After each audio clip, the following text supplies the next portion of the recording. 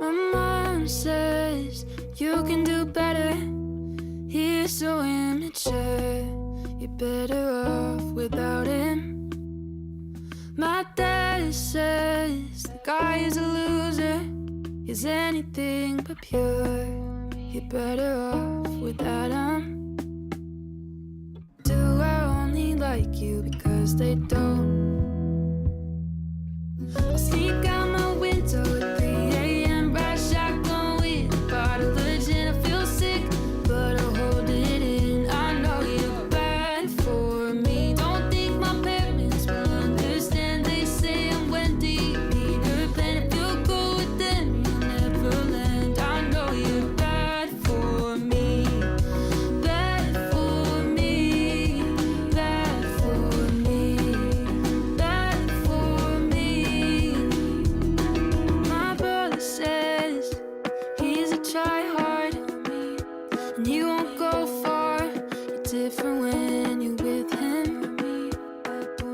Do I only like you because they don't? I'll sneak out my window at 3 a.m. Ride shotgun with a bottle of gin. I feel sick, but I'll hold it in. I know you're bad for me. Don't think my parents will understand. They say I'm Wendy, Peter Pan. If you go with them, you'll never land. I know you're bad for me. Bad for me. Bad for me. Bad for me. My mom says you can do better. He's so immature. You're better off without him. Bad for me.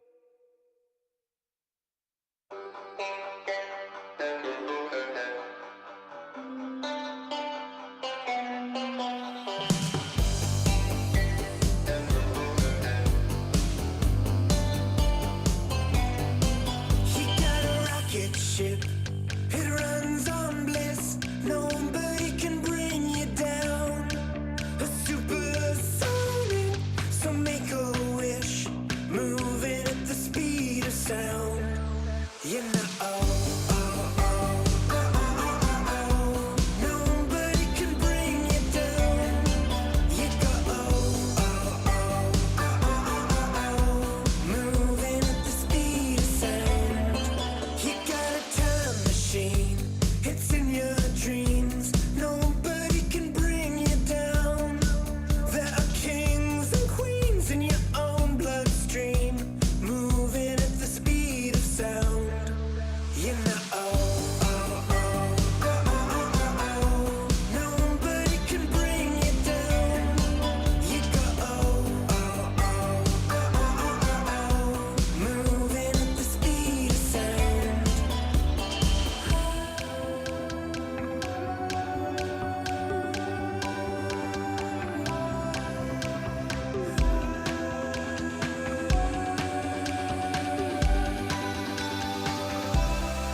You know, nobody can bring you down. You go, moving at the speed of sound. You know, nobody can bring you down. You go, moving at the speed of sound.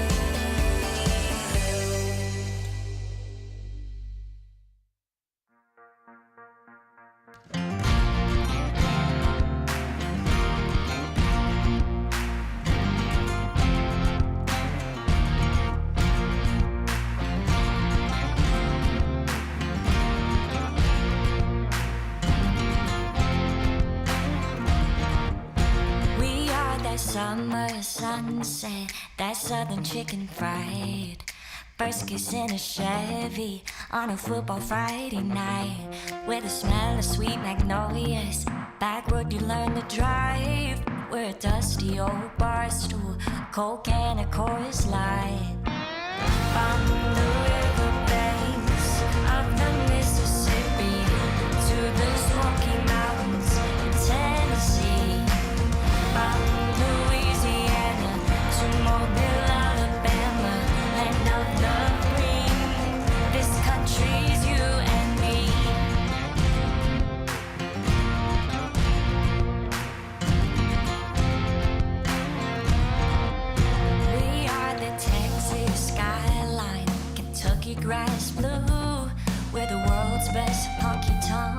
breaking in a pair of boots.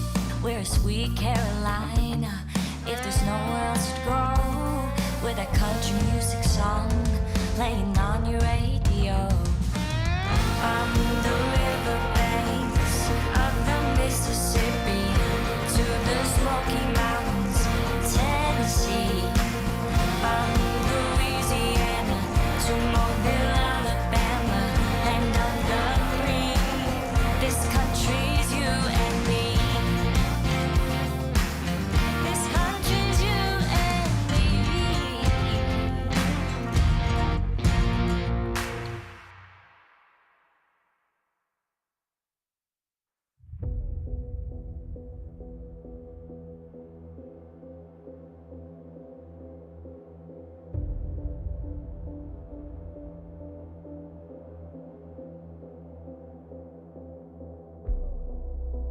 Stitch me back together and mend my soul to this.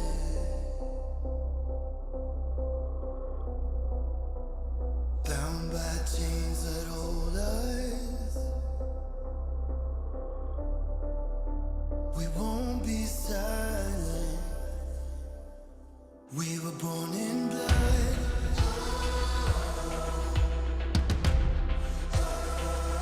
We were born in blood.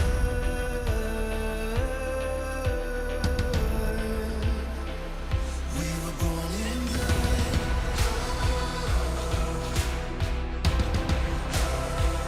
We were born in blood.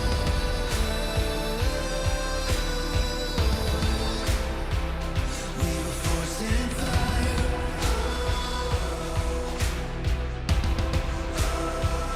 We were born in. We were born in. We were born in. Born in blood.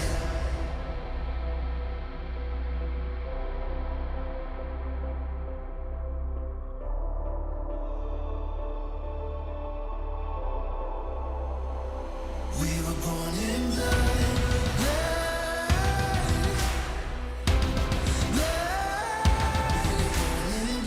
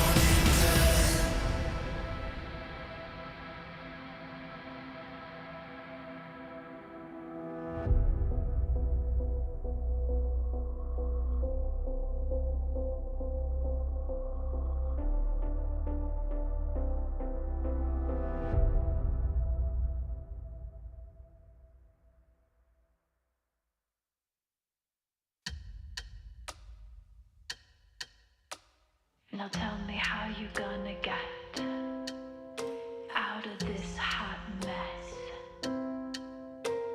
While cutting up the evidence in your twisted little game, you clench your fists and wish you could just send it all up in flames. Your nose is getting longer with every little lie you tell.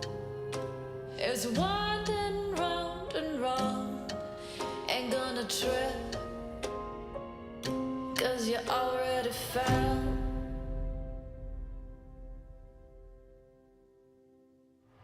You're slinking through the back door and hiding every tiny clue, and nobody can catch you. But I got news for you. No matter how low you go, you don't stop to check for regret.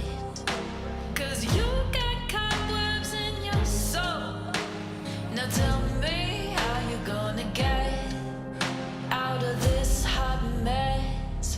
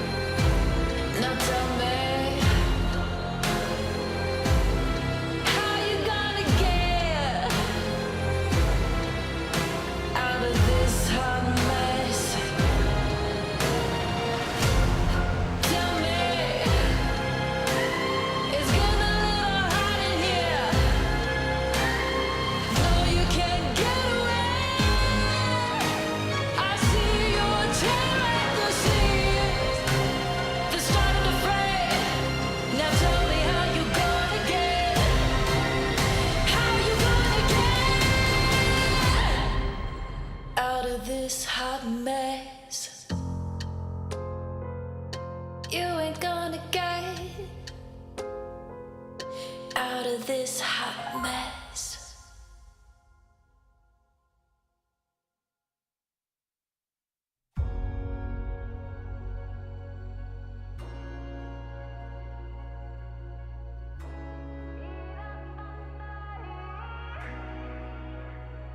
This is the hour, coming face to face to decide the fate I choose. This is the moment, standing in between. It's not as it seems for me.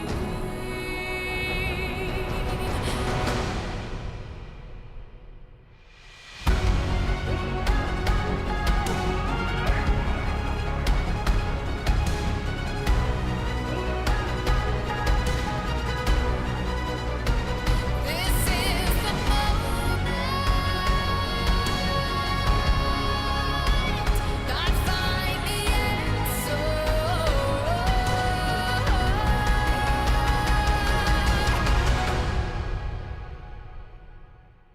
Be the fun, hear it in my soul, redefine what I thought was whole.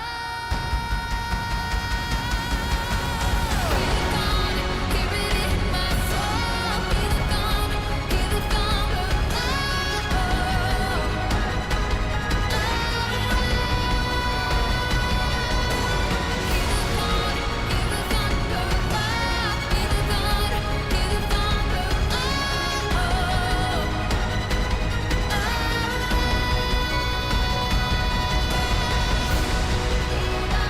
This is the moment.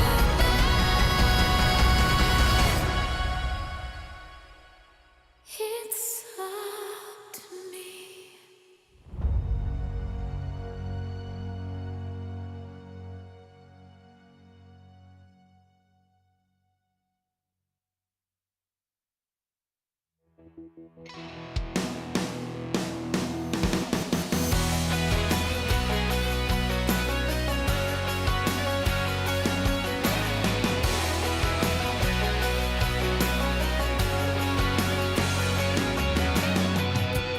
Cutting through the dirt by the old barn, dreaming of you with your dukes on. Been a long, hard week, got my head spinning round and round. 5:15 on a Friday night, it's time to set it off like dynamite. So tell all your friends that we'll be going till dawn. When I hear that song, I wanna get crazy, turn it up, baby. Can't go wrong when it's me and my lady. Follow my lights, come on. Get your crew in the trucks with the 95. Summer roads to the tiki torches lakeside. All night long, you can find us here, 'cause this is where we belong.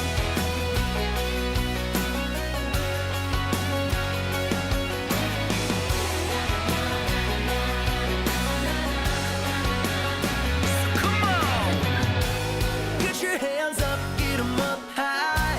I wanna see your red solo cup sky.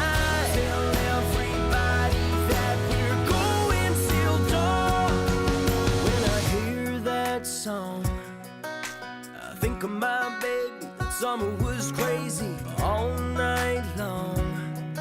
You can find us here, 'cause this is where we belong. When I hear that song, I wanna get crazy, turn it up, baby. Can't go wrong when it's me and my lady. Follow my lights, come on. Get your crew in the trucks with the 95. Summer roads to the tiki torches lakeside. All night long, you can find us here, 'cause this is where we belong.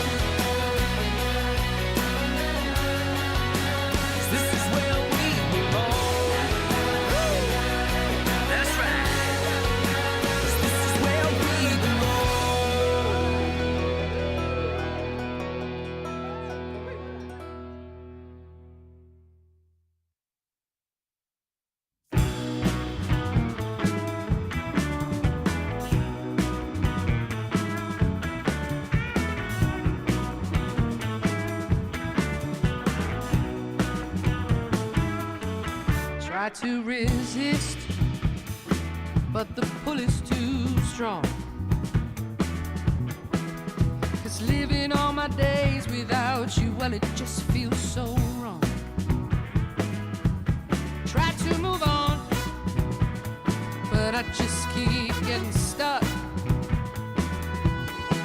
'Cause you're on my mind all night, boy, till the sun comes up. I know you said we can't live like this, having to hide ourselves away for every single kiss, but I can't help but love you. I can't help, baby, I can't help but love you. I can't help, I can't help but love you. Oh, I try to hide this feeling from myself, but I'm in love with you, baby. I don't want nobody else. I try to forget you, but you're always on my mind. From the minute I wake up in the morning till I lay my head at night. I know you said we can't live like this, having to hide ourselves away for every single kiss, but I can't help but love you. I can't help, baby, I can't help but love you. I can't help, I can't help but love you. Oh, I can't help but love you, baby.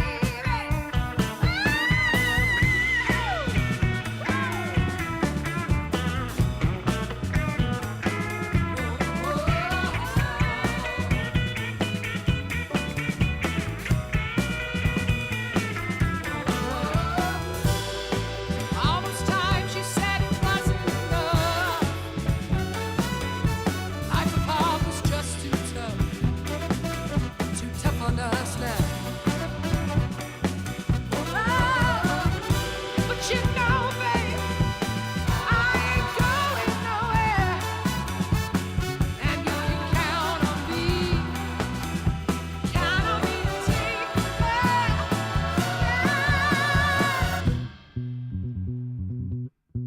Yes, I can't help but love you. I can't help, baby, I can't help but love you. Oh, I can't help, I can't help but love you, boy. I can't help, baby, I can't help but love you. I can't help, I can't help but love you.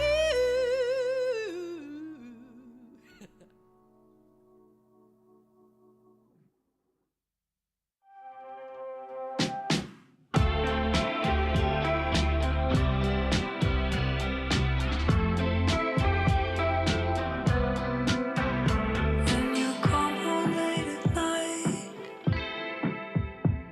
I say we gotta talk now, but I have no strength to fight.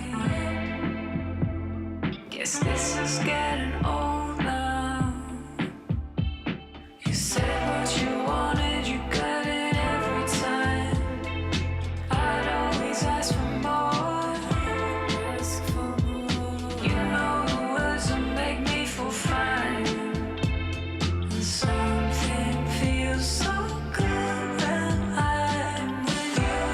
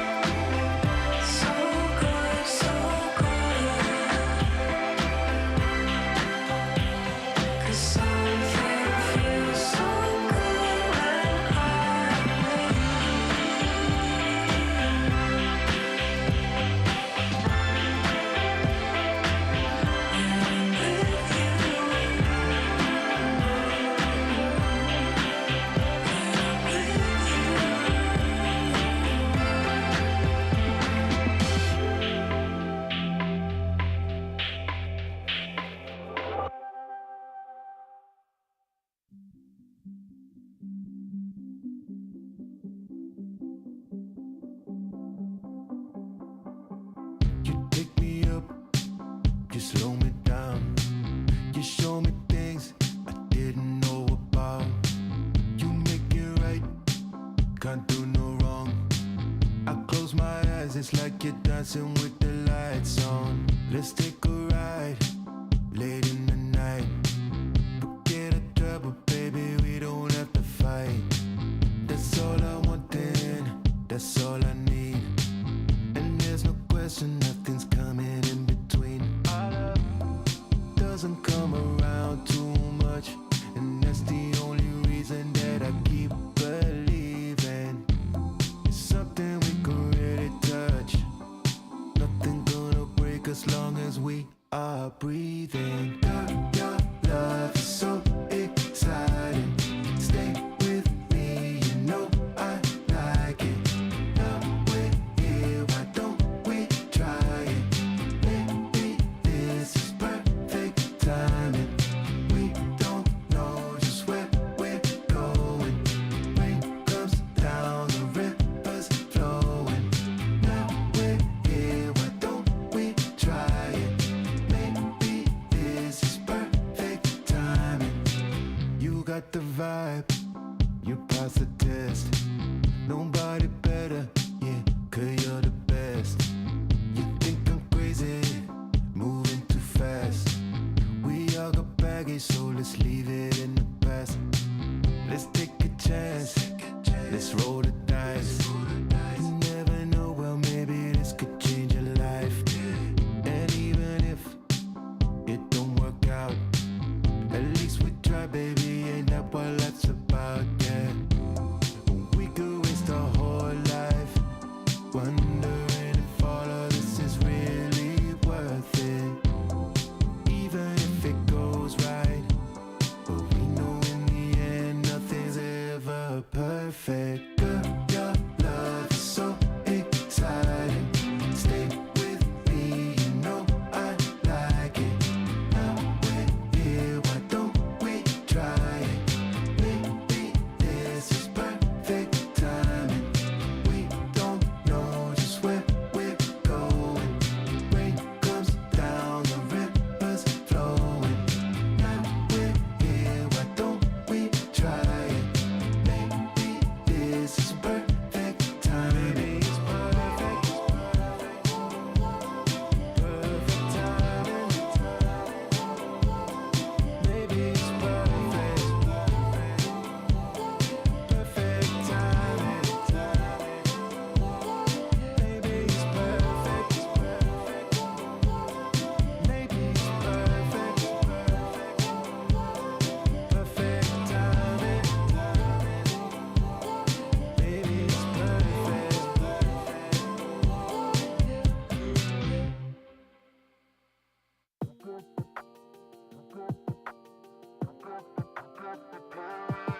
Whoever it is you love, you're beautiful. Just know that you are enough. Whoever you truly are, show 'em all that you're gonna shine like a star. 'Cause it's time to step in your light. Yeah, you're gonna thrive, you're who you're meant to be. Yeah, we gonna celebrate you. Got greatness in your nature, bravery is all that I see. Whenever it feels too much, carry on. You ain't gotta do it alone. You can hold your head up, yeah, be strong. 'Cause hope will never be gone. As your power only grows from your head down to your toes, you are fabulous. You deserve the kindest touch, there's no limit to your love, to your love. You got the power in you. Oh, oh, oh, oh. Oh, you're incredible. Oh, oh, oh, oh. Nobody knows you better than you. Living it up with nothing to prove. You got the power in you. You're living the life you love. Don't need to change it for anyone.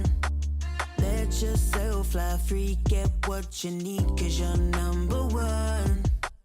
Yeah, you're an inspiration, exceed all expectation. Oh, you got this now. Doesn't matter if they judge, there's no limit to your love.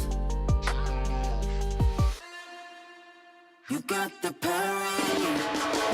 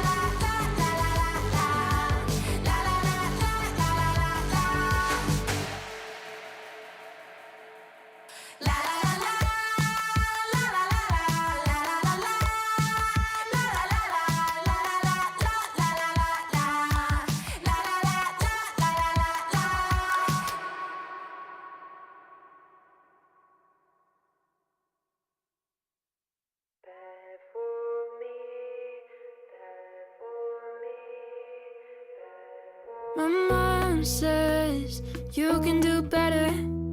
He's so immature. You're better off without him. My dad says the guy is a loser. He's anything but pure. You're better off without him. Do I only like you because they don't? I'll sneak out my window at 3 a.m. Ride shotgun with a bottle of gin. I feel sick, but I'll hold it in. I know you're bad for me. Don't think my parents will understand. They say I'm Wendy, Peter Pan. If you go with them, you'll never land. I know you're bad for me. Bad for me. Bad for me. Bad for me. My brother says he's a tryhard, and he won't go far. You're different when you're with him. Do I only like you because they don't? I'll sneak out my window at 3 a.m. Ride shotgun with a bottle of gin. I feel sick, but I'll hold it in. I know you're bad for me. Don't think my parents will understand. They say I'm Wendy, Peter Pan. If you go with them, you'll never land. I know you're bad for me. Bad for me. Bad for me. Bad for me. My mom says you can do better. He's so immature. You're better off without him. Bad for me.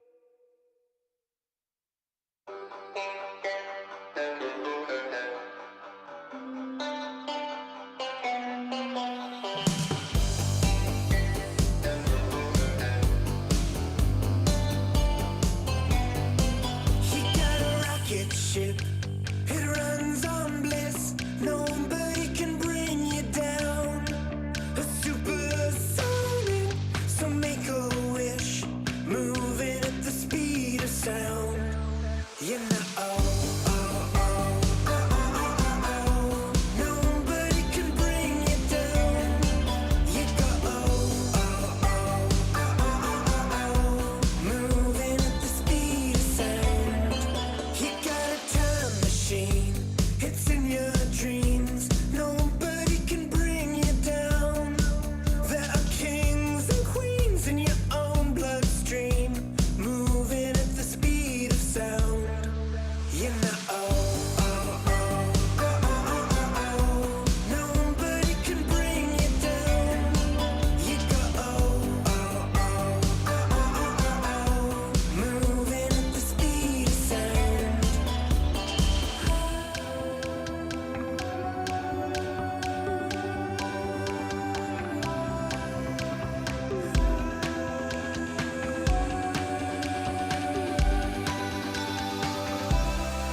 You know,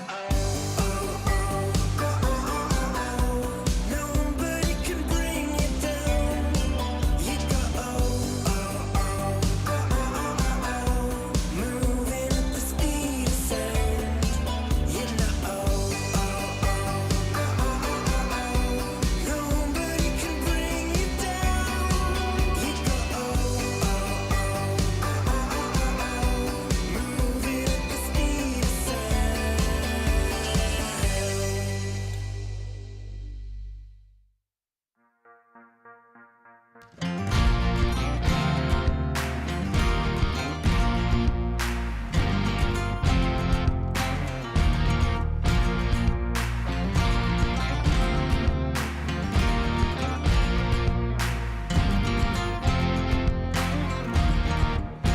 We are that summer sunset, that southern chicken fried.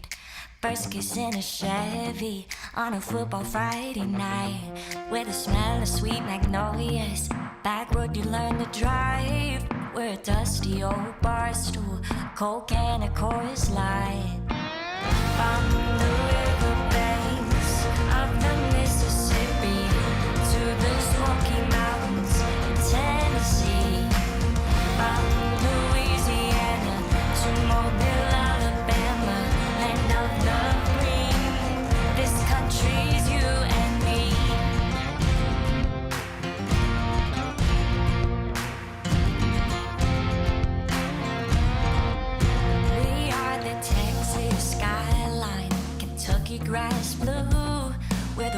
best honky tonk, breaking in a pair of boots.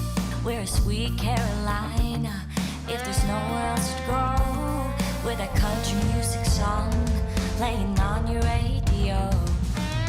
From the riverbanks of the Mississippi to the Smoky Mountains, Tennessee.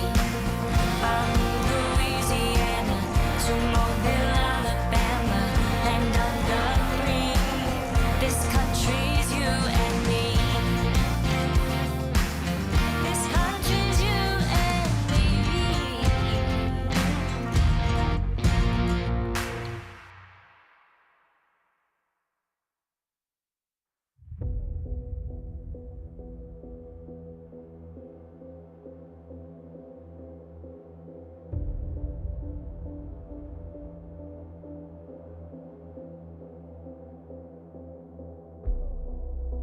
Stitch me back together and mend my soul to this.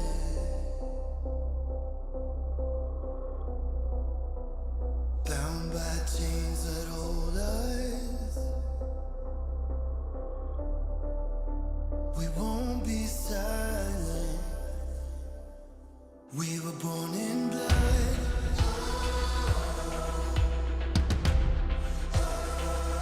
We were born in blood.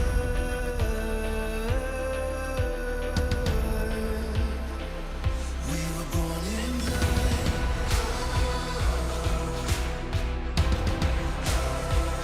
We were born in blood.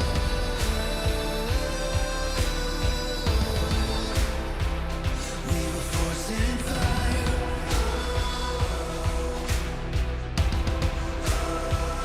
We were born in. We were born in. We were born in. Born in blood.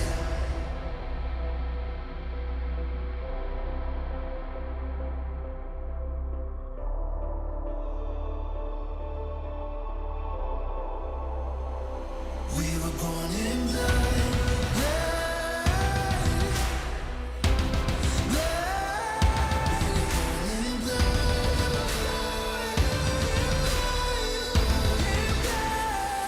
We were forced in fire.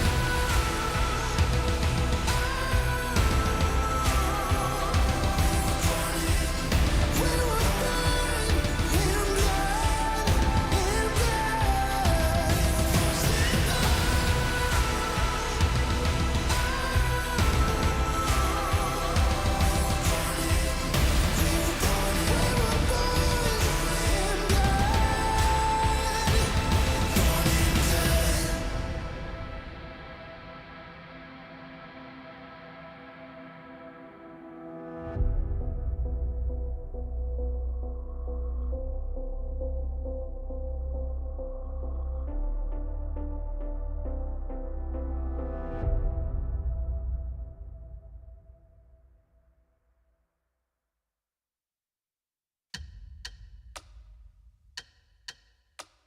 Now tell me how you gonna get out of this hot mess while cutting up the evidence in your twisted little game. You clench your fists and wish you could just send it all up in flames. Your nose is getting longer with every little lie you tell. It's winding round and round. Ain't gonna trip, 'cause you already fell.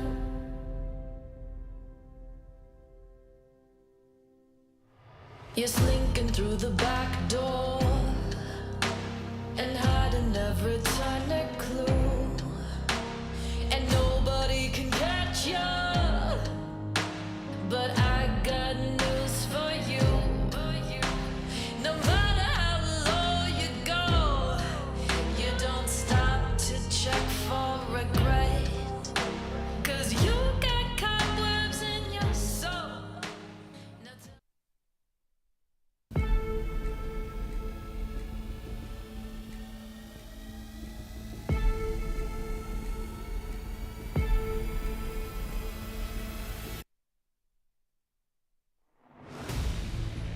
因为我也是第一次在 LPL 进季后赛嘛，所以我觉得走一轮是一轮嘛，然后每一把都会进步一点。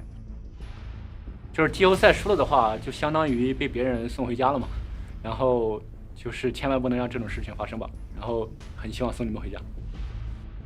就虽然我们现在状态不是特别好嘛，但我觉得经过可能这几天的调整，然后季后赛我们会发挥得更好。个人的话，就希望自己状态越来越好吧，然后也希望团队可以打得越来越好，然后可以去赢下季后赛。我们现在已经跟之前不一样了，我们会从最下面的排名，然后争取杀到最后一轮。我们这一次会打败你们。就我们自己当时版本理解有点错误吧，然后前4我们一个都没赢，就有点可惜。然后我希望后面能把他们全赢下来。作为一个职业选手来说，我打职业之前和打职业打到现在的目标都是冠军。最后看到我们实力就是不只是30名，我们以前不是常规赛初期的我们了，希望他们谨慎一点。我觉得 BO3 的话运气比较偏多一点吧，然后在 BO5 里面纯看硬实力。季后赛我只有一个目标，就是冠军。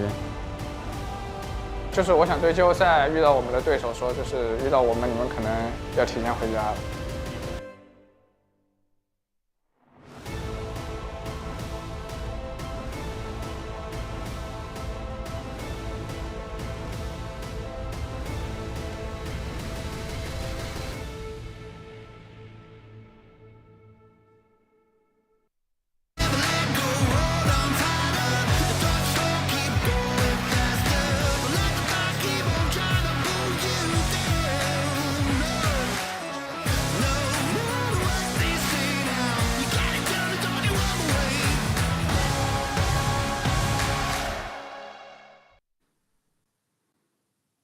Welcome back, one and all, to the LPL. We are coming into day 2 of our playoffs. It is still round 1. I am just Oshin. I am joined by the ludicrous Lyric, as we're going to be bringing you in all of today's actions between RNG and NIP. And Lyric, we got kind of well, not my expected result yesterday, but we got the expected result for everybody else yesterday with EDG moving themselves to round number 2. You know, part of me actually really wanted to predict WE, but it's because I casted EDG's last regular season series, which it just wasn't good. But at the same time, I had to think back to WE and think the strength of the EDG roster. And you know what? I came to my senses, Asheen. And you know what? I actually am a little bit of a coward, and I own it. Yeah, but we got ourselves a bit of house cleaning to do, so we're going to start talking about our first pro teams. And we got ourselves a pretty obvious kind of answer for a lot of these different questions. You look at the first pro team, a lot of BLG, a lot of JDG. I will say, and it will become relevant later, we did not pick who would be on the pro teams, and we did not pick the MVP because there's a little bit of an inconsistency between those two answers. Look. I'll actually start fleshing this out right now because I think a lot of people would be surprised that Knight made first all-pro team over Scout. Scout's had a tremendous split. He really has been like the big carry for LNG, even in their darkest days. This split where you think back to early on in middle of the split where it really wasn't going well until they started picking it up back towards the end. And that brings us to second team, where here we are. Gonna come up on our screens now, Asheen. We already know. We saw this earlier. Scout second team, again, at least getting recognition for what he's been able to do and still being rounded out by fellow BLG and JDG players, which I think makes a lot of sense with how well these two teams have done. Yeah, absolutely. And look, it's kind of hard to not dominate the first team and second team All-Pro with JDG and BLG, considering where they ended up in the standings and kind of everything works like that. I will say, I would personally love to have seen my boy Yagao a little bit higher. I think Yagao has kind of been actually insanely cracked this entire split, but that's neither here nor there. He did make it onto the third pro team, and this is where the best of the rest really is, because it really was kind of like a combination of the likes of Weibo, OMG, and obviously Top Esports in there as well. Yeah, Crisp and Shanji, huge shout outs to them. I really feel like they both had great splits. Crisp, the fact that he's gotten so many MVPs as a sport, not something you usually see. Jackie Love, we've been harping on it all split long about how he's done, but now it's time to present the MVP, which again is a little bit of a perplexing one when you think about the teams. But congratulations to Scout. Didn't make first All-Pro team, but did pick up the MVP, and I think a very well-deserved MVP for him. Yeah, I mean, look, Scout was the heart and soul of LNG all split. I think that anytime that LNG were doing well, it was off of his back. You know, finally got his first ever career pentakill on the Jace earlier on in the split as well. And honestly has just kind of transitioned from his, you know, kind of EDG times to LNG and just continued on having that fantastic run. The best rookie of the split's a little bit more relevant for us because it was Tangyuan in that mid lane, adding again to the mid lane pool here in the LPL. Yeah, I think it's a very deserved, you know, best rookie, because I don't think a lot of people had this RNG roster doing as well as they did this split, and a lot of that was off the back of how well Tang Yuan was able to work with Wei and just kind of overall incorporate into the RNG system.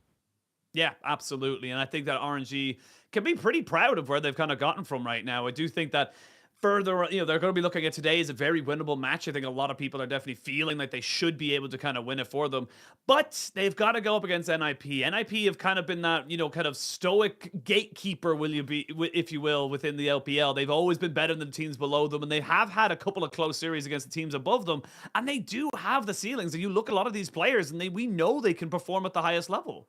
Yeah, I think definitely a lot of that. I mean, hell, even just looking across playoffs as a whole, I think a lot of like up and coming, deserving names finally able to deliver their mark is, you know, we just jump into yesterday's series. Hey, we kind of hit on this one earlier. The one where you were a coward. The one where I was an absolute coward. But overall, honestly, EDG coming out with a really strong showing across the series. WE did have signs of life, like again, we can see here, right? I think has some exceptional team fighting. You know, they have players that are like consistent, strong laners, both Shanks, and even down to bot lane Hope and Iwandi Q. Always solid at being able to survive against most top laners. Though, they have the funnest time across this series when you're going up against Ala, who a lot of times is getting his hands on these picks like the Fiora. Yeah, at the end of the day, they weren't able to completely survive the onslaught. But hell, these games, so many back and forth moments.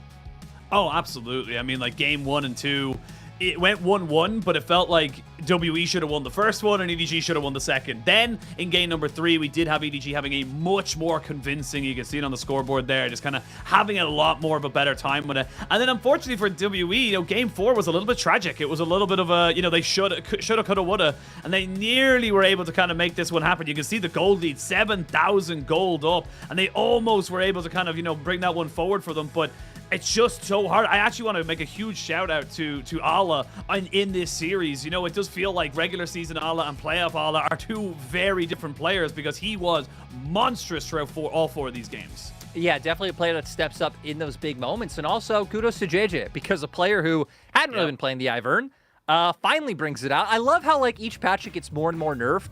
And, you know, we're finally getting to a point where players are feeling more confident bringing it out. And that was one of the defining things in yesterday's series. Yesterday, I feel like EDG had really great drafts, which is why they were able to find the 3-1, which will bring us to our bracket. And what a beautiful bracket it is, you know, we're just getting through it. Starting yesterday. It's the best playoff bracket in competitive league, and we are just getting started. As you said, we are finishing up round 1 today, which is going to be RNG versus NIP, and that is going to be kind of, you know, the end of our, you know, kind of, you know, first round, as we got more games to go. We play 8 games, 8 best of 5s from the 20th to the 27th, right up until myself and Mazelle's birthday, until the, you know, to get ourselves a little bit of a break. But I mean, look, next series that's going to be tomorrow is going to be OMG versus EDG, and the winner of today's series is going up against Weibo. So I mean, look, it's a tough task to get even the win and the best of 5, but you gotta keep looking towards that next game. You gotta keep thinking that you have to have that belief if you want to try and, you know, make the most out of it. Yeah, exactly. And again, either of these teams going up against Weibo in a few days is going to be honestly an absolute banger with how messy all these teams are. But this is where we're starting. RNG up against NIP, such a storied organization like RNG. I mean, hell, the second most winning historic in LPL that are only one title behind EDG, up against NIP, who, you know, rebranded from Victory 5 last year. So this technically is going to be NIP's just first playoff experience in the LPL. Yeah, new NIP, obviously the new brand off of V5, and, you know, kind of, it's always hard to figure out how we kind of judge these things, but I quite like the idea of just kind of saying, look, NIP, this is your first playoffs. Not only is it first playoffs for NIP, but it's the first playoffs for Shadow as well within the LPL ever since he left the LEC. So curious to see kind of, you know, how we kind of go for it, but I believe we're heading straight over the stage for the team intros. Oh no, Nope, we're having a team comparison. Never mind, I misheard. You know what? It happens, but I love and hate comparisons like this because all this really shows RNG are better than NIP in summer split. You look kind of across the board. Average game time.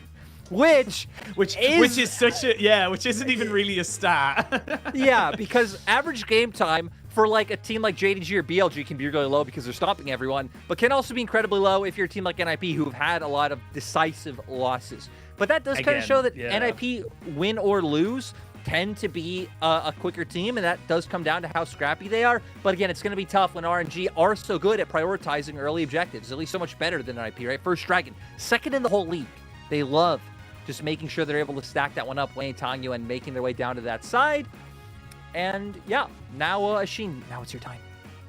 I mean, I think it's just the lineup coming up now, so this is just going to be the What, RNG bro? lineup. We're not doing stage intros just yet. We're going to do stage intros soon. I know, we are getting absolutely scammed. But you can see there, kind of the rebuild coming in here. No longer having Xiaohu, Gala, Ming, basically having to rebuild around the likes of Wei and Breathe. And this is a roster that's, kind of still developing. I think the fact that Tang Yuan's come in so strong has been such a godsend for this roster that, again, has had such a long history of success here in the LPL. Yeah, Tang Yuan as well as LP, right? Because even LP, despite this not being his first year, hasn't been around all that long. To where when we move over to NIP, a bit more experience, right? Shadow over in the LEC, Angel, of course, been around for many years. Photic and Joel now, after their stints on V5 and top esports, I feel like now very respected in the league. Only Invincible, who has been used as a sub, I think going back all the way to 2021 spring, has just come in and out of the LPL on what was V5 and, of course, now NIP. So I think very interesting dynamics coming between these teams in terms of like experience, tenure, what heights they have seen. Absolutely, and I think that's kind of, again, kind of a mishmash of different things, and it's interesting to see kind of the likes of Angel, coming in onto this roster was, kind of all the way in the finals in, with Suning back in 2020. And it's just kind of, a curious thing to see, sometimes it works, sometimes it doesn't. Sometimes metas work, sometimes metas don't. And now we can look at it. And again, just a key matchup, Tang Yuan versus Angel. I think this is one we're going to be keeping a very keen eye on. This one's crazy. These two were on the same roster, only a few months ago. Both of these guys were RNG's mid laners. Angel came in, replaced Tang Yuan. It seemed like at first RNG didn't even plan on using Angel as a starter until Tang Yuan wasn't performing. And then, of course, Angel got to play in playoffs when Tang Yuan got subbed out. And now, being on NIP really is going to be the battle to show. I mean, who was the better choice? But ultimately, right, Angel has been around for years. Tang Yuan, a much newer player. I think the expectations are quite different. But we're going to see what he's able to deliver, because things like the Annie, which we didn't see a ton of priority on in yesterday's series, being that facilitator, that's where Tang Yuan really likes to thrive. Yeah, I mean, the Annie has been taking a bit of a nerf into this patch. We are on 13-13, so it is kind of, curious to see where everything kind of goes. I still think that Nico as well has taken a massive nerf as well. But again, Ari, Nico, these are the big kind of heavy hitters here for the side of both of these mid laners. And I just want to know where they're kind of bringing it. I want to know how they're going to be able to kind of change as we get more and more, deeper and deeper into the 13-13 patch. Things like the likes of the Ivern, as you mentioned, the Annie being nerfed, the Aphelios being dragged into the ground for kind of all intents and purposes. But I mean, this is a big moment now for both these teams. Your entire season is on the line. Lose here and we don't see you till 2024. That's it. We see you in 5 months. Yeah, exactly right. Both of these teams are going to want to step up. RNG having, I believe, 10 circuit points because they did make playoffs in spring and made it to second round as compared to NIP, who obviously don't have any. So hell, both of these teams need to do quite a bit of winning if they even want to make it into like regionals to fight for a chance at Worlds, let alone, competing for that LPL title. But like we said, I think just very different stories coming in. RNG and the organization, sure, the roster might be different, but so much expectation on that org. To where NIP coming in and honestly kind of having a blank canvas that they get to draw whatever they want on and kind of create expectations for themselves.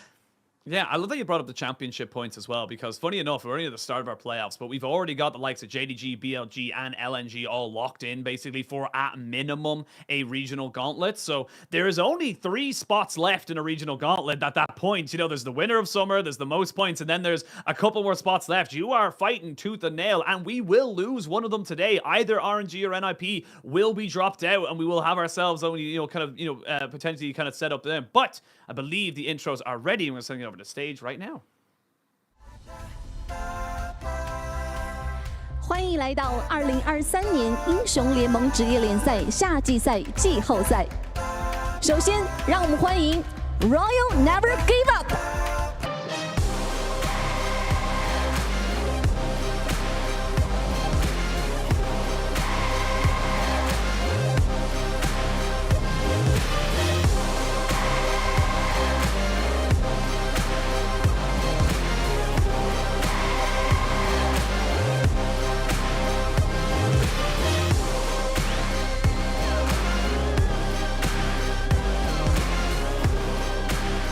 上单 Breathe，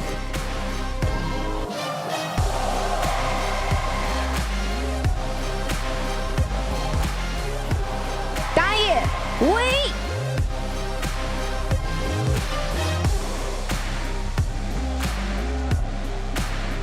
中单汤圆，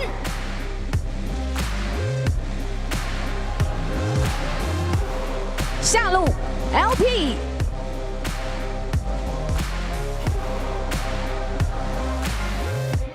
辅助绿毛，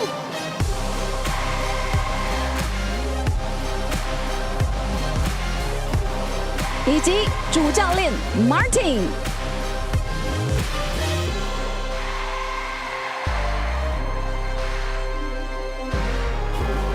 接下来，让我们欢迎深圳 Ninjas in Pajamas。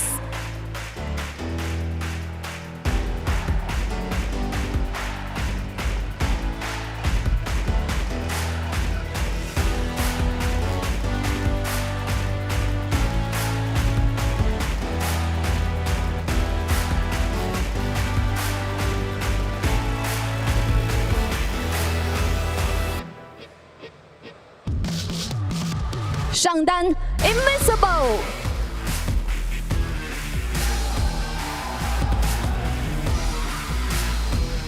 打野 Shadow，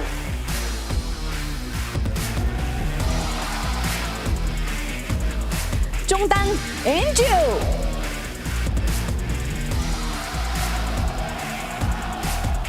下路 Phobic。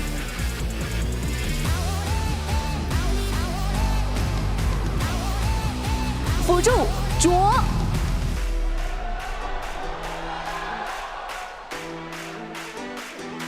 以及主教练麦子坚。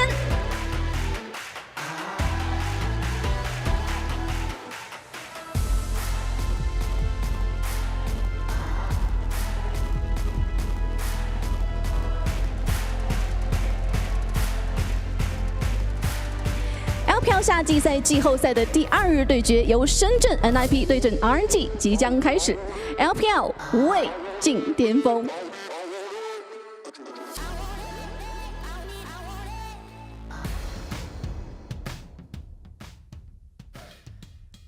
Teams are ready. They are getting themselves set up on stage and ready for draft. And we can kind of talk about how these, we touched on it very lightly, Lyric, that these, especially for RNG, they like to have that facilitator mid lane. I haven't seen Tanguin look that great on the carries, but overall, the style of these two teams is very kind of defined in how their mid laners like to play the game. Yeah, I agree. I think mid laners incredibly important to both systems. For RNG, I'd like to see them what they did in their last series against LGD, which is completely enable topside. They left Tanguin alone for a lot of it. Sure, Wei would like hover around mid and make sure he's okay quite a fair bit, but you're going to play off the strength of Breathe, who I feel like has been like still one of the best top laners despite being on an underperforming team. He's the most solo kills in the league up in topside. He's the most proactive top laner in that first 15 minutes when it comes to kills and assists. And, you have a bot lane that honestly hasn't been performing all too well in LP and Lumao, and we saw that against LGD where they were getting 2v2 killed quite a bit. But again, it's up to Tangyuan to kind of work with Wei to influence that, because Tangyuan actually has the highest jungle proximity in the league. So it's about those two working together, enabling the rest of the map. And that's what is the biggest problem for NIP, because the biggest catalyst for NIP in their wins is Shadow. If Shadow can get off to a good start, because Shadow likes to play pretty aggressive, get in the jungle's face, he works pretty well with Angel, that's how they find wins. We also have seen, like in their last series against LNG, that if Shadow gets shut down early, if they get out skirmished, 1 or 2 times, that Shadow's still going to play aggressive. Him and Angel are going to be very disconnected, and it's not going to work. So we're going to have to see Shadow, I think, paying a fair bit of attention to mid lane, making sure that Tang Yuan isn't getting, off the successful 2v2s way, and that's really going to be NIP's keys to success. It's just so hard when it feels like the way RNG plays counteracts it so well. Yeah, absolutely agree. And I think the thing is, like, I love that you mentioned up the kind of disrupting the Wei and Tang Yuan combination, because we have seen several examples this split alone where when Wei isn't in the, kind of the mojo, if you will, the rhythm of that jungle pathing, okay, I clear this, I go here, okay, that's all good, Tang Yuan's with me, blah, blah, blah, blah, blah, move on, move on, move on, advantage, advantage, advantage.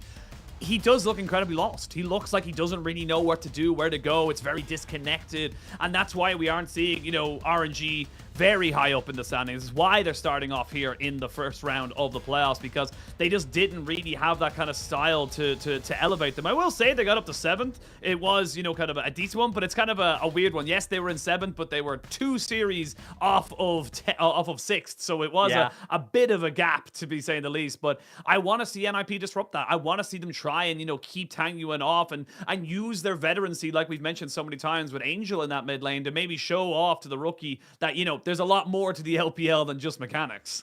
And I think the way they could do that is maybe leaning bot. Because like we said, RNG's bot lane has not been performing. You lean Shadow towards bot, help them get prio, and then Shadow and Joel can make their way up towards the mid lane and really find an influence. We're jumping into picks and bans so quickly, and I already love it, right? Seeing the Rumble taken off the table. That's what Breathe brought out in RNG's last series and performed so well on. We know Angel isn't really a big fan of the LeBlanc. Sure, he's been willing to play some of the counters, even if they're not meta, like he's brought out the Lissandra this split, but I love that they're getting off such powerful picks. And Ashin, mid laners are falling left and right.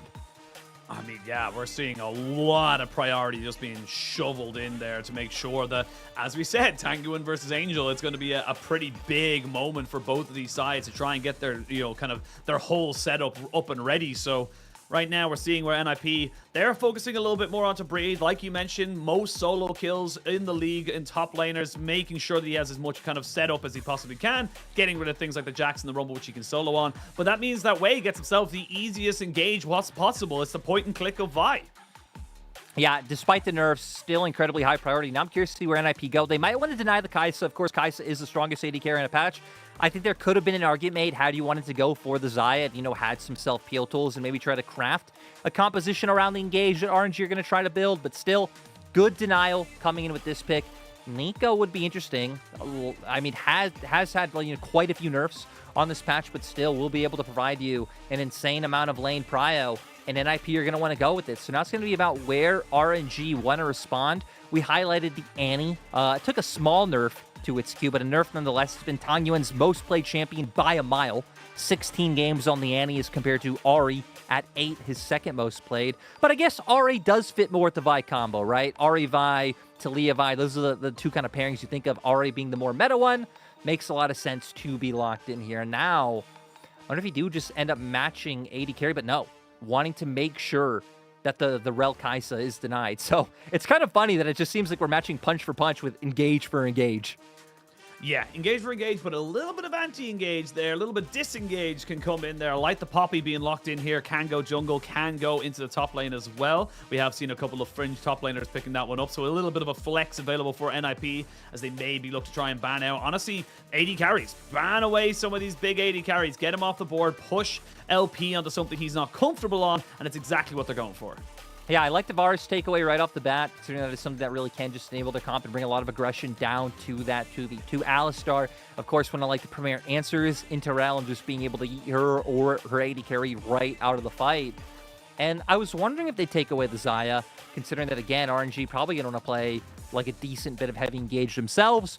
But when you have elements that are going to jump in, having an AD carry with self-peel could have done so much. So now it's going to be about NIP revealing their hand. I would expect them to want to go support here, despite the fact that I don't really expect that Poppy to be a flex, because usually it's answered in the Jax. Like, you still can leave that card open.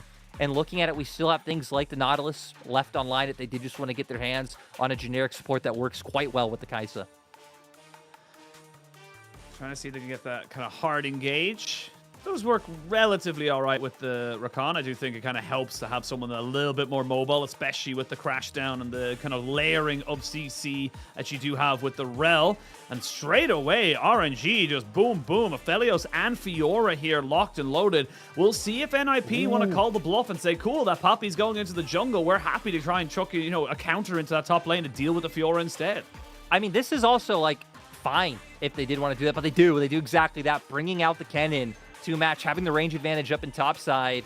And I mean, just so many things that RNG are going to have to worry about, right? Quickness into a slicing Maelstrom, the Pop Blossom going to be there from Angel. So a lot of things that you have to combo together, but also this composition is going to be incredibly reliant on Dwal to be able to start off fights. So when you look over at RNG, I think it's a lot more straightforward. Like good side landing options, a ton of pick potential coming out with the single target CC from Vi and the Ahri. And LP is just like super confident when he's been playing on the Aphelios. Again, 18 games played in Aphelios. His second most played is Xayah at 6. Yeah, I mean, it's even with the nerfs coming in, we're still seeing the Aphelios kind of having such high priority because he's got such a wide variety of styles. Long range, engage, he can be his own kite if you really want him to, but it is just kind of a huge setup, a huge kind of variety of things that can work in so many different situations. But I do like the, you know, the kind of the answers coming out from NIP as well. I think that they've done very well to kind of get themselves a priority bot lane, knowing that they're going to have some kind of, you know, decent kind of follow-up engage with this Nico Rakan setup. And again, I talk about it a million times, but when you have an eco and another kind of circle to make a Venn diagram of death, you need to be making these team fights your own. So NIP need to have those 5v5s going in their favor if they want to come out on top. Yeah, and I really feel like they should. Another thing is, like, when you have champions like Vi, Ahri, like Rel, they're going to want to jump in. Then it makes your job as, like, a potential Kennen or Nico even easier, to where they're jumping into you, you pop Slice of Maelstrom or Pop Blossom, they're locked down, they're not able to get on your 80 carry. So I feel like NIP have a lot of tools to work with. For RNG, since they are banking on the Fiora and they are banking on the Ahri, right? They're going to need to be the ones creating pressure in sides, pulling them like across the map, and being able to go for like the push and pull of those rotations first to try to create numbers advantages. So ball definitely in RNG's court in terms of, I think, execution in my mind. But at the same time, RNG, I feel like, have had a lot of good ideas this split in terms of like their macro and how to play the map. It's been down to the execution that hasn't always been on point. Hopefully the like 2-day, 3-day break they've had since their last series is enough to rectify that. It hurt just saying that. That's not a lot of time. It's not a lot of time, man. And even then, like, we've only had 7 weeks of regular season. It has been an absolute sprint towards the end of the season. It's kind of just showing that, look, if you really want to make it to the end of the season, you bloody well can. Jumping on for game 1 of this best of 5 winner of this series will go up against Weibo. Loser is out 2024. The stakes be higher, and these teams could not be more evenly matched as we jump in and see who will be taking the advantage in this first game.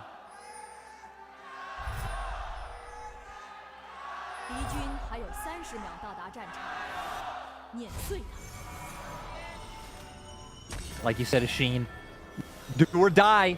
RNG, NIP, really having enough championship points to be able to lean on to find a win here today. And again, we've kind of said it, RNG, I feel the expectations are on them for what past iterations of RNG have been able to do. NIP coming in as the 10th seed, coming in as the lowest seed into playoffs. Really, anything they could do, I think, is going to be viewed as a positive. And that's really it for NIP, is that you're building now. I think this is the best way to put it, is that, like, yes, you could talk about who they were before and, you know, all these different legacies, V5, all that stuff. Like, no, for Ninjas in Pajamas, this is the start. This is how you want to try and continue forward. And yes, you got into playoffs. Well done. First for your organization here in the LPL. First for, you know, 1 or 2 of your players here on the rosters. But how far can you go? What is the improvement from that? Because let's be real, you can turn around and say, oh, we want to make playoffs, but no one's going to be satisfied with just playoffs. You want to keep this ride going. Exactly. And for NIP, they've actually beaten RNG both times they've played this year. They 2-0'd them in spring, 2-1 them not even 3 weeks ago. So this actually might be a matchup where NIP are feeling confident, especially as we look across the lanes, right? Draw already going for a nice engage. Forcing the cleanse there out of LP. I'm gonna get the heal out of, excuse me, not the heal. It sounded like a heal there, but just the ignite coming out from Zhuo. And then NIP just kind of using this Kai'Sa to their advantage. Again, the Aphelios took serious nerfs here. And even at level 1, he wasn't that great. Flash in, flash away. They will be able to get the flash there out of LP. Nicely done here by the NIP bot lane. Zhuo just having that killer instinct, and this is what we were hitting on before the game. RNG's bot lane honestly has been a liability in their recent series. Haven't been doing well in the 2v2s, and NIP already finding a nice way to start off an advantage. We can see, though, Shadow's actually angling around mid, is going to make his way down to his blue buff, and that's good. Kind of lean down to where your priority is, make sure you get that bot lane scuttle, and then make it hard. Don't give away options to be able to play around the spot side. Getting an early crash there, making sure they have pure priority here. And this is the thing with the Aphelios. You know, you look at the way the kind of what you're probably saying, oh, it's a nerf to Aphelios. What were the nerfs? Well, a lot of little small things that kind of happened on his red gun, the Severum. He lost a lot of lifesteal on his, you know, kind of attacks and on his abilities. The slow duration. Getting nerfed last patch. Yep, exactly. Yes, there's a lot of little small things that kind of just kept him behind. So even though, yes, he obviously doesn't have the greatest of early games and hasn't had the greatest of early games pretty much ever in his career, but except maybe release. But, you know, this is kind of, you know, great to see from NIP saying, look, we're not going to just let you have this, you know, kind of super scaling pick, and we are going to punish you. Yeah, especially having the recon into the rel, right? Being able to throw out those Qs, having the freedom to always dash out to your ally after you look for those knockups, I think is what gives NIP's bot lane duo so much power in this 2v2. And I love that Chua already denying vision and trying to make sure that they know exactly what's going on. But, Machine, I don't know if they'll be ready for this. Yeah, well, now they are. They just spot out Shadow and realizes. Now he's ready. You know, always expect the unexpected, therefore you expected it. But, I mean, great shadowing there from Wei just to make sure that this bot lane was, you know, with the crash up coming in, he was very much in the right place at the right time to say, look, Shadow might be trying to go for something sneaky. I'm just going to be in a position here to make sure that nothing terrible happens. Breathe as well, recognizing that Shadow is on the bot side, gets himself a nice little move up here into the top lane, takes the scuttle, knows the waves crashing, loses nothing for it. And this is what we were talking about. Like, RNG is still pretty smart about how they're able, like, on these small movements on the map, right? Realizing, hey, both jungles are bot side. He had Pryos, who was able to get that bot lane scuttle. I got to take this time to get top side one. Things like this is where you can still see, like, the hints of old RNG. Speaking of old RNG, this is the first time RNG have had a playoff series without Ming since 2016 summer. It's been a long time since, you know, they haven't had Ming to rely on. So, you know, people like Wei, people like Breathe, hell, even Lumao, despite not being a great individual performer in those 2v2s, the wealth of experience he brings are going to be so important to being able to kind of follow in those footsteps and at least do as well as RNG did in spring playoffs, which was they made it to round 2, right? They were able to win up the first round matchup, and RNG at least has to hit that same bar. We'll see what kind of bar or how high it is. It's a pretty high one for RNG. I will say as well, for both spring and summer, NIP have been the victors in this matchup in the regular season, winning both in the you know, kind of spring and summer seasons, able to kind of keep the RNG hype train going down. And I mean, for RNG as well, like as an organization, I know, you know, you mentioned a couple of the, you know, the setups and stuff, but this is a team that has only had success with Xiaohu. This is a team that has literally never, you know, kind of won any other title without Xiaohu, regardless of Uzi and Ming and everyone else like that. Xiaohu was the core of this roster for so long. 100%. Now with Tang Yuan coming in, they're just trying to set up and become what they, you know, what they can be. I mean, I think, you know, again, it's not even regardless of Uzi. Xiaohu is tied for the most LPL titles with Clearla. You know, he was the defining piece of that RNG roster, and we're going to see RNG not able to do anything in this early game, having to give up this early Drake to NIP. I think Wei realizing he was quite slow on the trigger pull to try to join in. And for now, NIP just feel like they're chilling, stacking up early objectives. But I do want to change our attention to the CS differentials, because Breathe actually starting to build himself a good lead in that top side. Already has a Null Magic Mantle, actually just picked up the Merc Treads, even need a Longsword to have a bit of combat ability under his belt. So this top lane can be the difference maker. That was what we highlighted from RNG, right? That Breathe has really been the standout for them, and I'd love to see RNG be able to enable that more. Right now, they just got to try and soak up this pressure in bot side, which they're doing very well, keeping the CS pretty much equal in that regard. So you only need a Dragon to kind of deal between the two teams. And again, we kind of always see the Poppy now. To quote Nightmare and every other person, you know, Poppy level 3 is pretty much already full build to make things happen. The level 6 is a plus, but it's not a guarantee to make things happen. But now, looking at this bot side, you can see Lumao and LP having to just sack this wave. Luckily for them, though, it was a cannon, so it's just going to be the cannon that goes down, -1 for LP, but he'll be able to pretty much get everything else. And that's not a bad trade, to be perfectly honest, considering how much pressure they were under. Oh, definitely, right? You'll take that every day of the week. The one thing you won't take is... I feel like I really like how RNG are kind of pushing some of their ward lines kind of aggressively. You look at the mini map, you know, you got one right behind blue buff. You got someone on you know, Raptors. Some pretty deep vision to be able to spot out where Shadow is going to be, and it gives away opportunities like this now that he's level 6. Gives him an opportunity. Invincible. Gonna get immediately hit in with the decent assist. Good roam, but a flash from Invincible alongside the Slicing Maelstrom does mean that he's not able to go down. But now no flash, no ult on the cannon. Very much diminished in terms of what they can do in a team fight. Right? I mean, that should just be Herald going over. With 3 ults burned, NIP are going to be able to get this one for free. So it's going to be about pivoting over towards mid, maybe starting to lean down towards bot, clearing out that vision to make sure you're prepped for next Dragon, which is exactly what RNG are going to do. So really nice response, but still, the fact that they could make that play work topside is giving NIP another objective. NIP kind of owning the early game right now, really kind of stepping up here. And this is what we talked about in terms of the average game time, is that NIP, they live and die by the average game time by a lot of different metrics. They love to be aggressive. They love it, you know, for better or for worse, love to try and make these things happen. But when it goes right, not quite sure where LP was aiming that one, but when it goes right for NIP, it does feel like they can start to snowball very effectively. They really could, and it all comes down to the fact that, like we've seen, Shadow has been very proactive. They might not have found a kill just yet. That's what they've been working on, as we almost had a replay in the bottom right-hand corner of the screen. I think it was highlighting that Wei used his Vault Breaker and then let it go on cooldown, and that's why he couldn't use it straight away to get the initial CC onto Invincible. I think that's what they were trying to highlight. You have much better eyes than me, Ashin. Yeah. got LASIK surgery, man. It helps. But speaking of helping, Lumao needs to help himself get the hell out of here. Does have the extra movement speed, so should just be fine, but again, just kind of slowly ticking away right now. No exceptional kind of, you know, advantages coming in here or there. Minute 30 to the next Dragon. It's going to be a Chem Dragon, so we'll see what NIP want to do. And so far, you know, I don't think RNG are going to be unhappy with the state of the game. I do think I would have liked to see maybe Wei and Tangyuan have a little bit more kind of a comboing up, but it's so difficult into the hard wave clear that, you know, Angel has in this mid lane to try and really go for him in that regard. Definitely. And despite all the hovering around bot lane we've seen Shadow do, he's also just walked through mid numerous times, kind of making his presence known because he doesn't really care about, you know, having to make something happen when Tangyuan does have so much mobility on the RA at this point.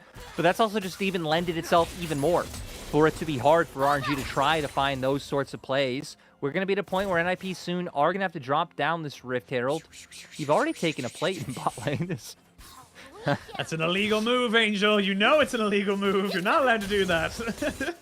Wait, is it really? Yagao got a can. I think, I don't know if it's illegal, but I know Yagao got told by refs to stop. Like, he actually got told by referees to stop doing the helicopter with the Nico because it was very annoying. You know, at first I'm like, what is this? It's so dope. It's so heartwarming. It's bringing up the vibes. And you know, we all know a League of Legends playoff series is all decided by the vibes. As my God, man, Shadow has to look for an opportunity to use his Herald, especially with Dragon coming up right now. Looks like they're gonna lean towards spot. Yeah, Invincible hasn't gone down just yet, and I was going to say, he's not dead just yet. Bree taking a lot of damage underneath that tower. If he got stunned, he would have been dead. They finally get themselves first blood, and RNG are on the board. But, like you just said, it is going to be a trade of top lane pressure for that Dragon and bot lane. Yeah, so RNG going to find themselves a semblance of gold with this kill. Breathe maybe going to be able to get his hands on at least one plate. So you're enabling your side laning even more. But if NIP can just keep stacking these Drakes, aren't you going to be forced into a very early soul fight? Which, like we pointed out, right, Slicing Maelstrom, Pop Loss, and the quickness, NIP should have tools where they're favored in that exchange. Well, drop the Rift Herald here, get something more gold over to Photic on this Kai'Sa, get him going on it, has got the Kraken Slayer, so... See the Keeper's verdict gonna mean LP is all by his lonesome. Shotgun into the backside, and Photic picks up that kill. Really nicely done there from the side of NIP, but honestly, I feel like LP should have recognized what was happening. Yeah, I mean, right, your jungle was playing up towards top side, going for that dive. You know they're on Draken, they have a wave coming in, and just great comboing by NIP to make sure that even with using his summoners, right, Cleanse Flash coming out, he wasn't able to get away. So NIP doing a nice job to match. And we're going to get a replay of exactly what happened on top side is Wei making his way around and just giving Invincible a false sense of security after he clears that ward, gets behind him, ulti comes out, and then just so easy to be able to proc these vitals. Like you said, the Slicing Maelstrom almost doing enough with the turret shot, but once he's in that position, what can you do? And here, I mean, this position already feeling kind of doomed. Rift Herald does come out. LP probably should have started backing off sooner because the combo there was so good. Quickness knock up into the knockback from the Poppy. It really just gave LP no room to play around once he was in that position. And that's the thing as well, is that not only do you get the kill, you get a lot of turret plates as well. It kind of totally negates the advantage you got on top side. Yes, the Fiora's getting a little bit ahead. That's great to have for Breed, but it's still not going to be great if you're going up against a super fed Kai'Sa, and we know what this Kai'Sa can do in the later stages of the game. So you can see there Photic and Breed being the beneficiaries of all of this gold, and after that it's kind of just a bit of a medley of who can get what item completions when. Yeah, I'm looking at it. I mean, we could see for across the board, NIP having so many of those item completions that you just hit on done. Even Invincible, who's been the member that's set behind, right? He's, you know, fair bit of CS down, is already given over a death. Even he's not too far off his first item coming through. RNG being a bit behind, starting to get those mythics picked up, and I guess even non-mythics like the Kraken Slayer just picked up by LP. And let's talk about where this game is right now. 14 minutes, TPs are unleashed. Wei trying to see if he can do something in the spot side. Do they actually think this is Kai'Sa? That's the question. Now they know it's not Kai'Sa. The wave's already been cleared, so Angel gonna be fine to just scout this one out with his clone and just back himself away. But 14 minutes in, teleport's obviously unleashed for the last few minutes or so. Second Herald gonna be pretty much confirmed here by NIP. I mean, for RNG, it just feels a little slow. It feels like a little bit, they're not really sure where they want to be going. Lumina taking a huge chunk of damage after he tries to clear some vision. But how do you want to see RNG maybe try and, you know, play to their win condition? What is their win condition coming into this mid to late game? I'll answer in a second, but real quick, I want to highlight that I love what NIP did there, like moving Angel early so no potential dive on bot lane can come through. But for RNG, honestly, at this point, it just feels so hard. Like, again, the fact that 2 dragons have already been taken, the next one spawns at 140, like, you're going to have to team fight soon. RNG are doing exactly what they need to be doing now, which is kind of playing away from NIP's main forces and trying to just really open up this map, make it wide, pull them apart. And then, if NIP show, you can start looking for picks. The problem is, NIP are playing smartly around it. Again, Angel just gives over bot lane turret. You don't play into the potential side lane threat. You know, hey, gold might still be going even, but we can just keep overloading the map, and RNG aren't going to be able to answer. So I feel like for RNG, it's going to be a slow burn of just having to keep letting Breathe and Tangyuan do what they do and starting to combo way into these side lane plays even more. I love that you brought up the dragon, the fact that it's up in a minute's time. You have now trying to go for the top side, but they've already called this. NIP are ready for it, but can they help out their top laner? Yes, they can. Oh, it's a beautiful read from NIP. Oh, it's like a good book. You don't want to put it down. Exactly. It just goes to what we just said, right? RNG like are trying to play to their composition. NIP are just reading it so well. NIP know exactly how to play around it. If we know to say, hey, you know, Wave, Tanya, these guys should start be linking up, you know, looking for picks on sides, NIP, of course, know that too. So NIP playing around it beautifully. It gives Invincible the chance to get that turret just now in bot lane. And now we're starting to see NIP open up a meaningful gold lead. Meaningful gold lead, and not only that, but you just have to invest in, you know, 3 ultimates topside. 3 ultimates that you're not going to have for this dragon. This is a sole point now. Let me look at the replay, because again, it's just Zhou and Shadow saying, look, we know what's going to happen, and as soon as that ward goes down, they go, cool, we confirmed it's going to happen. Yeah, they have all the information in the world. Full combo comes out, but we see Slicing Maelstrom finds the initial stuns, then you chain that into the quickness, and just nowhere to go for the members of RNG. So great to see from NIP. If you missed it, NIP have taken down RNG both times they played this year's. Of course, best of 5 is a completely different beast, but I think that should give NIP a lot of confidence coming into this series. A series that is Shadow's first appearance in the LPL playoffs. Same with Invincible. Very first time in an LPL playoff series, so good to see that the nerves isn't getting to, these guys. I guess for Shadow, it's not as fair, right? He has played at Worlds, he has played in the LEC, he has kind of been on the biggest stages, but still, LPL playoffs is a different monster. Oh yeah, like when you go from even just the fact that, like, regardless of the teams you're fighting or anything like that, that's a different conversation for a different day. But just the fact that you're starting so low down, and you have to play so many best of 5s just even to have a chance of doing kind of any semblance of well. But they're gonna try an all in now, flash in with the charm onto Invincible, and it should just be an easy pick off there. Slight little bit of a mistake coming out here from the NIP top laner as LP gets hit up here. He's gonna flash and cleanse, gonna try and run away from this fight altogether. The flash in with the Pop Blossom pops him down. Lumao tries to get away, but a shotgun onto the backside means a Photic confirms that kill. And anything you do, we can do better. While this is all happening, the Fiora has to TP out because she knows after that tower she would have been dead if she tried to stay for more. Breathe knowing, I mean, this is just his, like, an objective side lane game coming out for the side of RNG. RNG being able to find that first one was good, but we see what happens when you try to fight into that NIP composition. I really want to get a replay of that one soon because it was just so it was so all in coming out from both teams. It really looked like Shadow able to get quite a bit done, denying some of those dashes in. But here, I mean, just have an ability to close so much distance with the Ahri Vi combination, right? Way going in, being able to follow up over the wall with that Spirit Rush. But then it's here where I'm surprised.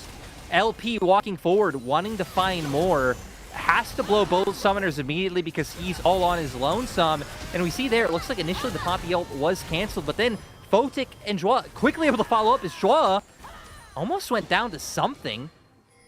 I mean, I think he was looking for some aggressive warding and almost got all in on. Luckily for him, there was no cease and desist available for Wei. It was still on cooldown, so he does get away with his life. Funny enough, actually, I like that. It kind of leads into something I was going to say it just as we saw that little replay happening. The thing, Zhou didn't use his flash right up until the end of that play. We can see it here in the replay of how he gets caught. Yep, just on a solo mission, too much single target CC. But the fact that he didn't use his flash in that last exchange means that he was able to get out with his life and keep himself nice and healthy. Now, coming back in, 20 minutes on the clock, 2 minutes until Mountain Soul for NIP. You've got 2 items onto your Kai'Sa. You're building onto your second item here for Angel. And the fact that he's going for the Zhonya's, I absolutely love because it shows exactly where NIPs know where their win condition is. It's in those team fights. He needs to be able to get those rotation of spells out. He really does. And I mean, thinking about kind of how RNG can even open up the map to try to combat this and really find themselves in a forward position. They might need to look for a similar play to what they did before. You have TP up on Tangyuan, maybe bringing him over along with Wei and trying to look to attack the sides again and create a pick. Could be a way of doing it. You take out Invincible like right before Dragon comes up. That's slicing Maelstrom down. And then you could try to take a 5v4. But beyond that, this is what we were so scared of earlier on, right? The timer that NIP have been setting them on this whole game by stacking up all these Dragons from so early on. And this is the thing as well. RNG chose to go into this Fiora. They could have went with something like an Ornn or Cassante, just something to give them a bit more team fight presence alongside the Rel. But they decided, look, we're going to, kind of lock in this Fiora, go for something a little bit more kind of side lane orientated. And in fairness to them, they tried to make it work. They were putting a lot of effort, a lot of time into getting Breathe ahead, which he is, but it just doesn't mean that much in the grand scheme of the game when dragons are so powerful, when team fights are so important of how the game goes. And right now, with 40 seconds left on the clock, it is going to be NIP to kind of, reset, get themselves back on the map. They have got the fully formed Zhonya's now available for Angel. And it's going to be about who can make this fight work, and you're going to be forced into this.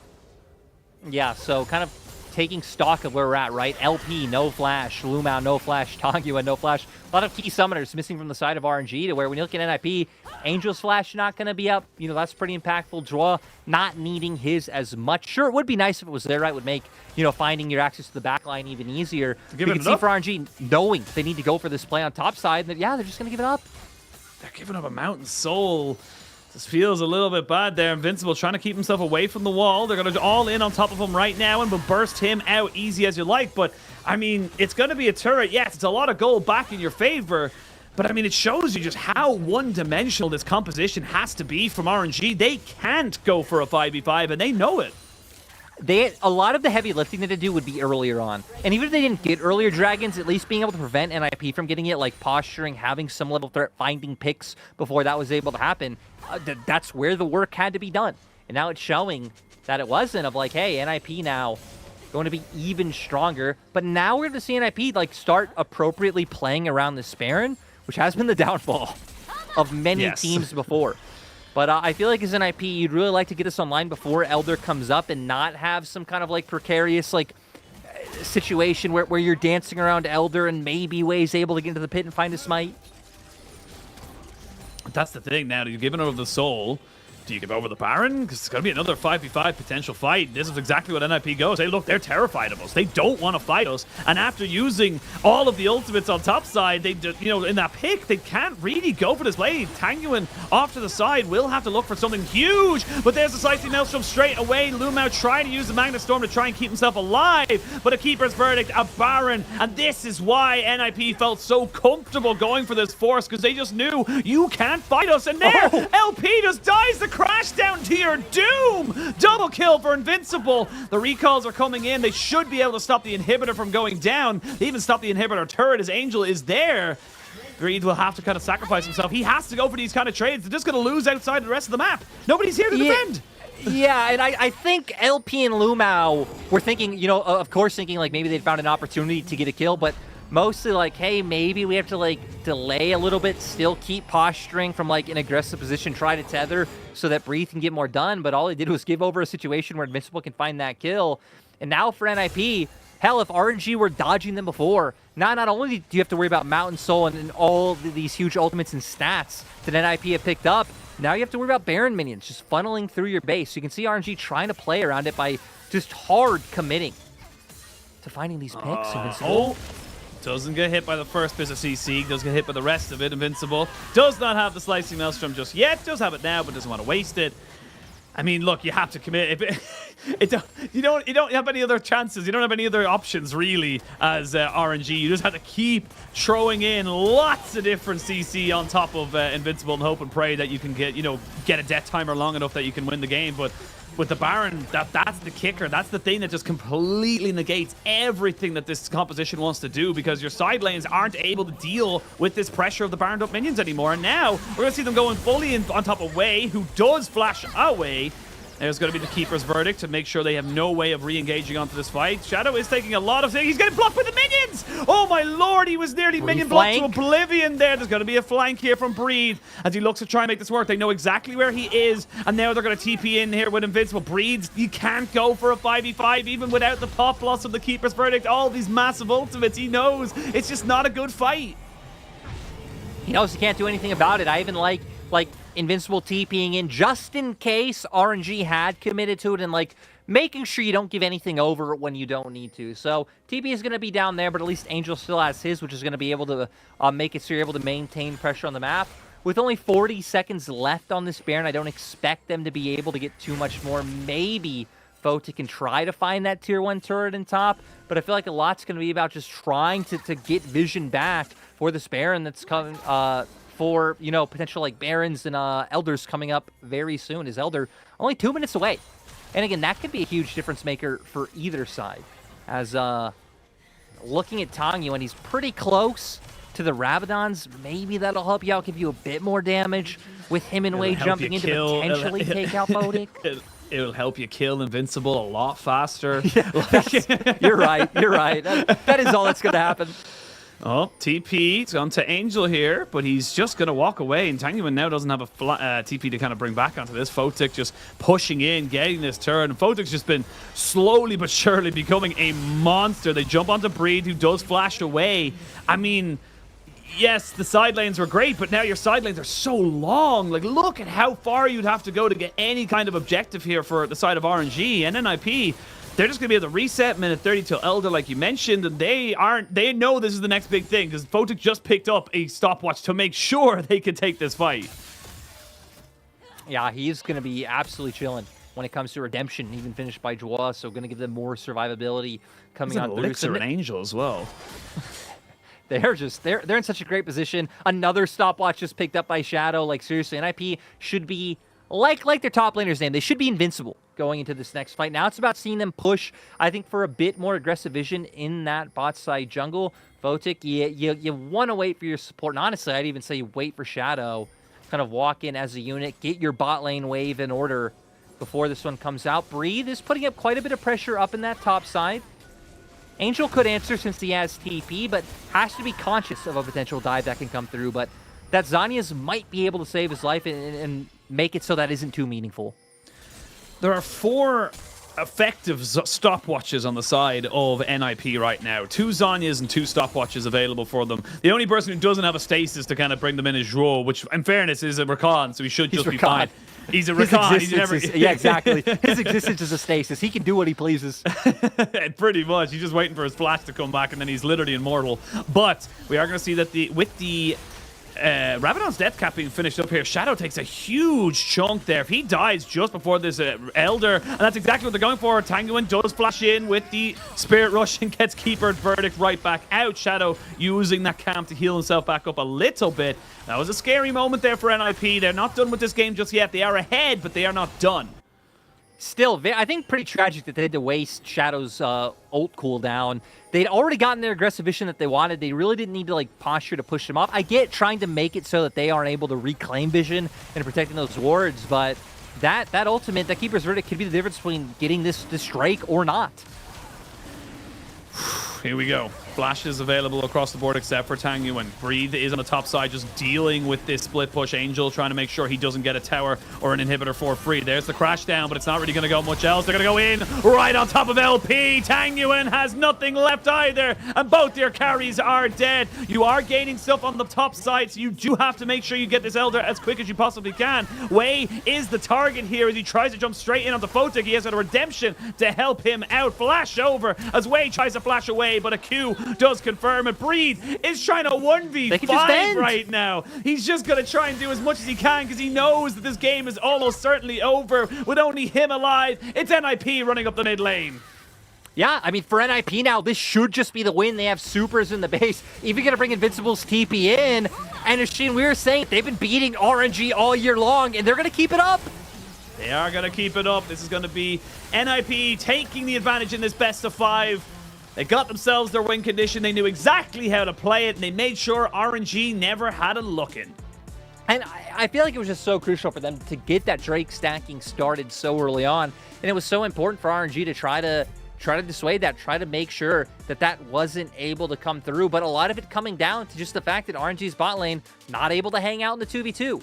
Let's remember to early on where it was, I mean, Photic and Joie, a lot on Joie finding those engages, forcing out early flash and cleanse from LP. And this really has just been the story of RNG, where LP and Lumao have been struggling in lane, and it's putting RNG in really tough positions. But I also feel like that's why you really can't lean on things like this Fiora and trying to play out through the side lane. You need to put Breathe on something that can have an impact in team fights. And I think for RNG, you have to play through Breathe in the early game. Trying to salvage your bot lane, we've seen RNG try to do it before. Hasn't really worked out for them. You have to just kind of push your advantage where you know you'll win as hard as you can. And again, get Breathe on something that can team fight, I feel like is going to be the big thing. And then try to go toe-to-toe with NIP. Because NIP showed if you're going to try to play this like difference of styles, they know how to do it and they know how to take RNG down. The funny thing is as well is that like Breed did everything perfectly. Like Breed literally played that matchup so well. At the end there, like, you know, if you know, they're stalling out, they don't get the Elder, Breed picks up 2 inhibitors. That's huge for the side of RNG. It would have been massive to try and say, look, we got 2 inhibitors on both sides. We all barrel in, you know, try and overload the map and stuff like that. But unfortunately for them, they just weren't able to deal with it. And again, like you said, just having literally every single neutral objective going the way of NIP, all the Rift Heralds, all the Dragons, all the Barons, just everything went their way. It felt comfortable from NIP despite Breed's, you know, heroics to try and make the side lane work. Yeah, and again, it just goes to show why, I mean, you hit on Cast, right? Why this has been the go-to style, because anytime if a team is smart enough to start putting you on that timer, like there really is nothing you can do in side lanes unless you get like Tristanas, LeBlancs, like building these sorts of compositions that just have such like ridiculous pushing power. Maybe you could try to contend with it, but the problem is those champions aren't only like those champions can also team fight or find picks or again have like all-in potential. So we see here Invincible actually a solid amount of damage. I think a lot of that going to be just from him hitting Breed and playing out those 1v2s. But yeah, yeah, this is odd. This doesn't look real. Okay. This doesn't, right? Right? It doesn't look real. Like, I mean, with the amount of times we saw Wei and Breathe and Topside, this doesn't look that real. But, I mean, it could be. I don't know. You know what? Regardless of how it is, I think the goal graph is real, for sure. That's a definite. And the amount of dragons that were confirmed by NFP definitely looks real. And I think regardless of this damage, right, this was not... Because, like, you'd look at this and be like, man, Invincible, insane, carry performance. This was all about just NIP as a team outplaying RNG, finding the early... Again, I'd give Draw the most credit. Exactly. Draw the most credit for this win with the pressure he was able to put on that 2v2 early on, roaming around the map, and then, like you said, just being smarter, putting RNG in positions where they couldn't answer, and yeah, that's kind of... we see the fast average game time machine, but it just didn't go the way we expected. Yeah, I mean, look, that's the thing. You live and die by the average game time. You either win hard or lose hard. That is the NIP way as they look to try and kind of take the advantage. But again, great start for them. I really feel like they looked very composed. Bot lane looked fantastic. Really, really kind of putting the pressure onto LP and Lumao, who, as we've identified many times before this season, are the weak link of RNG. I think that RNG tried to make things work in that top side because they know how strong their top half of the map is. But it's just, again, when you have so many dragons stacking against you, it's just hard to keep that kind of, style going for yourself. Yeah, that's why I want to see some change-ups in drafts going towards game 2, and then maybe that could give RNG a better foothold in the series. Yeah, we'll have to wait and see. We're going to throw it to a quick break, and when we return, we'll have picks and bans for game 2. 我渴望有价值的对手。应该不抓的，抓不了。被看见了，甚至说过来还要骚扰你打蛤蟆。太过分了！3个人，呼吸哥先将 W 躲掉了自己的大招，先向前冲锋打出回血阵，3个被反杀吗？这不？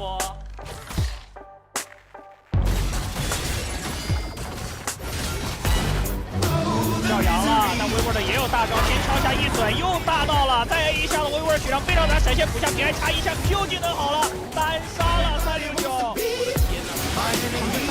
这一波来的不会特别快，还在破壳 W 中了，这手里手晕的。如来神掌拍到了对方3个人 ，LP 在上回头撒一发清。岂能顶的，而且山鸡的气泡马上正好，这边想开给个加速，山鸡被刀哥勾到了，先杀山鸡，但这边一个路过大招击到了3个人，先来一刀，再来一刀，刀哥到手，一血续上前路，399闪现。山鸡反手一拉，再来个大招 ，Triple Q 到手了，一个一把斧头带领我们进众人劈出一条翻盘的道路。小鸡一个人顶了进来，一个人打3个，但龙坑里面没人了。大招直接给带走了，一个 Q 弹敲过来接伤害，650到手，隔墙2个上单互望，1v1，阿乐是打不过现在开大的小徐的，得往队友身边撤退 ，Q 弹给敲过来了，继续找机会 ，W 过来再吃450。只剩下了上下2个 C 位加小航，但是被推回去了。这边小航开大一个头，刚刚出手已经拉满了，3头大招穿闷了，但是大招把人给带走了。葵苍体还能再战，大招解脱，2个人看了背后白了，张到对面的航头还差一下，黑锤212的暴击把对面航头给电死了，横也被处理掉，4杀的嘎啦要5杀了吗？这边的话追着对面的 Q 点，但是葵苍体还是太能打了，但是还是敌波葵桑体呀，这个英雄还是太厉害了呀！其实真的很难打，魏在靠了上路，又被推过来，直接拉走一个太极队的大招，上来自己的技能，在 CD 中一个红木 Q 技能回了一口，又躲了一个 W 咬住 A 接 Q 杀了，还要再去找 Harry 2个一撞过来 A 一下一再破。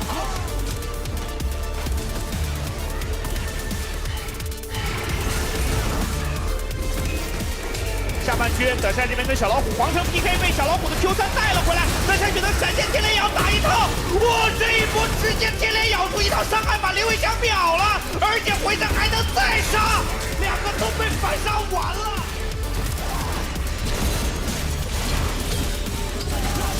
Double Q， 这波再来，再打一个纯哥奖，但这样的话看着这个位置，海克斯是这一下4杀吗？这个高比2比7。下路2个人并没有过来，阿文被拽过来了，再是一个 Q3，伤害大招将大灭了，要开始变暗一剑圣了吗 ？A1A 有个说法 ，Q1 空了 ，Q2 闪，再 A 一下，别拉出去，又开始了，牛了，完全单杀。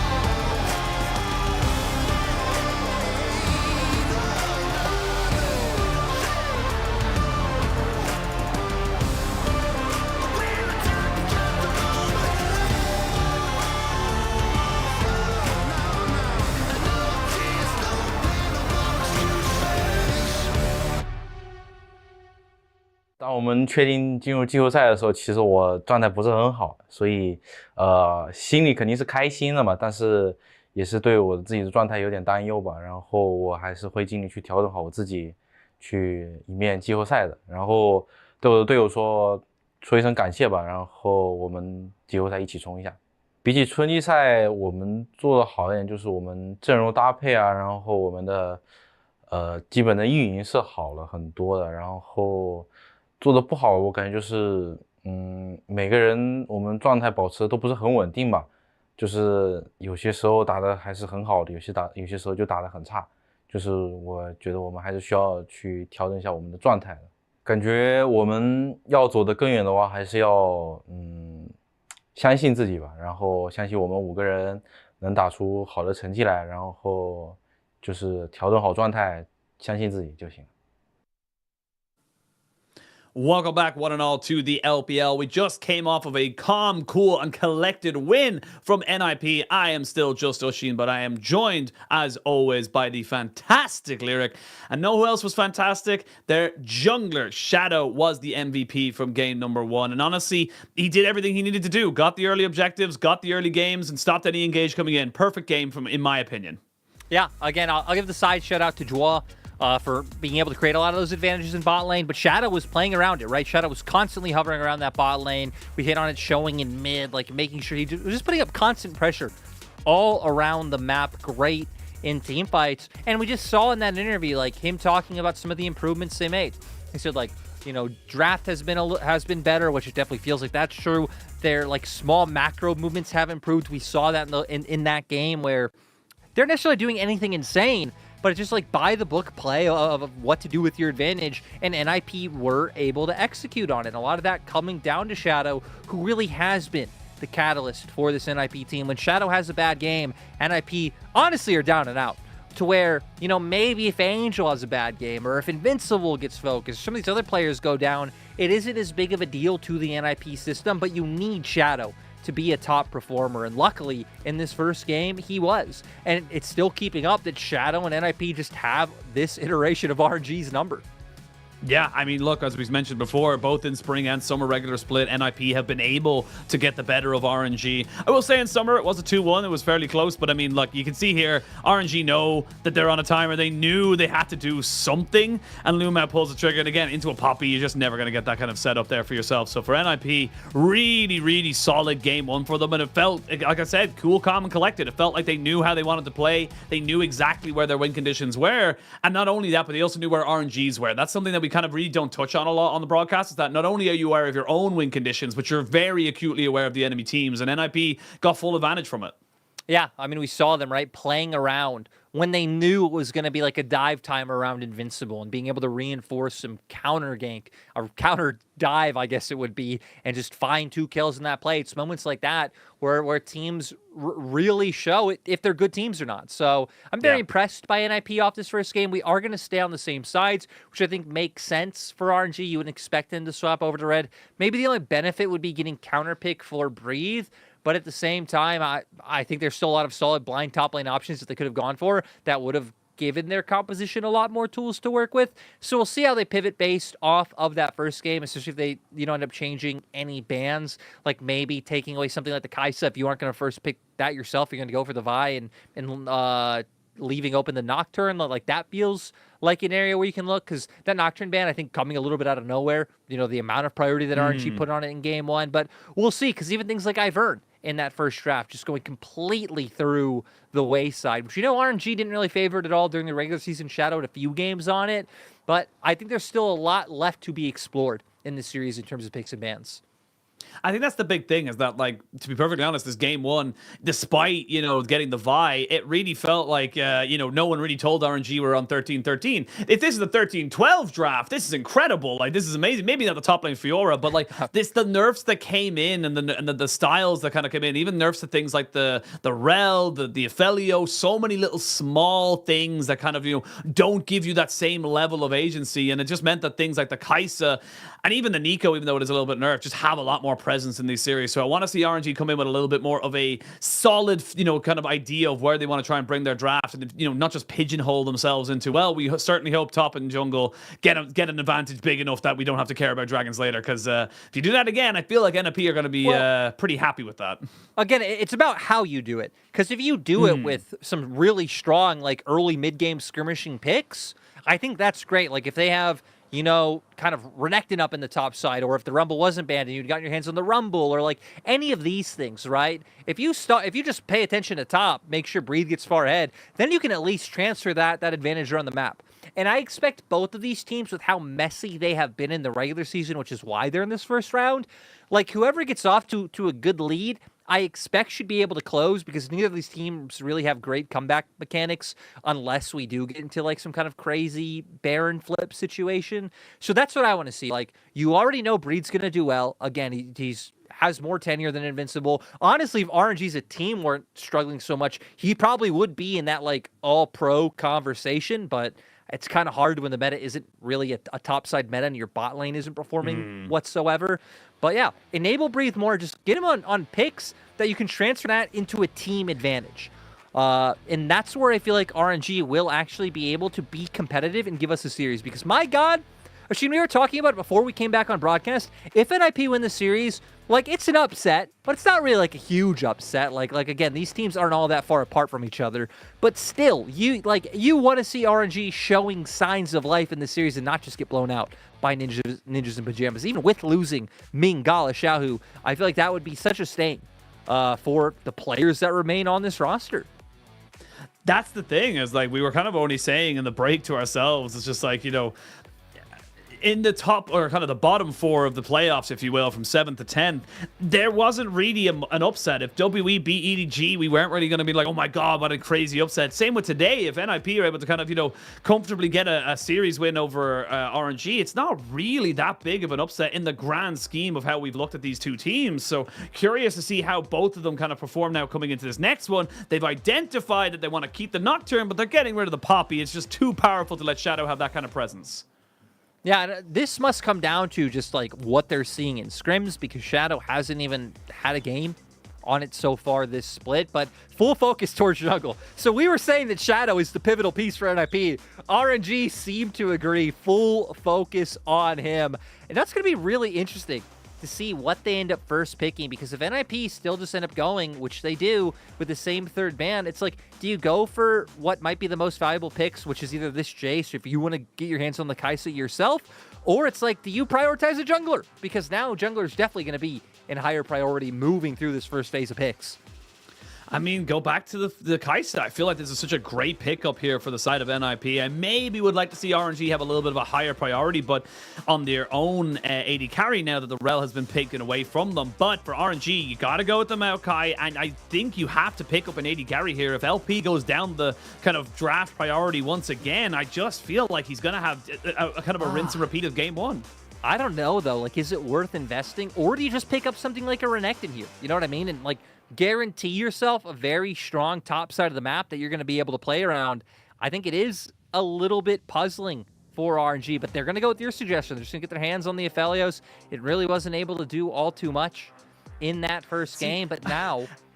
I was going to say, it's like, I wanted them to pick an AD carry priority, but if they're going to pick the Aphelios anyway, I don't know if that was the one I would have gone for. Like, maybe the Xayah, maybe the Varus, maybe the Pullout. I don't know. It just feels... It feels odd that they're putting such a priority on this pick, considering how, you know, kind of weak it can look in that, you know, kind of first 15, 20 minutes. Yeah, and now another just strong power pick going over to the side of NIP. Tristana, Rel, Kai'Sa, some of the most coveted picks on this patch, just in this iteration of the game. Of course, we need to remember that Rel for Shadow, it's going to be a flex. Has brought it out this split, had one game on it, didn't even die when he played it earlier on in the split, but of course is another champion that does pair quite well in that bot lane 2v2, so we'll see what they decide on going for. Hell, when you have 2 marksmen coming out, we even have to be aware of things like that Ivern being a higher priority, because double marksman is just enabled so well by that, so I like that RNG take it off the table, but I gotta be honest, so again, I'm already a big fan of NIP's first 3 picks. Yeah, I was going to say it myself, is that, like, you know, you're looking at such huge power coming out here. And the thing with the Kai'Sa, why I love having such an early priority from NIP, is that they clearly have identified that it's like, we can go AP or AD. It means that we have so many ways. Like, the last game, they went full AD. Why? Because they had a Kennen and an Eco. They didn't need to have the AP Kai'Sa. It wasn't necessary for them to kind of make that composition work. Now they can maybe go, well, we can go for the AP Kai'Sa. Why? Because, you know, we have the Tristana. We maybe go for a Renekton topside if we really want to. It would be a lot of kind of early aggression from them. I don't expect them to, but we'll have to wait and see. The Cassante being banned away here by NIP does say to me that they do want to try and maybe leave that, you know, kind of jungle pick for last. And actually, no, they're going to straight for the Renekton, making sure that they have got the jungle pick for last. And then funny thing is, that might not even be a last jungle pick, because Shadow has picked out the Rel into the jungle as well. Yeah, now I'm curious where RNG go with it. I think for RNG going with some, like, standard tank in the top side, you know, things like No, I was going to say things like the Ornn, the Sion, all those still being left open. It would round them out to having a really solid team fight, but still wanting to give Breathe the option to play side lanes, especially when you have Tangyuan on that chase. So this comp definitely does 5v5 better than the last one, especially with how Breathe will be able to perform on the Meganar and the ultimate that can come out from Wei. But they'll still have that ability, kind of if some early skirmishing goes wrong, if they want to pivot into side lanes and maybe have Breathe pick up a hull breaker and go that route instead. So we'll see how it goes. But you hit it. Name of the game for NIP, Yashin. They have a lot of early aggression. They have a lot of all-in potential. I mean, Renekton and how he'll be able to pair up with Shadow on that rel, especially at that level 3 mark. I mean, Angel's going to be able to looking to kind of dip and dive in whenever he plays his Photic and Draw. I just love it. I love the level of aggression and confidence that NIP are showing with the picks that they're going towards.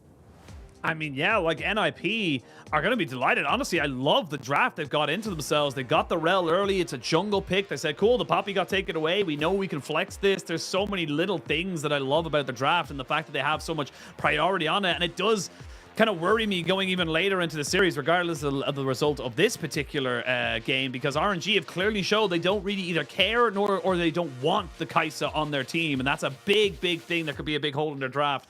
We'll have to wait and see. Both teams locked and loaded to see where they kind of both come into this one here, but I think NIP, they know what they need to do. They need to skirmish. They need to be utilizing this rel and Alistair in those mid to late game team fights and just constantly getting those towers down with the, you know, the double AD carry.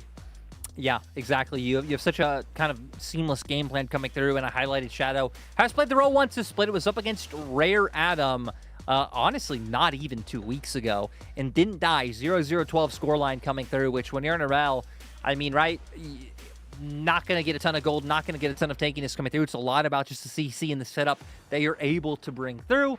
And now we're going to get to see how experienced RNG is playing up against this pick that really never took off in the LPL as a jungler. Yeah, really just kind of just saw a bit of fringe. Shadow has played, as you mentioned there, did get a, you know, at least one rep in on stage, which is always good to have. You don't really want to go too crazy niche when you're going into a playoffs, which is literally your season on the line, and it will be for the rest of the playoffs, you would imagine. But both teams locked and loaded. RNG already on the back foot. They need to have a strong performance. They got the Jace this time around with the Maokai, so an awful lot more, you know, kind of set up with getting those mixed damages. We'll have to wait and see if either of these teams can get themselves an early advantage. But locked and loaded, we'll jump in onto the Rift and see who can pick up game number 2.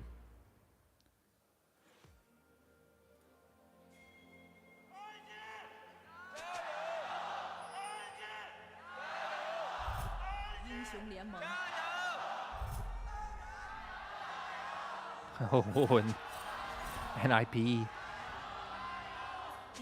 looking like they know. Yeah. They have him completely surrounded. They're gonna wait to see where he goes. He might just have to hop. Yeah, he's gonna have to take hop first, which honestly isn't the worst, but it just feels bad for that first wave or so.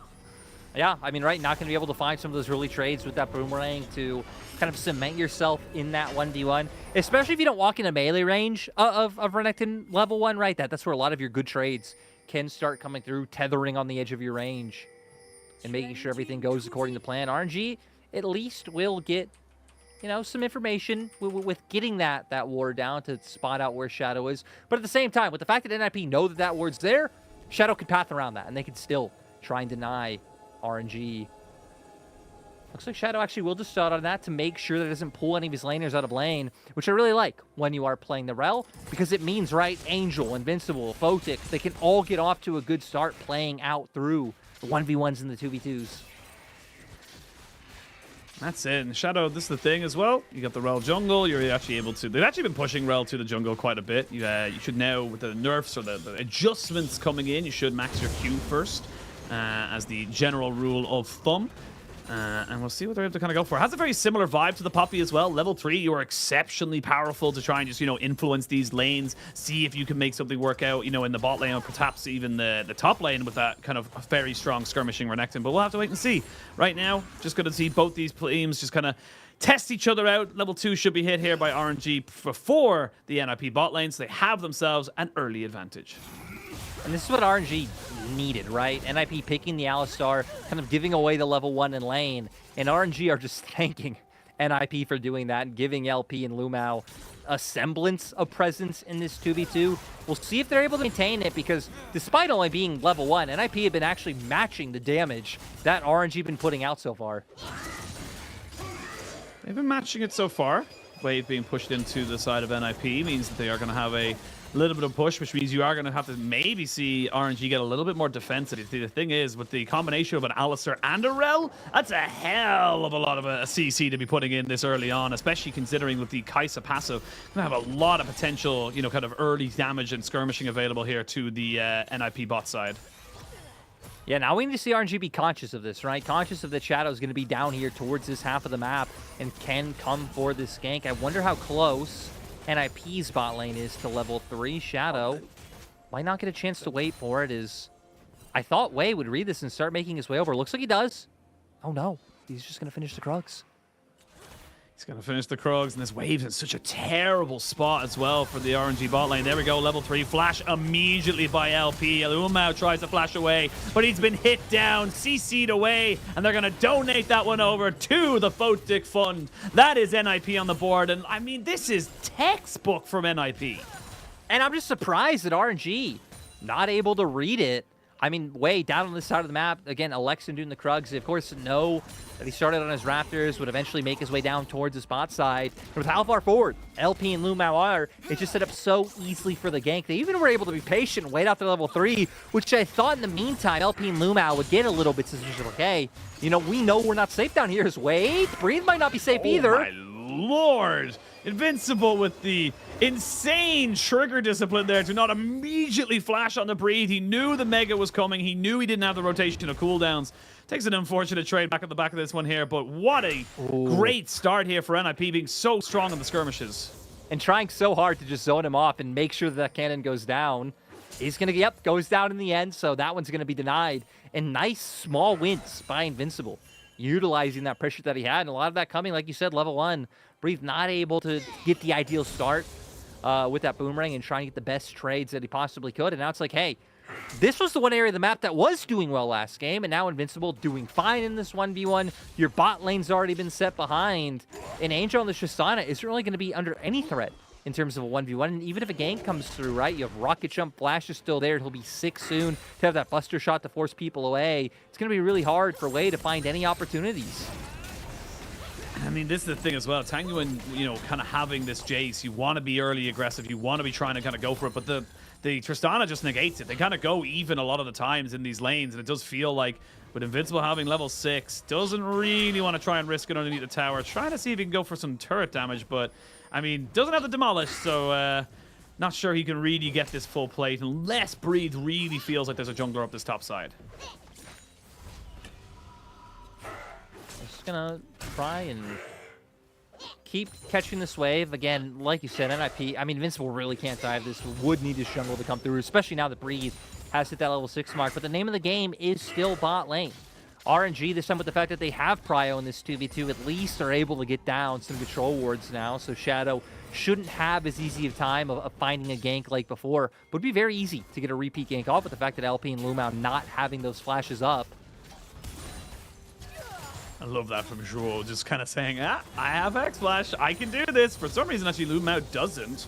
Say for some reason, but obviously opting into the Minion Dematerializer on the opposite side of that one there. Curious to see him kind of go for it. And again, NIP, early dragon stacking. They're looking to try and get this one going for themselves as quick as possible. Shadow is still level 5.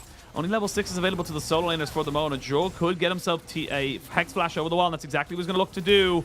Gets himself into the brush, gets spotted. But yeah, RNG, you can't contest this. Even though you do have a level 6 on Tanguin, it's Jace. It doesn't mean anything.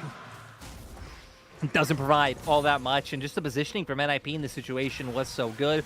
LP keeps pushing down in that bot lane, so he's not even necessarily directly close to the play, but had he been, right, they know Joel with that Hex Flash is probably playing over that wall or in an area where he can find and engage. So I think overall smart move for LP to not be that close.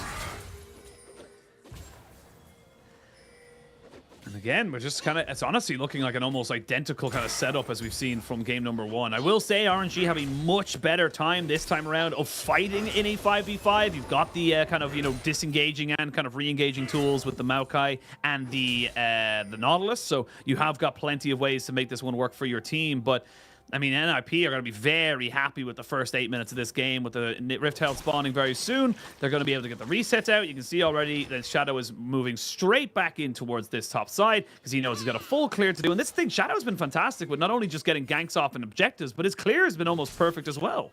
Yeah, I feel like Shadow, ever since he's come to the LPL, maybe barring like his first few weeks back in 2021 summer, has been pretty good. Just been excellent overall. Found himself on a lot of just not top-tier rosters, for being honest. Yeah. Hell, even the same thing can be argued for this NIP squad, right? I think a solid roster overall, like a lot of formidable names, pretty much across the board.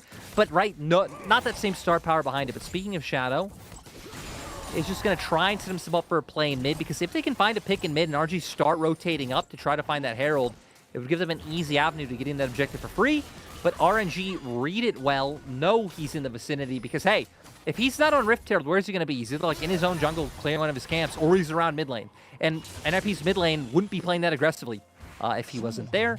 So overall, good read. And this time around, I like that RNG are trying not to give up objectives as freely. Sure, they did give up that dragon, right? But at least they postured to Sheen. At least they showed, like, there hey, was intent. if we could fight, we would fight here.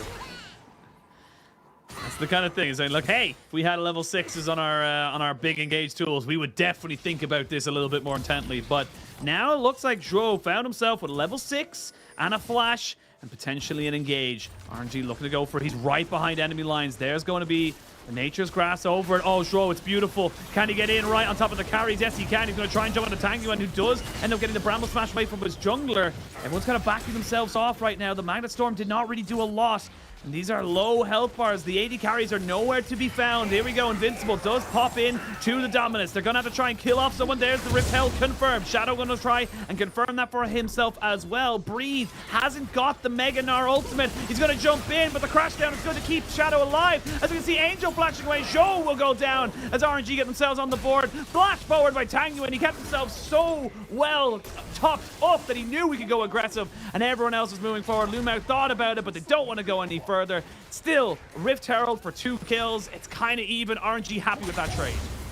Yeah, RNG at least gets something out of it again. I feel like they're showing more backbone than they did in that first game. They also have a composition that has the ability to fight better. Still, good for NIP that they were able to pick that one up. At first, it almost looked like they were going to get pinched. But here, one of the big problems is that you don't have Mega on Breed just yet. He's trying to stack it up, so you really don't have that full topside pinch coming through from the Gnar that you'd like. So it allows for NIP to go for the turn and actually force Lumao to flash out of the play. So here, NIP are doing a great job of trying to not allow Breathe to come into the play. But here, once the Mega Gnar comes online, they know that they're able to go for this fight, maybe just waiting for Wei to have some cooldowns online to go for the full all-in, and then they do, and hell, NIP had already taken a fair bit of damage from the previous posturing, so with Breathe using that ultimate, with things like the Twisted Advance coming out, it allows RNG to find some nice kills in that exchange. And nicely spread as well. One onto the Jace, one onto the Gnar. Always good to see there for the side of RNG as they look to try and continue that top side dominance. We'll say while that was all happening, LP and Photic were having a gentleman's agreement in that bot side and said, all right, we're just going to keep clearing the waves. No need to go crazy here. Lumao still does not have his level 6, which is very unfortunate there for the Nautilus. You'd love to have access to that to try and make something happen. But we're going to have 30 seconds to the next dragon spawns. And I think that for RNG, you lost a lot in that last, kind of exchange. You don't really have the same kind of potential to fight for this as you did against the Rift Herald. Yeah, a lot of... I mean... It's kind of interesting, right? Because you're missing a lot of flashes, which can be a pivotal piece. We also do have some items coming out, right? Demonic Embrace picked up by Wei. We have a Kraken Slayer on LP now coming out of base. So you do have some pretty solid damaging pieces for RNG if you did want to end up going for this fight. The problem is that NIP already have positional advantage, and you have to be so cautious of Zhuo with that Hex Flash. Yeah, Zhuo with the Hex Flash, the Unbreakable Will. You're going to see that the Dragon has been started. They know it's there. There's the Hex Flash over the wall. They're going to see now the Nature's Grass used to fully disengage on top of this one here, but they're going to punt Lumao right back in on top of everybody else. He doesn't have a flash. He doesn't have a where to go, and he is going to be confirmed there. There's the Moonlight Vigil doing basically nothing. It tickles the Alistair, who still has plenty of HP to work with. Having that extra honey fruit to top up Shadow just makes it so easy. Now you're looking to try and re-engage this one here. Lack of ultimates. Good little snipe right there onto Angel, but just not going to mean much in the grand scheme of things. NIP still keeping themselves going with basically perfect neutrals between game 1 and 2. Yeah, 2 Dragons. Once again, RNG going to be on that bit of a timer to where they know they're going to have to fight NIP coming out soon. And I was going to say a lot. Maybe once again, you're going to have to be done by Breathe. But look at this. Yes, Invincible's done a fine job in neutralizing him so far. He's surviving. He's the member on NIP who really doesn't get all that much attention. Shadow typically will give him like an early gank just to set him up and make sure he's fine for the rest of the game. But you can see here, NIP have done such a great job of like reading where RNG's weaknesses have been as of late. I love that Breeze uses the ultimate there just to say, no! The Microgs, there's absolutely no contest over this whatsoever. It is on such a short cooldown generally at this stage of the game that you're not going to be too worried about it. 2 plates now being donated over in the mid lane as Angel does get himself nice 175 gold. And again, very close early game here between the 2 teams, but it's the objectives that are going in favor of NIP. Now, RNG, as we mentioned, have a much better comp at dealing with what NIP have drafted for themselves, but it does feel like NIP just feel more confident in these 5v5s or at the moment 4v4 situations. I feel like it goes back to what Shadow said in the interview. Like, we're seeing small improvements in like their macro play and in terms of how they're making these like small decisions. Even in the fight around Herald that they did end up ultimately like losing out on, just the consciousness of knowing like, hey, we can't let Breathe pinch us. Like, let's all lean towards this top side, prevent him from coming in. It's like a lot of small movements like that. Joie finding great angles to put so much threat on the RNG roster. And I feel like Joie really has been one of the better performers for Ninjas in Pajamas overall. And you can see now, chasing Lumao down and making sure that LP and Lumao aren't going to be able to find any presence in this bot lane. I was just looking at that as well. Photic is level 10. Photic has been basically in a solo lane with LP, so he's able to get himself onto solo lane XP and levels. That is absurd to kind of see there from the NIP bot lane. And honestly, just having this constant wave clear with the static Shiv on 13-13, it's still exceptionally powerful. And you can see just how well it's just keeping, you know, kind of everyone on RNG's bot side just very much pinned back. Yeah, it really is. I mean, just constant, like you're saying, constantly putting up pressure, waves crashing into turrets, making it so people have to go and answer these. And NIP are going to be the ones who have a lot more threatening pushing power, right? We're hitting in draft about the double marksman coming through. When things like Baron spawn, I might need to pause. Lumao's trying to look incredibly threatening, but in that position, I feel like NIP are the ones who would take you down. At least this time machine, he does have his flash back up. So if he does potentially get caught out, he can get away. There we go. There we go. Lumao checking everything off the checklist that we want to see for him to not be 0-3-0. That is the dream coming out here for RNG. Was that condescending? I was a little, you know what? I'll let him be the judge of that one there. I'm not one to judge on that regard. But yeah, well, look, RNG not only able to kind of keep presence around this because of Lumao's posturing around this Rift Herald, but they also get themselves a tier 1 in that bot side. It's the first turret of the game confirmed for them. So gives them a little bit of a lead there, and a lot of it, unfortunately, for them, kind of similar to game number 1, is all on Breed. Breed needs to be with his team. Does have a TP this time around. Will be trying to build up his Mega before he looks to try and make his presence known. Decent poke coming out here from Tanguan and Wei. So he look to try and constantly whittle down these health bars. Hook does land. They're going to try and all in. You cannot cleanse a knock-up Photic. But you are going to have to try and go away from this one. Zhou does end up popping the Unbreakable Will. As a flash came in there from Lumao to make that one a little bit more dicey. I think it's just going to be a trade of the Rift Herald for bot lane tier 1. So overall, RNG looking a lot more comfortable around this top side of the map.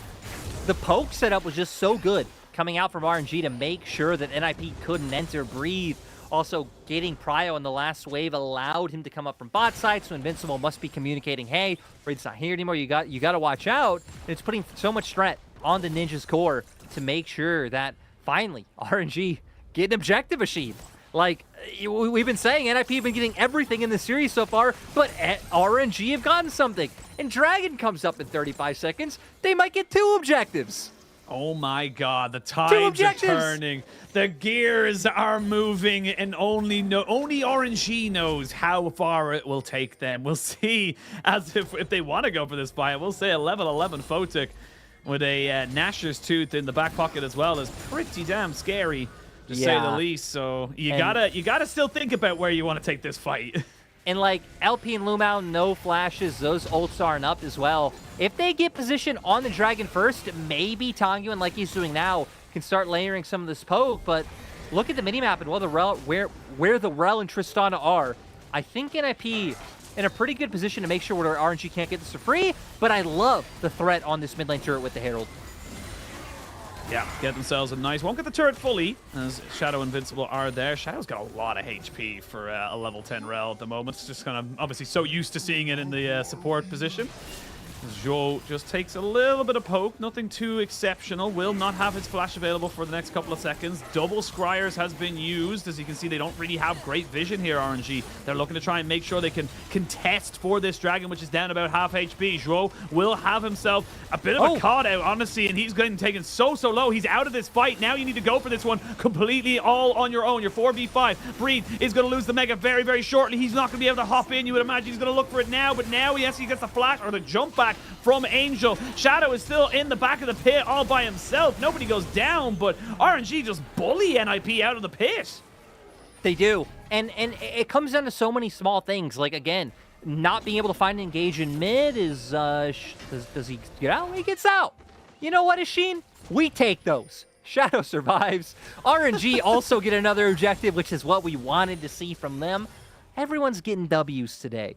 But in a position like that last fight, I mean, NIP committed 2 members down towards that bot side to push Breathe in. Then they had a small window to where they can try and find an engage on mid. The fact that they didn't do that allowed Breathe to ping-pong the wave back. You now have this pincer movement on Dragon. And then Jua, that position might have worked earlier. I don't know how it did because it's the same like flanking Alistar position you see literally every game. But that's the point. It isn't going to work anymore, and RNG were ready for it. Yeah.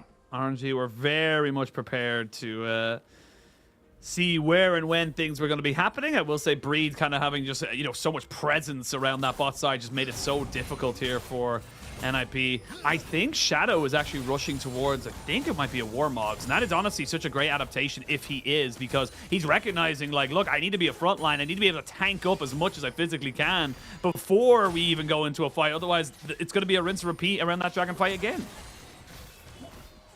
Yeah, it's going to be interesting to see what he ends up going for. Last time he did play this, I even believe he went things like Radiant Virtue, which a lot of times you see people go with the Evan Shroud on the Rel to kind of amplify, your teammates even more. But we'll kind of keep an eye on where he goes with it this time. Again, our sample size of jungle Rels in the LPL is Shadow one game and Commodity one game. Exactly. It is not really there. But NIP, and speaking of Shadow, doing a great job of at least threatening them off this turret for now. Whoa! Oh! They wanted that smoke. They wanted that smoke, and they will be able to get the flash out away, which is going to confirm the tower. And this is the thing, when you have got so much damage front-loaded into someone like Kai'Sa, when you got that AP kind of isolation damage available, that Q will do serious work here onto even the tankier members of RNG. And right, 2 members deep. I mean, Botic feeling good about himself. LP still needing a bit of time to get some more items under his belt. This is why NIP are willing to be so aggressive. Is Jua. Yeah, whoa. Gonna see the flash back away from Lumao to get the Nature's Grass coming over the top of this one here. Zhuo will not be surviving this one. Not gonna have the Moonlight Vigil take him down. It will be the Ignite of Lumao who confirms it. Breathe is in the mid lane looking to see if he has an opportunity to smash some people into a wall, but not gonna happen for the moment. And this is RNG kind of, fighting back just as good as they're given. This is good from RNG to make sure that NIP don't get too comfortable around these kind of, skirmishing setups. And it's NIP feeling themselves a little too much. I was wondering why Lumao flashed there, but I think Lumao assumed people were closer to the play, which is why Joel was going in, because there's actually a control ward from NIP on that mid lane river brush towards topside. So I assume Lumao thought he was under more threat than he really was, and then they quickly realized, oh, Dro's just kind of going in all by himself. Sure, I guess Photic wasn't too far away, but really no more burst to be able to take down that Nautilus. Just led RNG to getting a free kill onto the Alistar. Why you gotta do that to Tangyuan observers? Like, come on, like, he missed it. We all knew he missed it, but you don't have to keep pushing it there.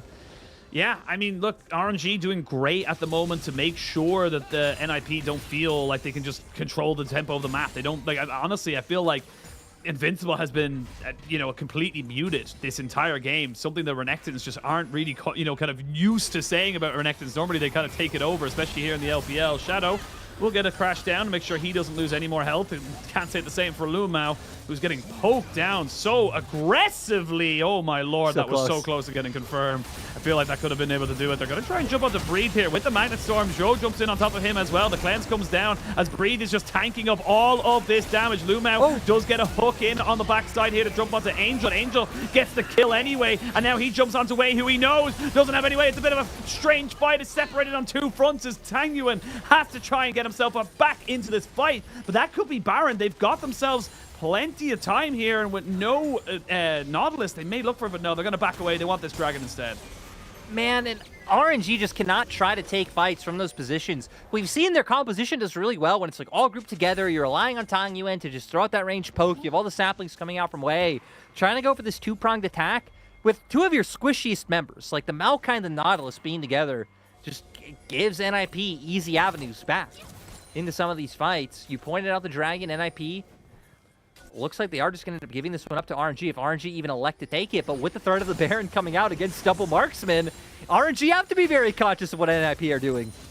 Not only just double marksman, but double marksman and a Renekton. This is a comp that can and will destroy a Baron if given a moment to it. Breed does get the hop over. Angel is still on the backside. Yeah, Angel will be able to free hit onto this. Breed went way too far forward there to try to make that one work. They're jumping onto Joe. LP flashes in! LP with the hero play finds an isolated Tristana and does get the kill confirmed. I don't think RNG are going to be able to go for this Baron, but they'll get themselves a dragon, and they're starting to eke up that advantage once more. And I don't even know how Angel went down. Still having flash up was the burst from LP. Really just that unexpected. It looked like RNG were the team that should have lost that play with how, like you said, how far forward Breathe ended up going. But managed to make it work. Not sure if we'll get a replay of that one because surprisingly, Shane, we haven't really gotten all that many replays in this game. No. I don't know if really at all. Oh, we're going to get a replay of this one here. Tangyuan trying to see if he can trade back a kill right at the end. Lumao is the next target. He finally used that stopwatch that he had in his inventory for so long. Double kill for the Kaisa. And blink and you'll miss it. It's everything for NIP. Wei will eventually try and keep himself alive here. He has extra plans. He should be able to stay alive. That could be huge as they look to try and maybe contest for this Baron. Yeah, we're going to see what Breathe is able to do if he can put up any amount of pressure to try and stop this. As Wei actually finangles his way out of the situation. Definitely doesn't have the help bar to even go and try to contest and find some kind of cheeky Baron steal. And I don't think one little mini-Gnar is going to be enough. One mini-Gnar versus the entirety of a ninja platoon. They are in pajamas, but that does not make them any less fierce. That got close. That wasn't exactly a clean smite, but NIP, 3 kills, a Baron, going to be able to reset this one here. And this is just, again, LP. I love this POV because he just sees that the Angel's there, and he goes, right, I can kill you. Yeah, waits. We get the Maokai ult coming out, so he is stuck for now. And the damage comes through. Actually does try to jump away. I missed it, but yeah, just too much damage coming out from that one. And then here in the mid lane, a bit overzealous, is thinking they can take this one down. I guess just not banking on Photic being this close to be able to jump in with that ultimate to bring them down. Shadow out of nowhere on the wraparound sets up for another one. And then RNG ultimately just so disconnected in this play. They're trying to make it so scrappy. They're just looking for picks left and right. And they're just giving more opportunities over for NIP to win in these team fights. Now look, 3-0-2 on the Kaisa. Photic is huge. Photic is absolutely massive. So big, in fact, that you can see that LP, he picks up a Hex Drinker, which is only good against the Kaisa. That's insane to me that, kind of see that. And even then, when you think about how he died in that last game, or that last fight, excuse me, it didn't matter that Photic wasn't there. He wasn't actually getting killed by Photic. That's the difference maker. He just got burnt out by everybody else. So really, curious to see how RNG bring themselves back into this one here, because they are very much struggling to try and find a way back in now that you have all this damage. And look at the poke coming in. Like, Photic's just untouched, constantly outranging everyone and putting in serious work here. Lumao's half health. Yeah, now you're at a point where, again, the Tristana's going to be able to get so much work done to these turrets with the Baron. You were right. We have the Warmogs coming up for Shadow, meaning, even if he does get whittled down a little bit, he's going to have a lot of upkeep time on the map. We see an Engage try to come out for Wei, but it's all in vain. And now the siege continues.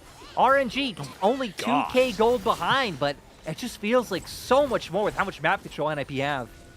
Yeah, I mean, like, it's so hard to see them kind of really getting anything here. Photic just nearly getting a quarter of the health from Breed from one Void Seeker is just so oppressive right now. And I mean, this is NIP to keep pushing in, get these towers down, make it harder and harder for RNG to kind of have a contest around this dragon. And honestly, I feel like once the Chem Soul came out, NIP said, cool, forget about the dragons. We don't care anymore because it's just not powerful enough of a dragon to risk potentially leaving up an Elder. Oh my lord, it is gorgeous. Absolutely beautiful from Shadow. 3 men are dead in an instant, and NIP, they're going to 2-0. I know NIP just out of nowhere. Shadow so decisive with the engage. Now it's going to be so easy for them to run this down with the fact that they still have Baron for another 10 seconds. We'll see what Breed can do.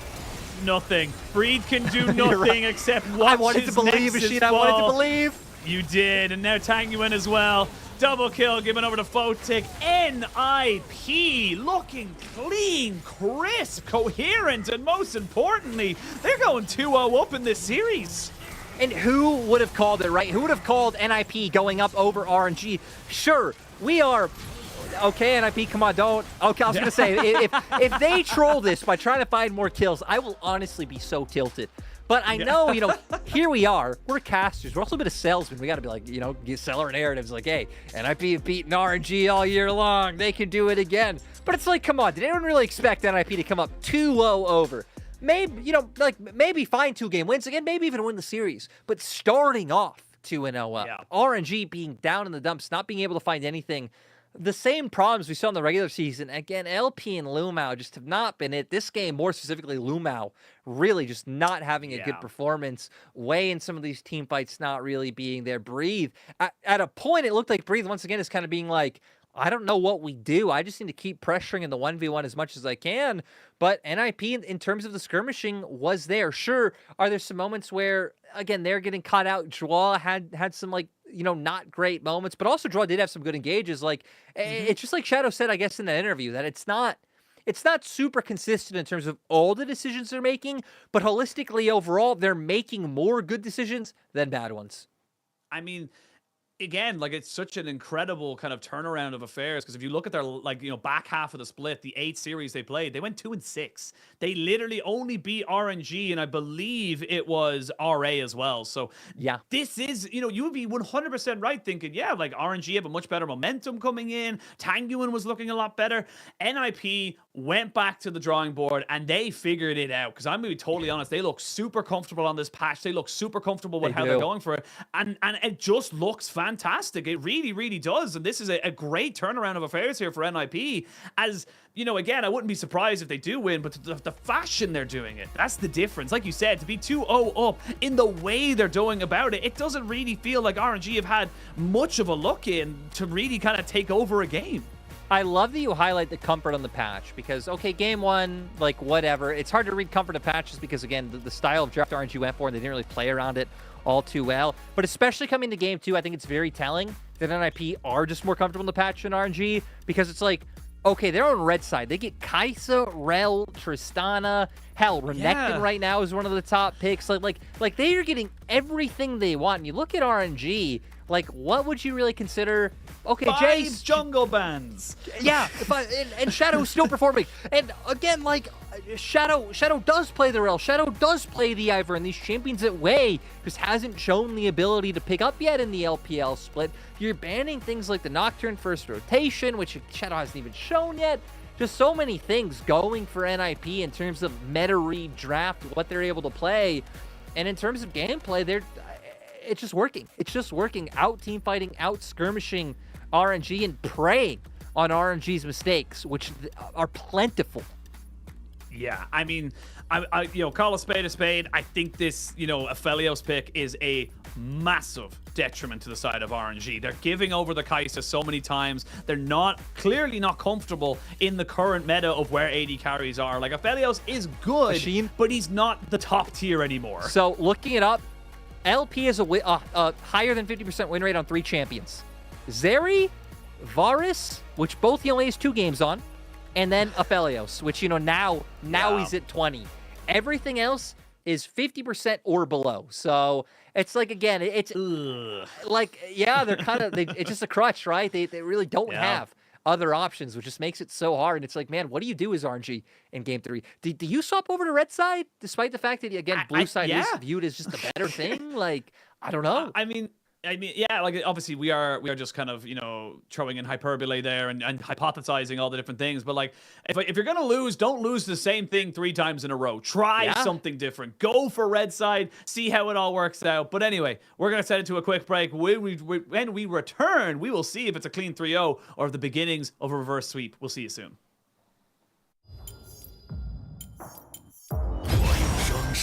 成就你的梦想。被撞了起来，那反手的话立刻一个破裂，踩两人，预言家先行倒地，而后续的话该消耗来了，骑士型回旋踢，换风动弹不得，直接倒地。已经有晕了，侠这边大招几个直接先上。闪现躲过了，再交 W 躲，往前往小威很立功，想去找头锤，第二时间招起来，双 C 都走了，瞎看下一波大美国太高了，以后反开，带着过来一步伤害拉满了，小林先被秒掉，而且大招进攻卷起4个人，接着呢不消除自己的大招以后闪现撞到了墙上，没有办法，这边团滔博已经溃败了，哇，这波卡纳维的这个大闹天宫选拔了。镜头一切，又是贝尔维斯在对方野区撒野，敌的3个人，假的，直接变大小做又被留住，回到塔前还要 Q 上去，第一时间没有刷新头方向的 Q 选择放弃，儒勒来了 ，W 再中，再次变身，你在干什么？去闪现 QAW 伤害差一点，但是这里有人，哇，还敢跳过去，有木刃，拉卷起来了。哦哟，阿边在配合又是一个 Q 技能，把纳尔也收割。开的不错，但是自己也有点站不住吧。阿卡丽被后排锁定住以后，4包1哦，好大！这个大树救下了阿卡丽的同时，德善在宝蓝这个位置要被捆住了，交了个闪现下人，梦魇帮忙挡，梦魇说大哥我也没盾，我怎么给你挡啊？野辅瞬间被融化。Scum 交了保护性大招，双挑撤退被闪现捆住了，这把大斧也倒了。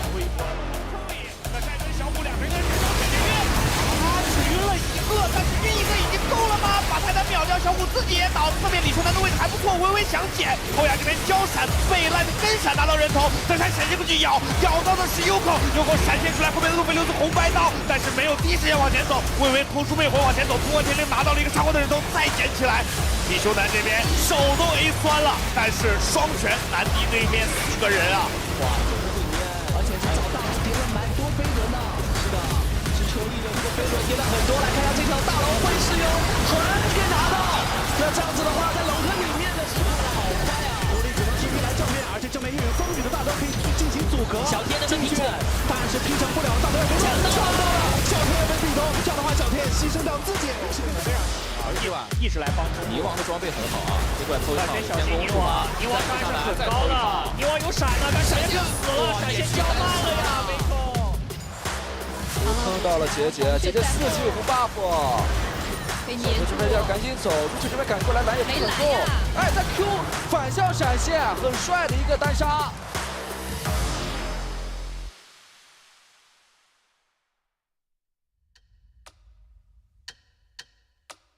Now tell me how you gonna get out of this hot mess. While cutting up the evidence in your twisted little game, you clench your fists and wish you could just send it all up in flames. Your nose is getting longer with every little lie you tell. It's winding round and round, ain't gonna trip, 'cause you already fell.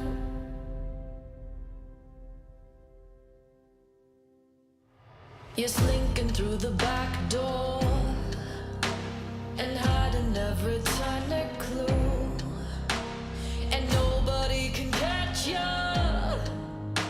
but I got news for you. No matter how low you go, you don't stop to check for regret, 'cause you got cobwebs in your soul. Now tell me how you gonna get out of this hot mess.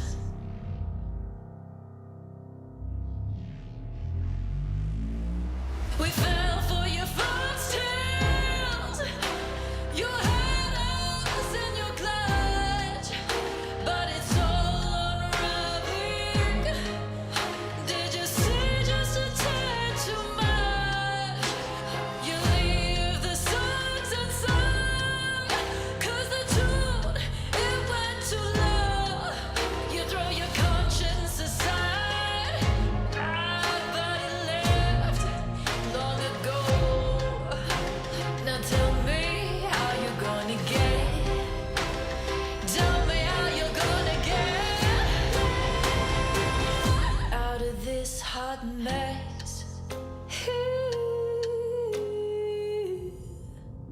Out of this hot mess. Now tell me, how you gonna get out of this hot mess? Tell me, it's getting a little hot in here. No, you can't get away. I see your tear at the seams. They're starting to fray. Now tell me how you gonna get.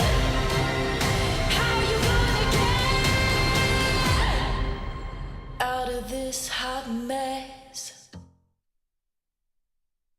当我确定进入季后赛的时候，我内心还是很开心的，因为我觉得这个赛季我个人还是成长了一些的，然后我也很感谢一直在这个赛季努力的其他队友们，我也希望我们之后能打得更好。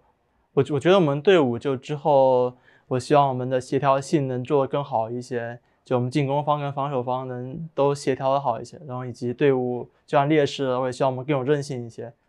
我觉得这是季后赛。我觉得我只需要把我们自己的更好状态讲给大家就好了，因为我觉得我们最近的状态不是很好。BO5我们将面对对手，我希望他们要更加小心点我们，因为我觉得我们大家还挺年轻的，我们今天状态挺好的，应该能坚持很久。我觉得我们大家的心态也算比较好吧，我觉得我们在BO5中应该会有比较不错的表现。我觉得强的队伍他们的选手会经常做一些能影响到游戏大局的一些举动嘛。我是从他们的行为当中学到了这一点。我觉得 BO3 跟 BO5 就战术储备量上面的区别，我觉得 BO5 是我们需要更多的战术储备才行。我觉得作为职业选手已经挺多年了，我刚开始打职业的时候就对很多事情都很好奇吧，然后会每场比赛都去学习，然后现在的话感觉就了解比较多，然后就每场比赛我都会比较严谨的来做一些事情，然后以及复盘的时候我也多跟队友交流。然后目标的话，我感觉跟刚开始打职业都一样的，都是为了夺冠。Welcome back, one and all, to the LPL. We are coming in now to a 2-0 advantage to NIP. Love that interview there with Angel saying, look, we're a young team. We can pick up the momentum. We can keep going with it. We have more energy. Yeah, we've more energy, y'all. I mean, it's not as if like RNG are an old team, but I definitely wouldn't be saying that. But I mean, they've got the momentum. They've been kind of, building it up so far in this series. And I mean, the MVP for game number 2 was Photic just having the Kaisa to constantly poke people down. It just made it so oppressive. You can't do anything. And the thing I love, again, about Photic picking it up in Photic's story is, if you guys don't know, Photic on that top esports challenger roster comes in as the top esports starter in 2020 spring, wasn't delivering, wasn't able to step up and really, maintain composure on the high pressure LPL stage, got subbed out. That's when they brought Jackie Love in, went back to LDL, started dominating again. And that's when he came in with V5 last year. And we saw what that squad was able to do. I mean, they were favorites to like win the splits at different points. A lot of people thought they were going to go to Worlds. Sadly, did fall short. But now coming in with this NIP squad, a team that really didn't have any hype, that people didn't really believe in, and still able to perform, right? Him and Joao, I think it's kind of funny that they are both kind of the throwaways of the top esports squad, and that they're able to come in, make it work, and in both series just completely outclass the RNG bot lane. I mean, we were talking a little bit amongst ourselves in the break, and I was just saying, like, Rose had an incredible 2 games so far. Really, really well done. And even Photic, as you mentioned as well, kind of stepping up, really putting a good kind of mark on his own little kind of CV of saying, look, I am still to be named in the AD carries in this league, and league kind of founded on these incredible talents that we have in the bot side, and Photic standing up when it needed it most. But we do have a roster update coming into this third, potentially final game of this best of 5 series. Lu Mao is out, Lyric. Yeah, and right, honestly, it's kind of a needed change. It's sad to say. Yeah. Lu Mao just isn't performing in this playoffs. RNG are bringing in Lula, which I think is good and bad, right? Like, again, Lu Mao isn't performing, getting in a different sport, probably a good thing. The problem is, so Lola, of course, was on RNG before 2019 until 2022, then moved over to FPX, and now has been on this RNG squad again for the past about 2 months. thing is, he hasn't even been playing in like LDL. He hasn't played a game since Spring Split on FPX. So the question is, how much practice does Lola have with the RNG team when he hasn't even been on them for 2 months? Like it's just under. Like they have been playing with Lumao. He has not played a single game in the regular series. So this is both like welcome and concerning for RNG. And I think this shows RNG did not expect to be in this position. RNG probably thought that, that they'd be cruising through this series. So now bringing in Lola really is like a sign of desperation for RNG. We just need to hope that it is like a good mental kind of shift for them and can kind of reset the playing field going into game 3.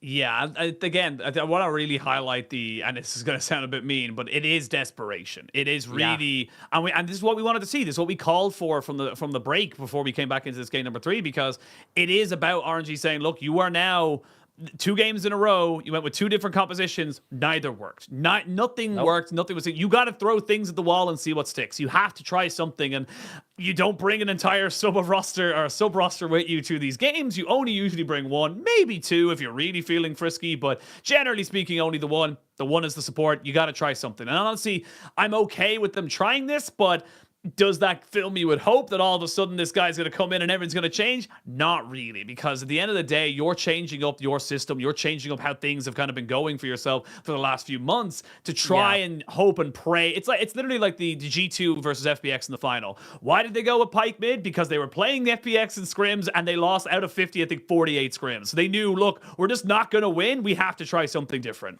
The thing that doesn't give me hope about this sub-in is the fact that since Lola did just rejoin RNG, it's like, again, he hasn't been playing in LDL. We have no idea how much he's been scrimming with the team. Maybe he's been scrimming a fair amount, right? And that maybe does signal a better performance. But if he hasn't been playing LDL and he hasn't been getting a significant amount of scrim time, it just means he hasn't been getting, like, pro game, like, practice with, like, comms and strategies in months. And that was with a completely different team and a completely different roster. So I'm scared. It's looking like it should be an NIP 3-0 coming in with this one. And, right, we had the pregame of, like, expectations from Shadow, expectations from Angel, and it really just has been everyone delivering. I guess other than Invincible, who hasn't really had to be part of NIP making team plays, but he's been doing his job. He's been absorbing pressure from the one member of RNG who can get pressure by themselves. So it's like everything coming in with the game plan today has just been so good for NIP. So maybe your only hope is RG is like hoping that this gets in NIP's head somehow. Like, oh, what's Lila gonna play? But that's me reaching.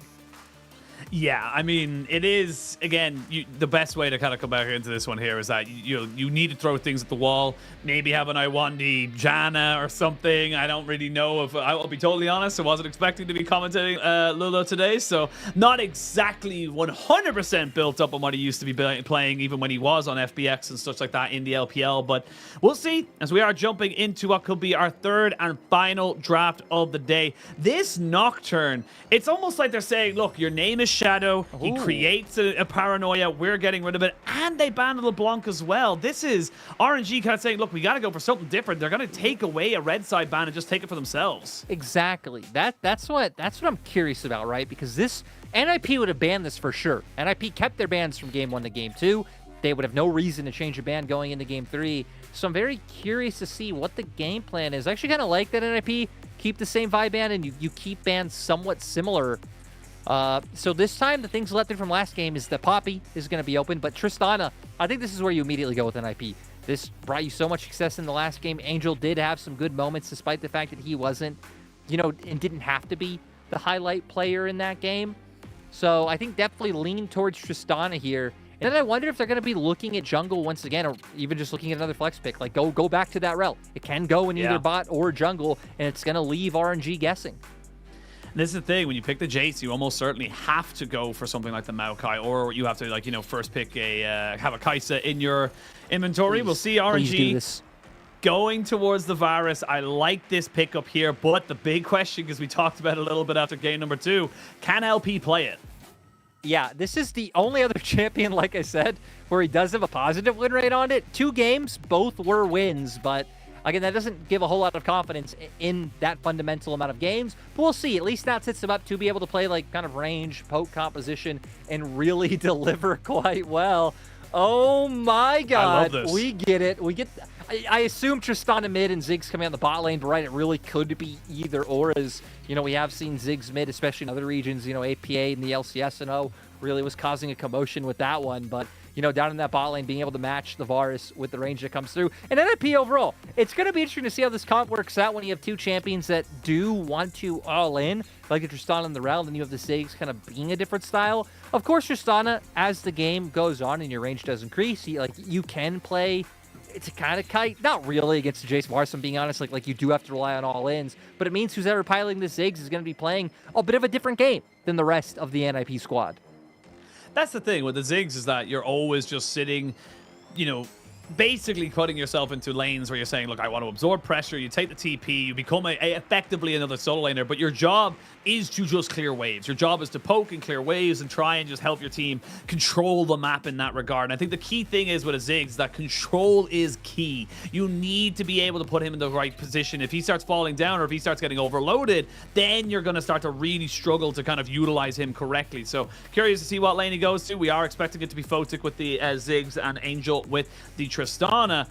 But we'll wait to see how it is now, as we do see quite a few support bans being thrown in there alongside the Ivern, who can be a little bit of a halfway house as well. I'd love to see some sort of like engaged tank come out topside for NIP, whether it's a Malphite, whether it's an Orange, something like that. I mean, you have two immobile carries on the side of RNG. You'll be able to soak up so much of the damage, considering, you know, a lot of it's going to be AD. Of course, some's going to be AP coming out from the Varus too, but I think just having a big, beefy frontliner on that top side would go a long way for NIP in their draft holistically. But RNG going to get their hands on the Cassante this time. So Breathe, I think, can have a lot more room to impact this game, especially in 5v5s, which is what all the RNG fans need right now. You are praying to the altar of Breathe and what he's able to do on this Cassante pick.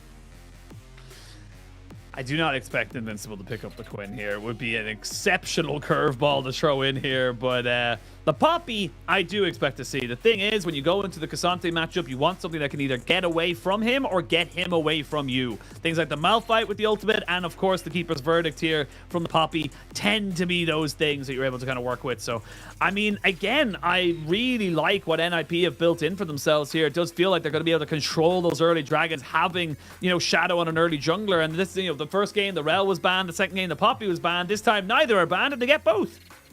Yeah, and NIP's comp, I mean, has different dimensions to it, right? Because you have things like the Poppy to provide like peel and disengage. Alistar can do the same thing, and then you have the range of the Ziggs to play with. But you also have tons of engage coming through like those same champions. Rel and Alistar can do that, then Tristana with the rocket jump. So I'm going to be very interested to see how NIP end up playing out, especially in these team fights. A lot will probably be dictated in terms of what leads they can find in their early laning phases. And this time around, having like a Varus and bot side should be able to hopefully help RNG maintain like a semblance of some early bot pressure before Ziggs is able to get like a lost chapter online, and then you really are just kind of like throwing out bombs and clearing waves. But yeah, we're going to see what that really opens up junglers to do. Because Shadow so far has been on fire. A lot has felt to what especially like bot and mid have been delivering to him, to where Wei has not had that same impact. No, really hasn't. And again, we'll see if the early dragons do go stacking towards the side of NIP, or if RNG can get themselves some kind of a foothold in this game. Lyric, we are now down to, if you lose, you are out for RNG. One Nexus explosion away from them ending 2023 on a big low. NIP, though, very much feeling the momentum, very much feeling like they are the ones moving into that next round to potentially make an upset against Weibo. But it has to first be confirmed. They have to blow up the Nexus before they can start celebrating. And this is a huge moment for both of these rosters, both trying to make their stamp with their new setups, their new franchise players, if you want to call them that. And I mean, it's all or nothing here for RNG. They have to step forward. They really do. And I mean, for RNG, like we said, second most winningest organization in LPL history against NIP. If you're not counting Victory 5, this is the organization's first 10 run in playoffs ever. And already doing such a great job with no expectations to make a name for themselves.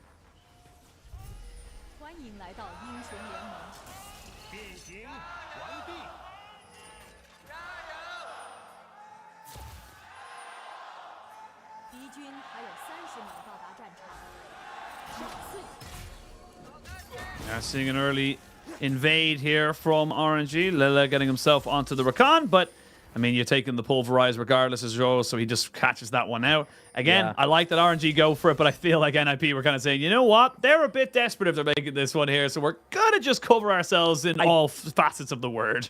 I do got to say, it's like one of the, in my opinion, like most efficient adaptations you could make from game to game is level 1s. And it was like one of the things, especially like back in the day coaching, like, because it's just so easy, right? It's not something where you have to like fundamentally think about how to change your game with pretty much no time. So I at least like the attempt coming out from RNG because it shows, right? They're trying to put a front foot forward and actively have a chance in the series. Well, with the sweeper, does make sure that Angel doesn't have a full bout of information to kind of go from here, but kind of see Angel having a little bit. We haven't actually spoken about him that much at all, really, in this series because he's just done his job. But coming up against his old organization, he's out for blood. Exactly right. He played for RNG in spring. If people didn't know, he was sharing time with Tangyuan. And back in spring, when Angel was on RNG, they beat Weibo, which of course is Angel's former team. And he said when you beat your former team, you think it's a normal day. Until years later, when it turns out it's the best day in the world. I don't know how he knows that yet, because it hasn't been years later since he's beaten Weibo. But point is, this man puts a lot of value on beating his former teams. And he is doing it so far. I mean, he's been absolutely exceptional into Tangyuan right now. And honestly, it is like one of the few times where you're like, it's a direct comparison. You're both fighting in the first round of playoffs. You are literally being replaced by someone else. And he has just done his job really well, kind of deserved from Angel. I love that first round is him against RNG, his last team. And then if NIP win here, he gets to play up against his last team, right? Weibo. So really, if NIP make a sick run here, then Angel's definitely going to have, like, the narrative buffs going forward. And just a reminder, NIP have no championship points. RNG only have 10. This is pretty much do or die for either of them, even if they want to, like, try and qualify for regionals. Like, they need to go on more of a run to get those points to make their way into that regional bracket if, like, let's say they did get shut down by, you know, a BLG or JDG later on in the bracket.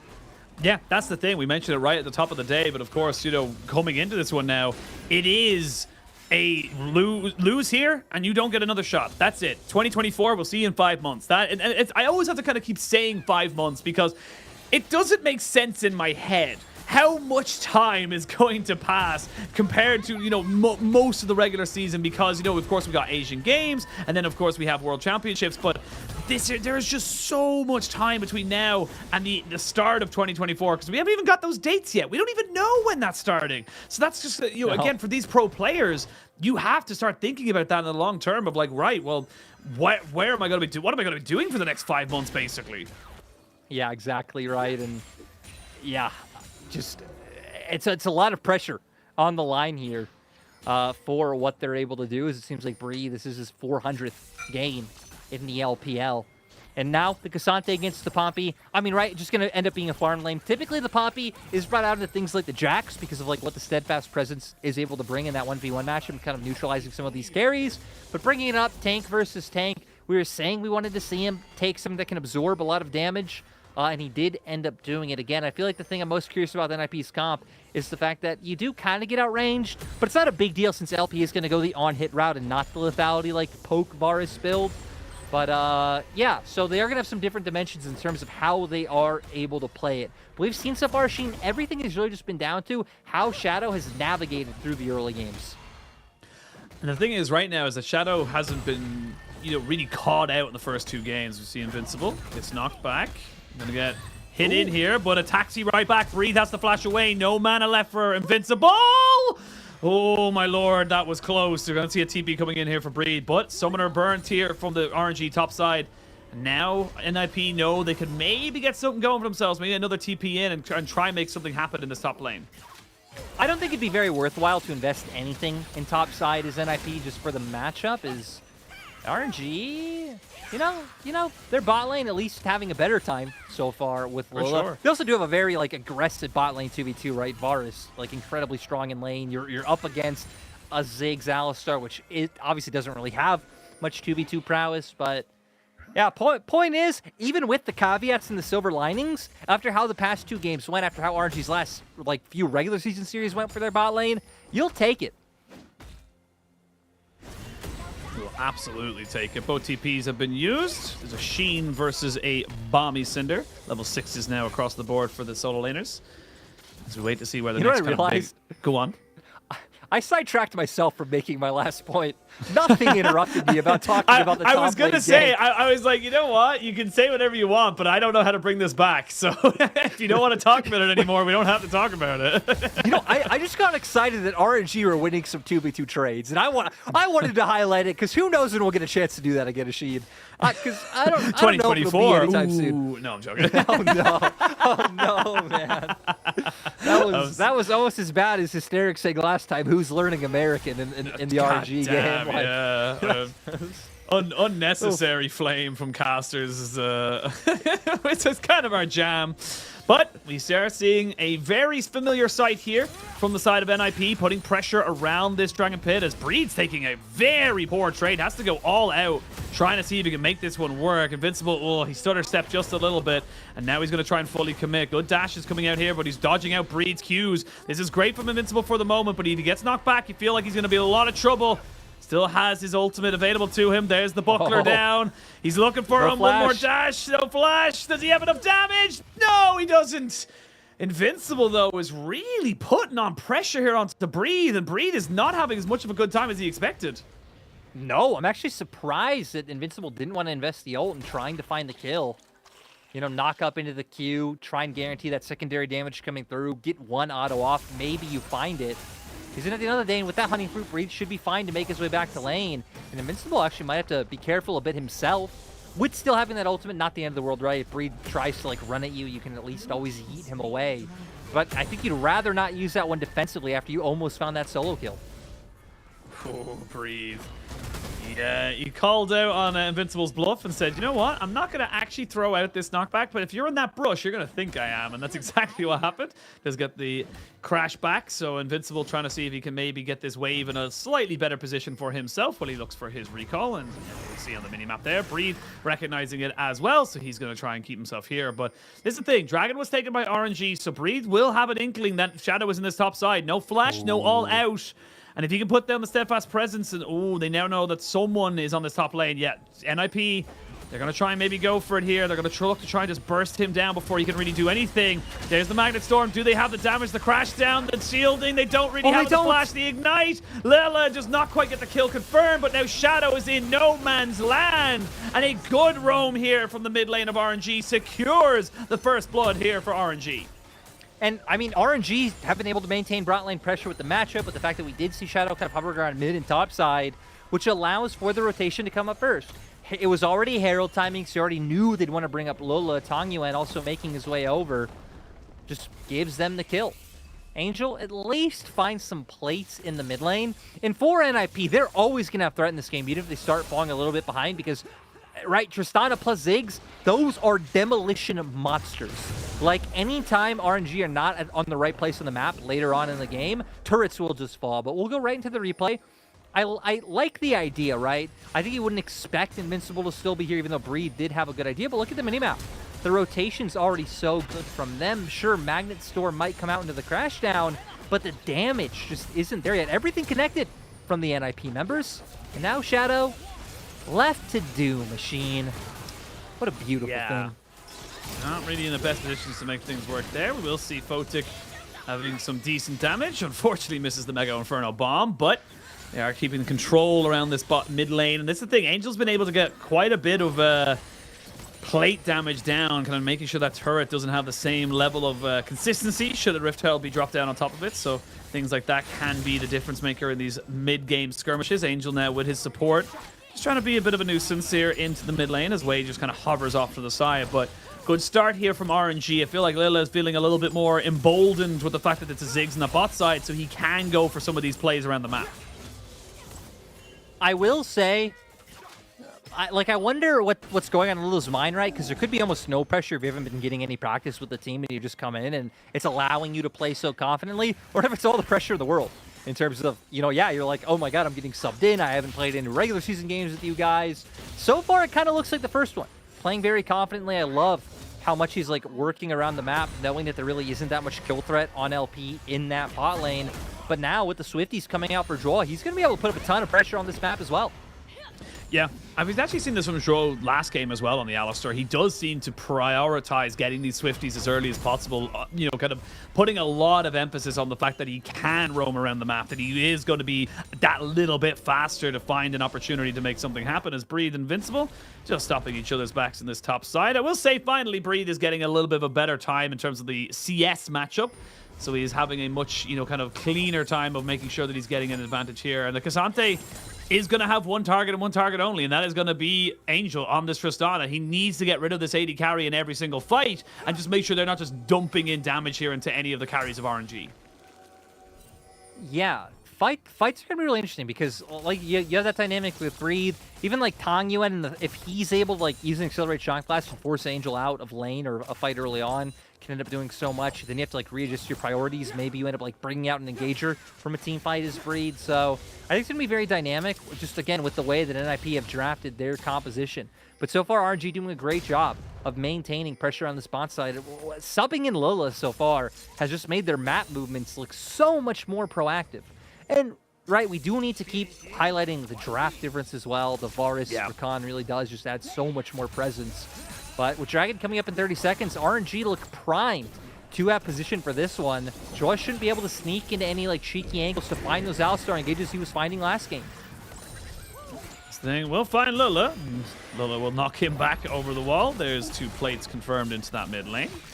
Or is it 1? I can't tell exactly how low that mid lane tier plate was, but just 10 seconds still Dragon. Yeah, just the 1. So Dragon is in. Good poke here on top of Angel. Does have a TP, so maybe just looking to push in this wave and then maybe look for a bit of a reset as the Vampire accepted to try and eke up some kind of a health advantage. With triple TP on your team, it was very difficult to really make this one kind of, you know, stick here on this poke, but they're going to try and invest in all this damage here onto Zhuo. Those are 2 tanky members, the Rel and the Alistar. You will get both the ultimates out of them.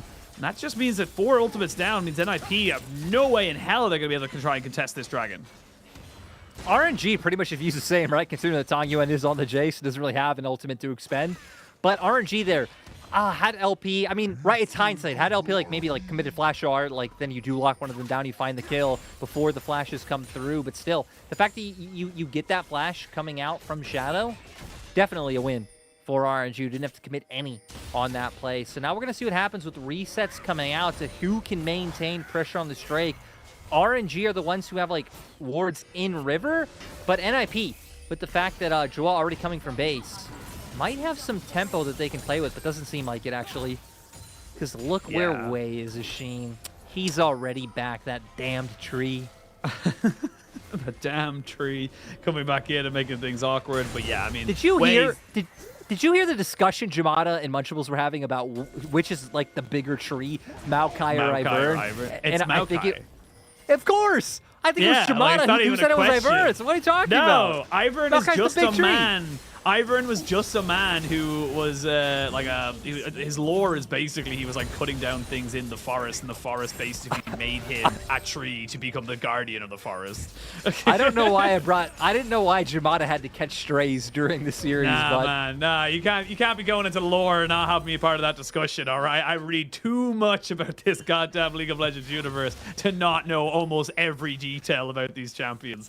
But you know, gotta be right. You gotta be factually correct. You're gonna throw in the Ivern's bigger. A man is bigger than a literal like mountain tree. Get out of here! Like, get out of here! Huh, I didn't know it was a mountain tree. Kind of. It's hard to. I'll explain it to you off count. This is not a discussion for a round 1 playoff. It is so much to discuss.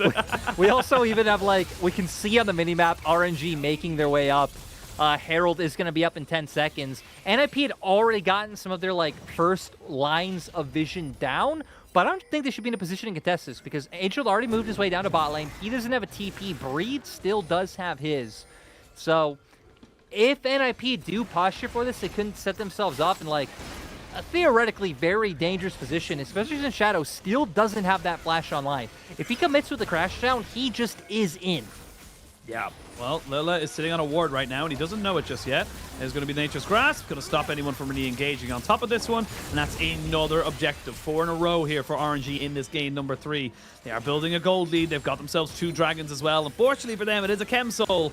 It's not the most ideal of situations to find yourselves in, and I mean, again, I'm kind of thinking, I'm looking at this composition. I'm like, yes, the poke is good from the Varus and the Jace, but how do you siege towers here as RNG without having something like a Baron? Because I just feel like you have so many ways of covering the waves with the Tristana and the Ziggs.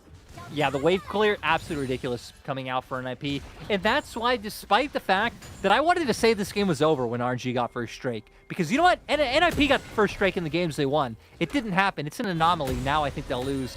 But I think their composition gives them a lot of freedom in the mid game, like I said, to play the map, to where if RNG do overcommit to one side, being able to use the Ziggs to like take down a tower in mid with that satchel, or if they, you know, that they play away from the Tristana Angel, being able to do the same thing in that bot lane. Seriously, this composition can be so punishing. Hell, a bad back.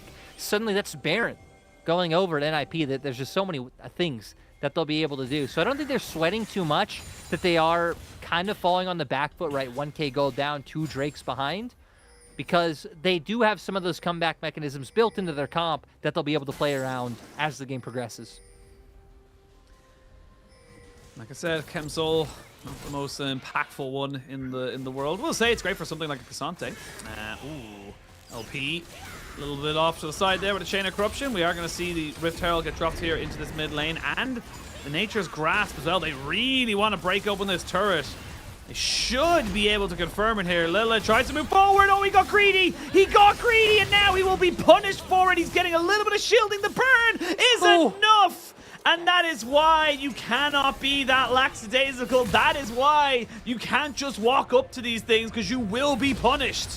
Oh, yeah, those small mistakes, all out. You're going to try and leave him, and that's a fantastic play from Breed. He's taking matters into his own hands, but now the game's starting to get a little bit weird. Now we're starting to see all of these movements happening around the map, and not quite able to get the turret, though, in the mid lane. Bot lane being pushed in. This game's starting to get a bit scrappy. Oversteps, just oversteps across the board, right? Lil, as you're pointing out, mid lane. Angel in that top side, Breathe doing a great job to punish that, but we do see top laners kind of trading sides of the map, but Invincible needs to get the hell out of Dodge.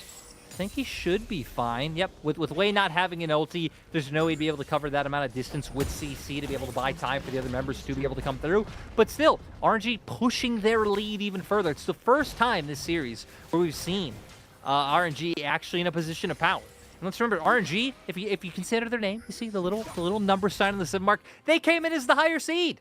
And it's taken 3 games for them to find any semblance of control. It's taken a sub that they haven't played with all split long to find any semblance of control.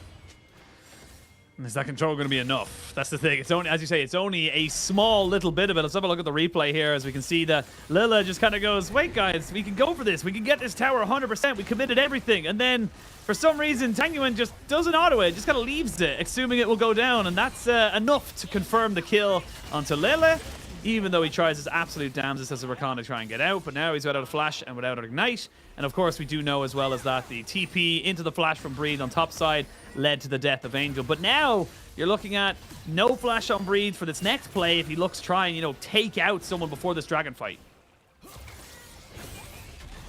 Tanguyen so far doing a great job with this poke to make sure that NIP can't enter. And I'm sorry, I looked at NIP's comp and it threw me off that like 4 of the champions of NIP's comp have been played as supports at various times, right? Like both Ziggs and Poppy have been supports at various times, either in meta, like in pro play, or in solo queue. So yeah, the support squad not going to end up contesting the Drake. So RNG going to find themselves on a very early soul point. The position we've seen NIP find themselves in the past few games, going so solid. And now NIP, it seems like going to try to default to playing this kind of cross-map style, do have a foothold towards this top side for now. I think we're waiting for Jwala to get involved before they can actually more confidently walk up and join the fray. And Photic doesn't have his ultimate, so that same Ziggs follow-up is Angel lost. Yeah, I was going to say Angel got hit by the knockback, which means he did not get his jump away. Breed goes all out, but that's going to be a Chem's Honey Fruit to try and bring this one back in. LP has to flash out, drops down the Chain of Corruption. As you can see, Shadow flashing away. Photic gets jumped on. A Tanguyen picks up a kill. It's the solo laners just bringing this one right back for RNG. As they will get themselves a 5-0 triple kill for Tanguyen. And finally, RNG breathe life into this game. And this is why, as RNG, you need to play around your solo laners. You need to play around your top side of the map. They've been the ones delivering all split long. They're the ones you're familiar with in terms of Way and Breathe and that synergy from past splits. And again, we can see what Breathe has been able to do because, my God, like that initial threat he's putting on Angel. Angel feeling safe because you have Rel not too far away. On how like Photic doesn't have ult here, so like he can't really help out with that at all. But there it is, the Q3 canceling that rocket jump like you highlighted, and then using the all out to separate him from his strong jungler. And then TP is going to end up coming out, I believe, from Tangyun. Or does Tangyun actually just end up running all the way around? Yeah, no, just Blast Plants over, actually.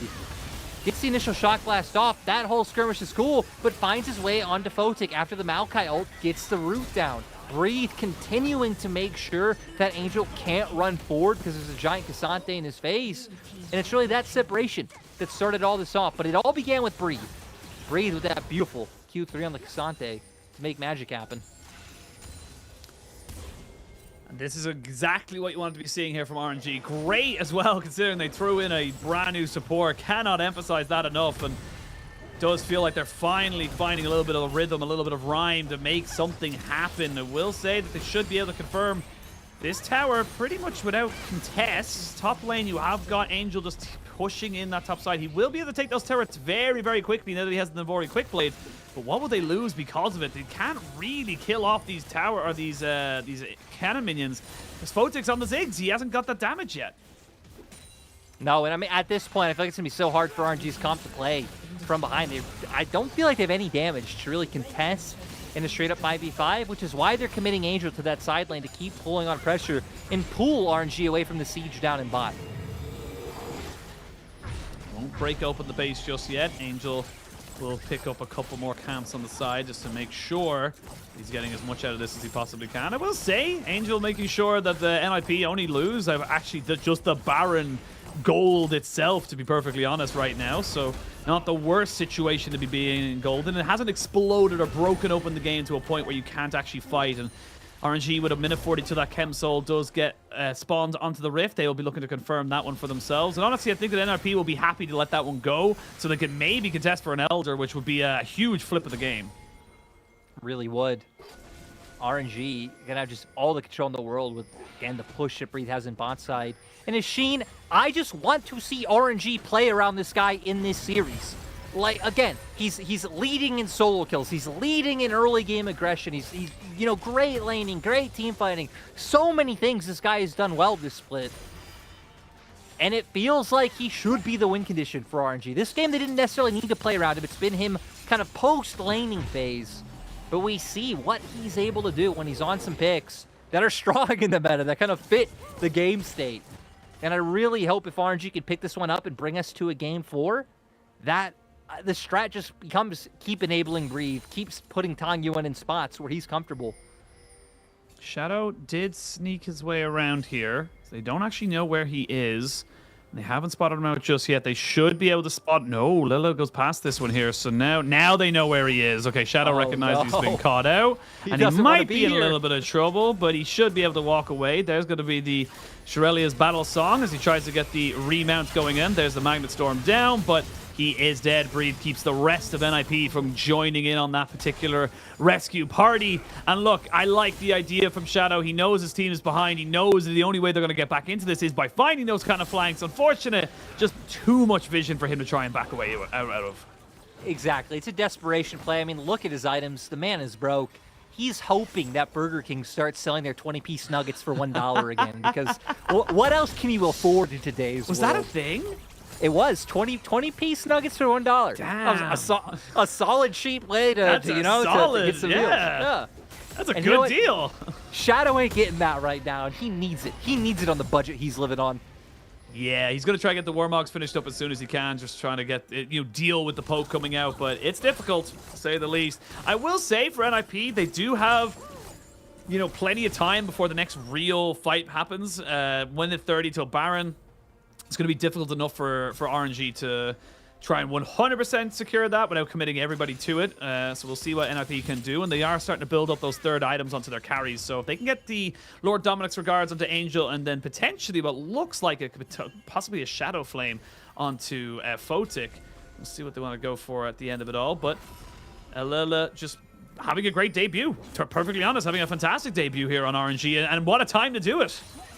Exactly, and you know, like regardless of like the individual play or like how much impact the bot lanes had, like just RNG have looked so much more confident on the map. The draft changed, everything changed for this coming in as Way. Gonna look for the engage. No follow-up gonna be able to come out from this, but it seems like for now RNG are kind of fine, pushing in waves, maintaining a deep vision line in the enemy jungle, and just waiting for this Baron to come up and try and get some more pushing power, because you hit on it earlier, right? Despite the fact that NiP are, you know, falling behind, they have great wave clear. Now with that Lord Dominic's, like, Angel's going to be able to put some threat on people like Breathe in team fights. And all it's going to take at this point is one misstep for NIP to be right back in this game. And we wait. It is RNG's game to lose. Baron spawning in 20 seconds, and they pretty much have push in every single lane. Zhou taking a little bit of poke here from the 3.5 item Jace. He's gonna, if he can land it onto Photic or onto Angel, that is a very scary position to be in. Shadow trying to jump in here onto Breed, but crashes down straight away. They get a little bit of poke onto Zhou, which stops him from flanking around. And that's where the game kind of state is going to be right now. It's going to be about who can get what engage off, who can catch out the carries of either side before we can really go for something. But in RNG, I love this. Just say, yeah, we don't care anymore. We can go for this. They now know it's being taken, but the vision control is exceptional here from RNG. I don't think you're going to be able to try and steal this. There's the Mega Inferno Bomb, but it's just too little, too late, and now NIP are a little bit overextended. They're going to have to try and run away from this one here themselves. Flash in, not going to be able to get on top of them. There's a great Sonya's from LP. NIP threw it into one last-ditch effort. They needed something to go their way, and unfortunately for them, there was just too much available for RNG. RNG will get themselves onto the board, and we will not have a 3-0 today. No, great bounce back coming out from them is, you know, Photic and Shadow are at least going to make it incredibly annoying. No. Yep, they're still just going to end. I was like, I'm going to wait for you to look mid, yeah. Like, I was looking mid, but I was also like, okay, how long can Photic be annoying? And can you, like, TP out and maybe find the wave clear? The answer is no. No. The answer is no. And RNG will get themselves to a 1-game score. They are still looking at a match point in favor of NIP, but they've got themselves on the board. And if you needed a tactical substitution to go right, that was it. He didn't have to do anything exceptional. He just did his job. The draft and everything felt a lot better, and RNG just come out with a much more cohesive style here in game number 3. Yeah, I want to start there, right? Because the draft felt a lot better. It felt like one thing they did differently, and NIP kind of caved into this as well by ending up with Ziggs Alistar, was, I mean, Varus Rakan, Ziggs Alistar, like Varus Rakan is going to have pressure in that lane. So they aren't feeling any threat in terms of like kill pressure coming through. They're maintaining push, which is opening up Lola to be able to roam, which is historically where Lola has looked more confident. Like, again, he's another LPL support coming up, is known for his like tanks and big engages. And, yeah, I feel like that was kind of the biggest difference for RNG is there's no kill pressure in your bot lane. You now have more pressure coming through, which is kind of not allowing for Shadow to look for the same amount of aggressive plays that he was looking for in the previous game. And then you have like missteps coming through from NIP to where I don't want to say I like hate NIP's draft, but it's like with the draft they went for, it's like things topside where Angel ends up getting caught out by the Cassante, and it ends up leading to that big fight where RNG not only find like 3 or 4 kills, they get Baron. Moments like that can't happen, because had that not happened, if you're only 2k gold behind on this composition, NIP still have a bit of a chance. Like map control was going back and forth at that point, but those types of missteps, you just can't give over. So maybe for NIP, you have to end up going back to like more early pressure to enable Shadow, who has been the catalyst for their success. But we might see RNG on red side for the first time this series. So all of this like theoretics of like what went right or wrong in this game might go all out the window, as both teams might have to come in with completely different things that we haven't seen yet. That's the big thing. We might have to see completely different drafts, and you can see there on the board, Tanguin just putting in so much work. And honestly, like you said, the top half of the map there, Breed, Tanguin, and Wei, they're the win condition. That's how RNG should and will be winning these games. And I feel like for me, it is going to come down to how, prepared NIP are for the blue side drafts. Do they look to try and maybe open up that Kai'Sa? How many bans now have to go to the wayside? Is the Nocturne even worth a ban from the side of RNG? Like, that Nocturne is such a curveball in the grand scheme of this series, because it's not something that I would personally say, yes, Shadow's Nocturne is the most exceptional thing in the world. It's just, it just seems to be something that RNG have obviously gotten information on, and they need to get rid of it. Sheen, I have an important series update. Someone just pinged me on Discord and said that Burger King didn't sell 20-piece nuggets for $1. He said it was a 10, but they're wrong. I am here putting my good name on the line, at least in Arizona and in the USA, that those 20-piece nuggets sold for $1. I promise you out there, world, it happened. That's insane. Yeah. I would love that. But I want that now. Sorry, that was important because I needed people to know I'm not going crazy. That was actually a thing. But I completely derailed this. Bringing it back to the series, I think this will at least be like a really good mental reset coming out for RNG. Again, we got to see some different things with the draft, some different things when going up against NIP that worked better. Lula having a great debut, and now it's all going to come down to what side NIP end up picking, in this next game to, I think, really show if we're going to have any differences come on out. I mean, the big thing is now are you going to be able to take the Jace? There's so many questions. Look, let's take a break. Let's come back. We'll figure out all the answers then. We'll see you guys after the side of this break. 我心有灵犀，不是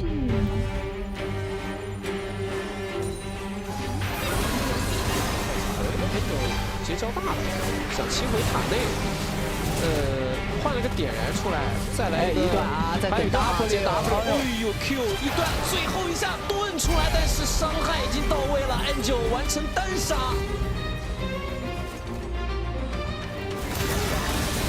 看一下 Scout 直接绕到了 RNG 一个死角位置，直接闪身过来，但我看到对方3个人。这里先动 Nanny， 直接锁 Nanny 就打前排吗？但这个位置非常的尴尬，直接被怀隐开了一个完美大招。酒桶一炸，把他炸到了更远的地方，反而安迪一波闪开，杀到了下路关口，我的天，高哥又看过几人躲过后面那个大闹天宫，安迪一波还活了下来，哪儿对方也往回看，高哥这波直接下路。野区是肯定不能看的，围绕这边伤口有点顶不太住，就被开了，这边秒了，又是一剑直接命中到 Forting 招平的进化在狂暴向后拉开了之后，反身开启魔点中枪，但是小花这里已经完成了一波双杀，在旁边以为怎么直接被泽线粘住，这里又留住了 Forting 他，AD 倒下的情况下，有杀吗？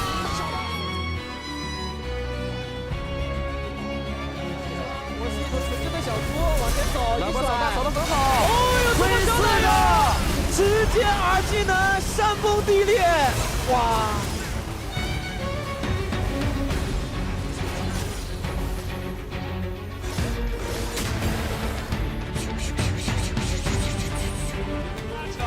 ！LP 疯狂找机会输出来了，挑飞3个大3个，接上格力的超前爆闪，瞬间3一敌了4个人，一口来了，闪电做了个马的，李秀男已经超神了，随着沙皇推出一个近乎绝望的大招，多久的时间？这一波一个这个机场坚持无敌，拉到了4个人，村库拉扯的团战EDG要完成，他们也很清楚，所以往后放线了。江哥的闪现，闪现点击2个，我天哪，这直接被秒掉了，动作被打成残血，而且弱的闪现被打出来了，清高了，清高来的是没有闪现的，这一波直接被清死。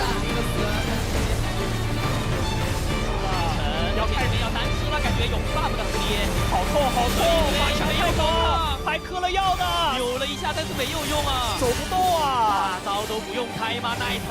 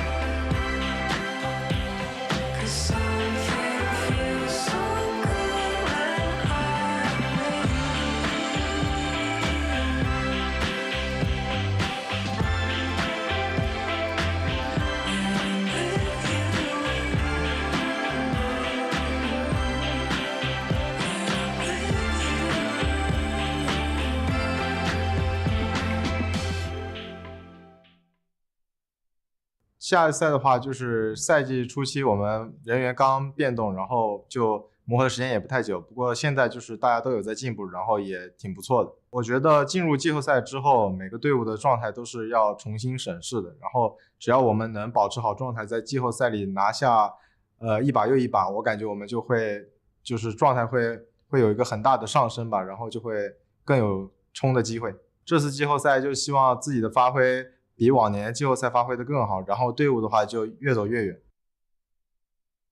我觉得 LPL 的强队现在就是蛮多的，但是就是感觉跟他们打的话，我们就是做好自己该做的事情，然后更加严谨一点，我们还是有机会赢下来的。就觉得我们做好自己的，然后自己加油就好了。目标的话，多多少少感觉都有一些不一样了，但是肯定还是想拿到就是冠军，然后进入世界赛拿到更高的成绩嘛。然后相对来说就是可能心态比较成熟。Welcome back, one and all, to the LPL. We are not done over 3-0. It is 2-1, still in the favor of NIP, as we just saw RNG bounce back with an emergency substitution of Lila and a monstrous performance on the top side of the map. Breathe was the MVP. Not only does he get the MVP, he got it in the 400th game and keeps RNG alive. Not many better ways to say why this guy is kind of the heart and soul of what RNG does. And Asheen, right now, I'm kind of internally molding. that like play around this guy, RNG. This is the best performing player in RNG all split long. Split long. Like, I honestly believe if RNG was a better team, this man would have been in contention for, All-Pro. And that's no discrediting to Shanji, Bin, and 369, because they all deserve to be on those first 3 All-Pro teams. But in this meta, like, you can't just play weak side and look great unless you do have a strong bot side, kind of like JDG does, and 369 has all the freedom to play those tanks. Not really a meta where you can just take over every game as a top laner, but it's like he's still doing so well. I've highlighted, ahead in solo kills, 3rd highest kill participation, highest in terms of early aggression for a top laner, top 4 in terms of laning stats. Like, if Breed says to jump off a bridge, I expect all the members of RNG to jump off the bridge, because this guy has their best interest in mind. This guy knows exactly what RNG needs to do to win. He's the one consistently performing, and just, I want to see RNG give Breathe picks that he can have an impact in this game. I want any time he even thinks about Wei in his mind for Wei to just sense it and go topside and just, exactly, do everything Breed says. RNG, you guys right now are slaves to whatever Breed's desires are, and I promise you, if you do that, we should go to Game 5. We should go to Game 5 if they can enable Breed to pop off, because this guy is just such a standout, and if they don't do that, if Breed has no agency or, again, ends up on a pick like a Fiora and the rest of the team's not doing anything early, I'm gonna be pissed. Sheen. It's just that. No other way to put it. He's the best player on their team. Easily. I mean, easily the best player on their team. I don't think there's any, I'm, more kind of thinking, where do I go from here? How do I even add to that in terms of thing? But honestly, I completely agree. I would not be surprised now, as we do have confirmation that NIP will be going onto the blue side with RNG on the red, that we actually see a lot more priority being put in here by NIP to say, look, let's get them down. We're not on blue side, we're not on red side. We don't have any of these guaranteed bans to throw in. I mean, technically, RNG took away the LeBlanc ban they would have thrown in anyway, but we'll see what they can kind of go for right now, and maybe we start to see something very different. Angel can play the Jace. We can see that kind of come out here, so there's actually quite a lot up in the air to see, yes, play around Breed, but will you be allowed play around Breed? That's my question.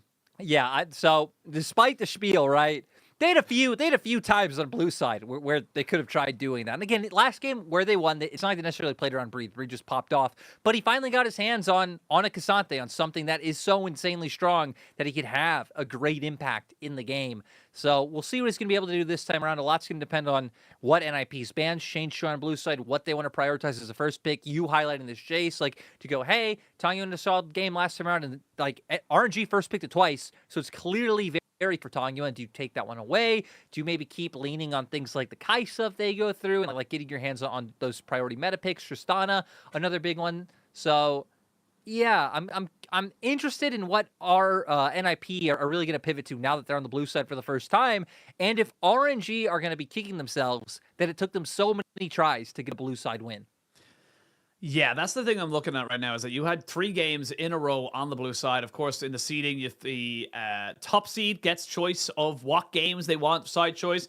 Generally speaking, they will go with the first 3. Always pick the first 3. Yeah, they always tend to pick the first 3. That's just kind of how that song and dance goes. But we'll see now what they can do. I mean, like, again, every game right now is RNG season on the line. They cannot let their Nexus explode any more times. If it does, they're out. They're gone. We'll see you in 2024. For NIP, look, you took a bit of a risk on the draft. Ziggs was okay, but I don't think it really kind of suits the style you guys were going for. I kind of felt like everyone was on an all-in except the Ziggs, which is a bit weird. So maybe coming into this one here, maybe kind of like, you know, shore up that particular draft difference and see what they want to go for. Maybe they go for full poke. Yeah. Maybe they try to get the Jace for themselves. I like you highlight the Ziggs because, like, regardless of how it suits NIP or their comp or anything like that, you're not playing into RNG's weakness, which is bot lane, right? And sure, I guess we don't know the extent to which they are still weak now that they've subbed Lula in. Again, for anyone who missed last game, what we were talking about, Lula hasn't even played a competitive game since Spring Split. He is not playing in LDL currently. He is just a sub on the RNG roster. He's only been back with RNG for not even 2 months yet. And, you know, game 1 he was able to perform. But maybe try and punish that pressure point again. Try and aim for some bot lane 2v2 dominance where you would assume Botic and Josh should still be favored over LP and Lula. You would assume. He's on LGD, but NIP is... I said it, and I was like... Actually on RA now, but, you know... Actually, yes. Oh, my God, he was on LGD, and then now he's on RA. Shows you how many RA series I did this year. But NIP, they recognized something. I was just about to say, there was no Rumble ban this time around. And there's also no Nocturne ban coming out from RNG. So we might just have Rumble, Nocturne. No. Or maybe they pick it themselves. They want to try and get it off the board. I don't think they can. I'm surprised, because, I mean, right, one of the things about Rumble, like, is it mobile, is going to be pushing up in that top side. It's really all you do with the Flame Spitter. So, get way on the Nocturne. And now, funnily enough, by NIP going for this, they've actually welcomed and invited RNG to play around this top side. So, I wonder what RNG will pick into it. I don't feel like we've seen any good answers into the Rumble. Funnily enough, Invincible and Solo Q has been playing Swain into Rumble. I don't know what answers Breathe has into it because I haven't really seen Breathe playing anything all too out of the ordinary in his solo queue games. But I like that NIP. Once again, get your hands on the rail. Also, bring out the Xayah this time around. Having that ult to try to counteract a lot of the engage that you know RNG are going to be drafting around this Nocturne. Curious to see how they kind of want to, what they want to try and take here before we go into the second ban phase. And yeah, I was going to say, get something to Breathe straight away. Just say, look, yep, we're going to take hits on the bot side. We know we're going to take hits on the bot side. Let's just make sure Breathe has his Cassante. We can't let it go this far back. But will it do just as well into the Rumble as it did into the Poppy? We'll have to wait and see how it all ends up kind of fanning out. Now RNG can start putting some bans into mid lane, making sure that the Tangu and Nico has some decent time in it. They're going to try to take away things like the Azir. I wouldn't even mind seeing taken away the Ahri, to be perfectly honest. Just try and make sure that you don't have that kind of mobility to make sure that Tanguin has the best of times with this pretty OP pick. Yeah, I definitely agree. Already banning out and taking away some of the other things he's comfortable on. I think Ahri definitely a good shout of what has looked like his other comfort pick so far this split. And I mean, beyond that, I don't even know like what high tier meta champion is left open for mid lane if they end up taking that one away, right? I guess Annie has been banned, but I think theoretically still fine, still pickable. You can bring it out if you did want to like try and combo with your jungle, but there it is. That one actually is going to be taken away. So really only the Ahri being left on the table now for NIP with where they want to go for their second kind of ban out towards that bot lane. If you're worried about engage, I was going to say Alistar, Nautilus, you know the names of the game. So now might leave RNG kind of opting towards that Nautilus pick. But I wonder if they like have to go back to LP's Aphelios. No! The Zeri. Oh. Wow. I don't even know the last time we've seen this. I'm not quite sure myself, but Zeri has been kneecapped, to say the least, in the most recent of patches. was way too strong for way too long of a time, but definitely looking to try and get that big all-in. I mean, look, it's a short-range AD carry. It can make itself very known in a team fight by pushing in, you know, getting the lightning crash down, but RNG very comfortable to try and say, look, we need to go for something that has a little bit more all-in. I mean, they're going all in right now. If they go with this Leona right now, it is going to be 5v5s galore between these two teams. Yeah, it really is. And right, I feel like we have some different distinctions coming through, but I'm most curious to see just how this really works. Because, I mean, you said it. She's been hit over and over and over again. 13-12, things like losing the ability where you steal shields, right? And your Q burst fire no longer activating Sheen. Just so many things coming through. And that even goes further, right? Because Zeri had been taking consistent hits on patches even when she was still in the meta. So LP at least going to move on to another thing that he knows how to play. We were highlighting this meta hasn't really been meant for him, but now you have this like strong, kind of engaged top side coming out from RNG. Lolo, of course, can join in on that. LP going to have some wiggle room to play for himself with the mobility that Zeri brings, but then for NIP, having some strong mid-game aggression able to come through. The second we hit level 6 and you have like Magnet Storm, Equalizer, the Spirit Rush coming through, they're just going to be able to try and run you down. I mean, that's the thing. They're just trying to keep on top of you, go for, you know, try to take these skirmishes, odd numbered, even numbered, it doesn't matter. They want it all. They just want to fight post level 6. All they want is to try and, you know, constantly keep the pressure down. And we'll see how it ends up working. Again, 2-1 at the moment for NIP. RNG need a win to continue their season, to continue their story within the LPL, and honestly, within 2023. NIP were building on that momentum from game 1 and 2, have been stopped abruptly. But let's see if it was just a bump in the road or if it was in fact a wall they hit into. You do not want to be going into that game number 5 after losing 2 games in a row. And it does not feel like it would be good for your momentum. We'll see what either of these teams can do. And for NIP, they had most of the control in game number 1 and 2. RNG wrangled some back with emergency substitution, but right now it is, again, screw all the different narratives, screw everything else. It is down to this game. You have to blow up the enemy's nexus. That's all that matters.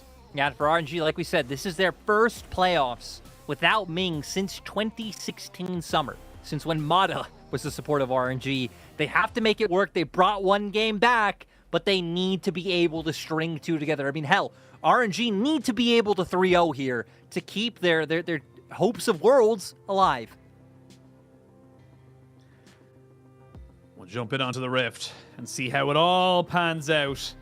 Neither of these teams wants to let anything go, but someone's got to win and someone's got to lose. That's just how League of Legends works.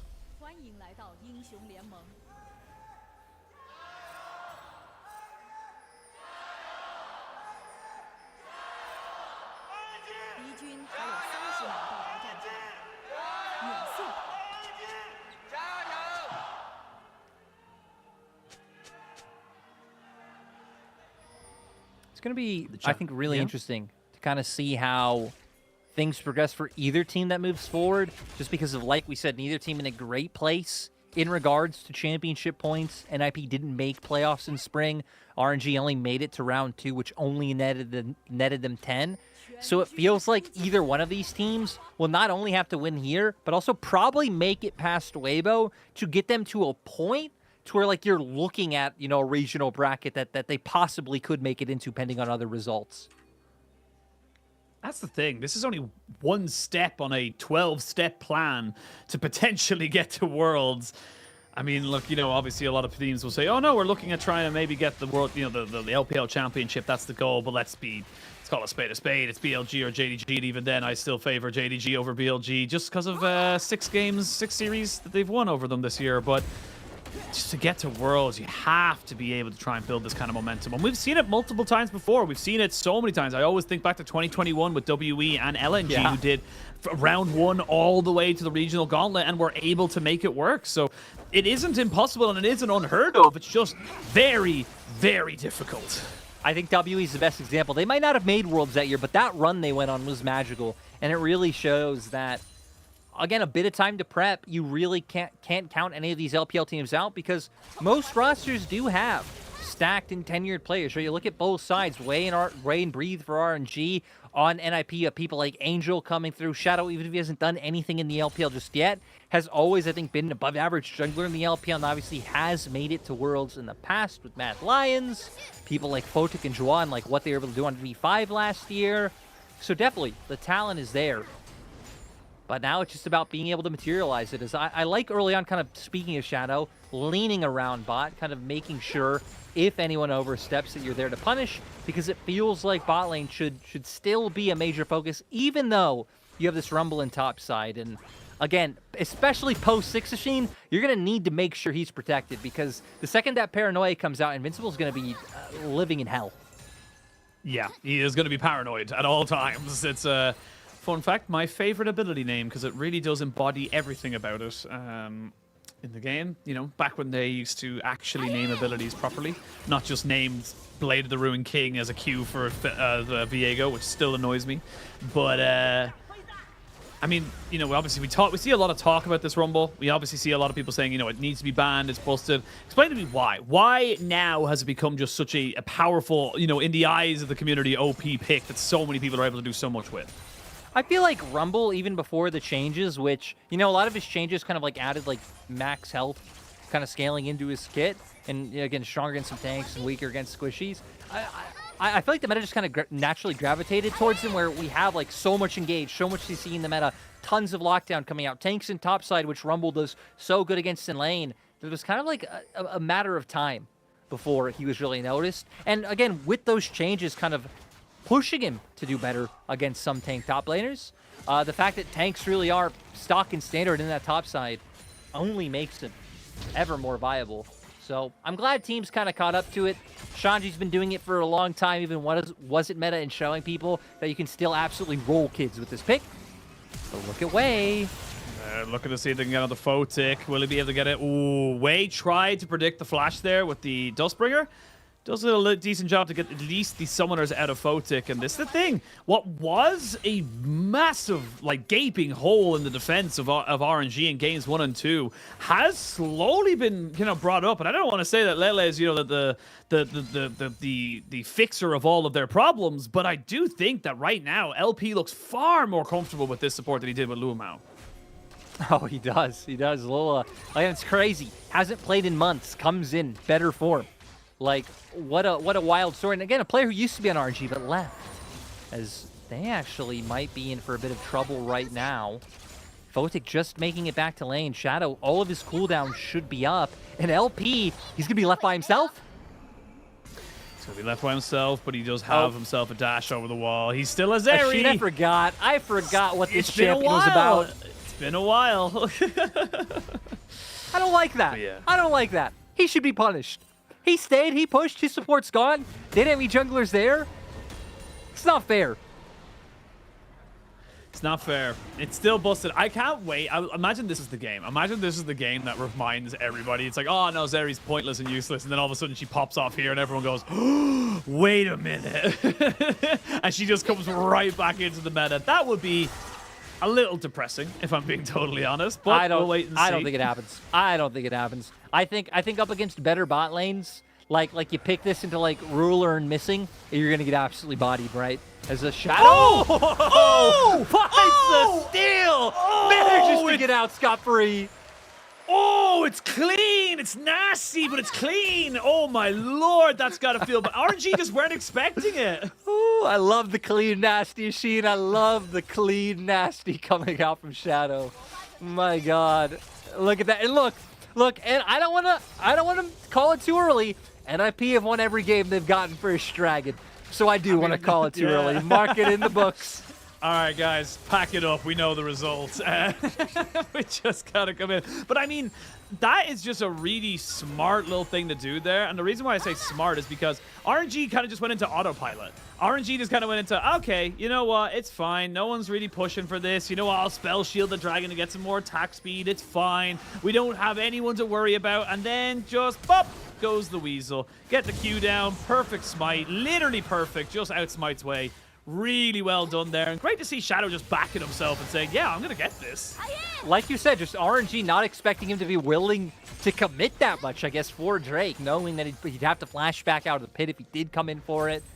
But Shadow showing they value these early Drakes. And I think it makes sense when you look at NIP's comp. And we said, very strong mid-game spike. Actually incredibly strong, even like starting to come online right now. When you have things like the Equalizer, able to combo with that Magnet Storm.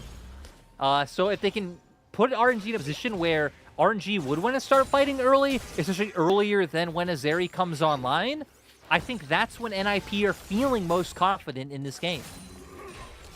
I think that's the big difference we're seeing now, is that confidence is such a huge factor in both of these sides. Being able to make things happen in your own terms, on your own tempo, just makes it so much more, you know, engaging for both these teams. We'll say LP having himself up to level 6 now already. We should see Fota getting his very, very soon as well. But 6 is pretty much across the board, and we always put a big emphasis on it. You talked about it. There's Way.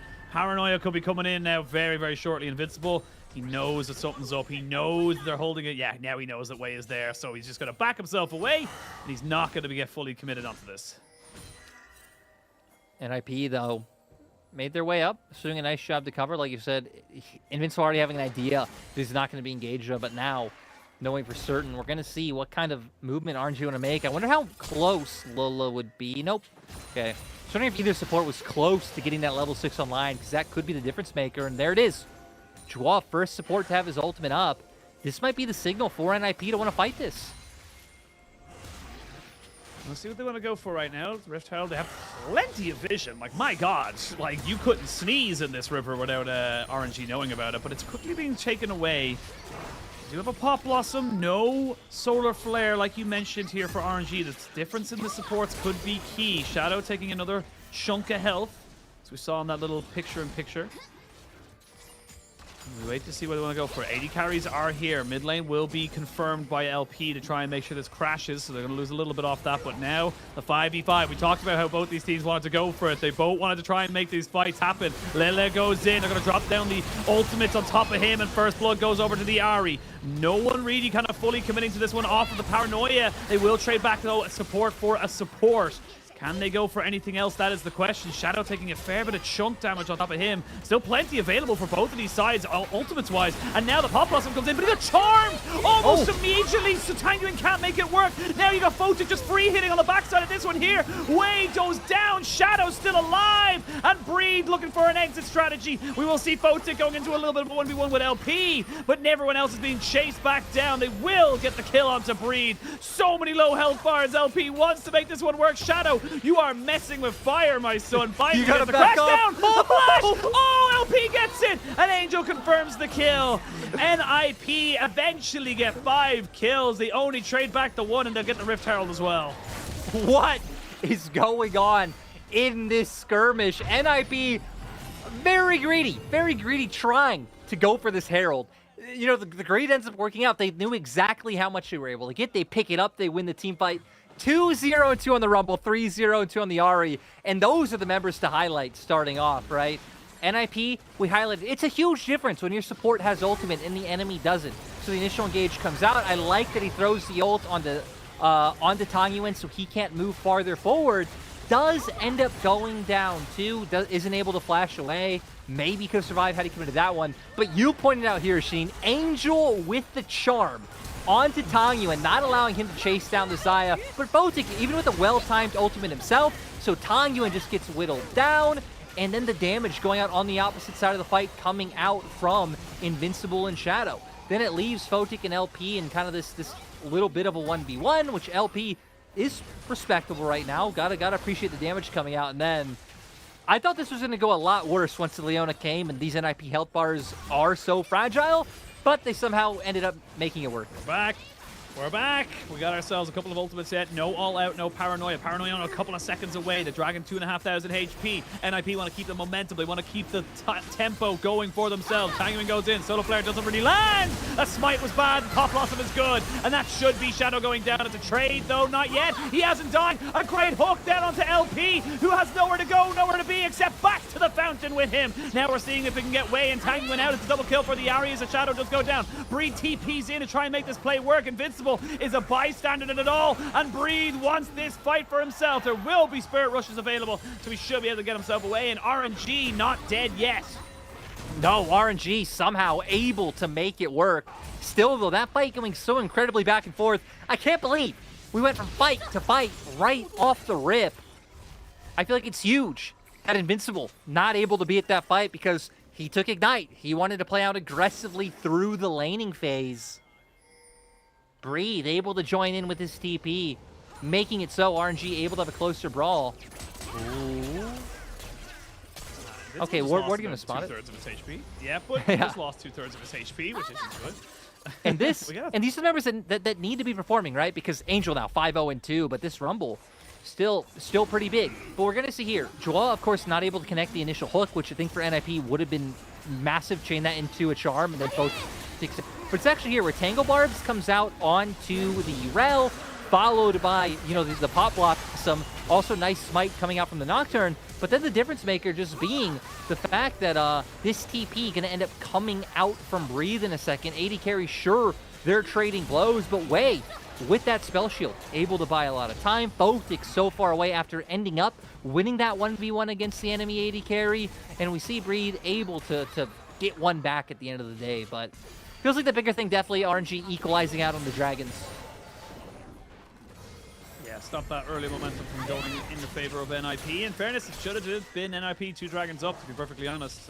Bad smite coming out from Shadow. Rare bad smite, I will say. Now he's going to try and make up for it with a Magnus Storm to try and bring everybody in. The pop blossom only knocks off one, and that is the Nico dead to rights.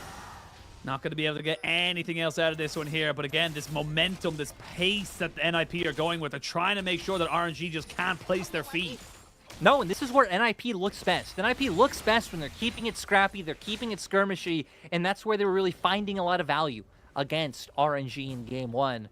And Angel, now that he's huge, we've highlighted it, and we're going to keep highlighting it.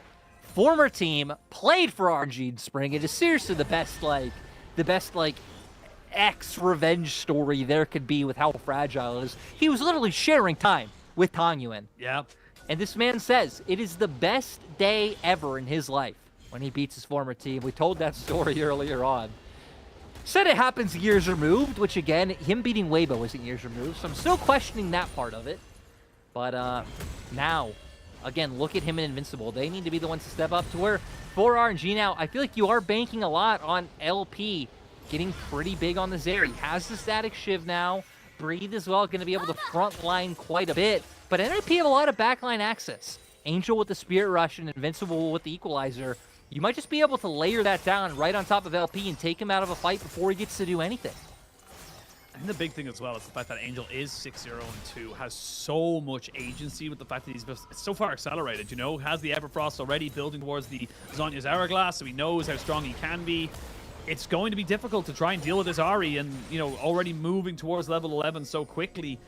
It's definitely going to be something for the side of RNG to start thinking about. Speaking of thinking about, they're thinking about this Dragon in a minute's time, or just over it now, as we do have first items pretty much completed across the board. Just the support's kind of waiting for it. Shadow crashing down over the wall. I've seen that one missed quite a few times, so glad to see he didn't lose on that particular one there. But Zhuo has got a stopwatch instead of what I would imagine would be his first item. And that could be a key difference maker here. We could see a lot of different ultimates being thrown in. If they can't kill people off quickly enough, RNG are going to be in a lot of trouble.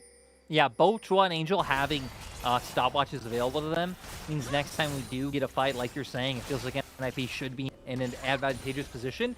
And with Herald coming up in 18 seconds, I think that's where NIP should be looking. You have Angel, who, with the Unsealed Spellbook that he picked up, does have the TP up now. So if any fight breaks open on this top side, he'll very easily be able to join in.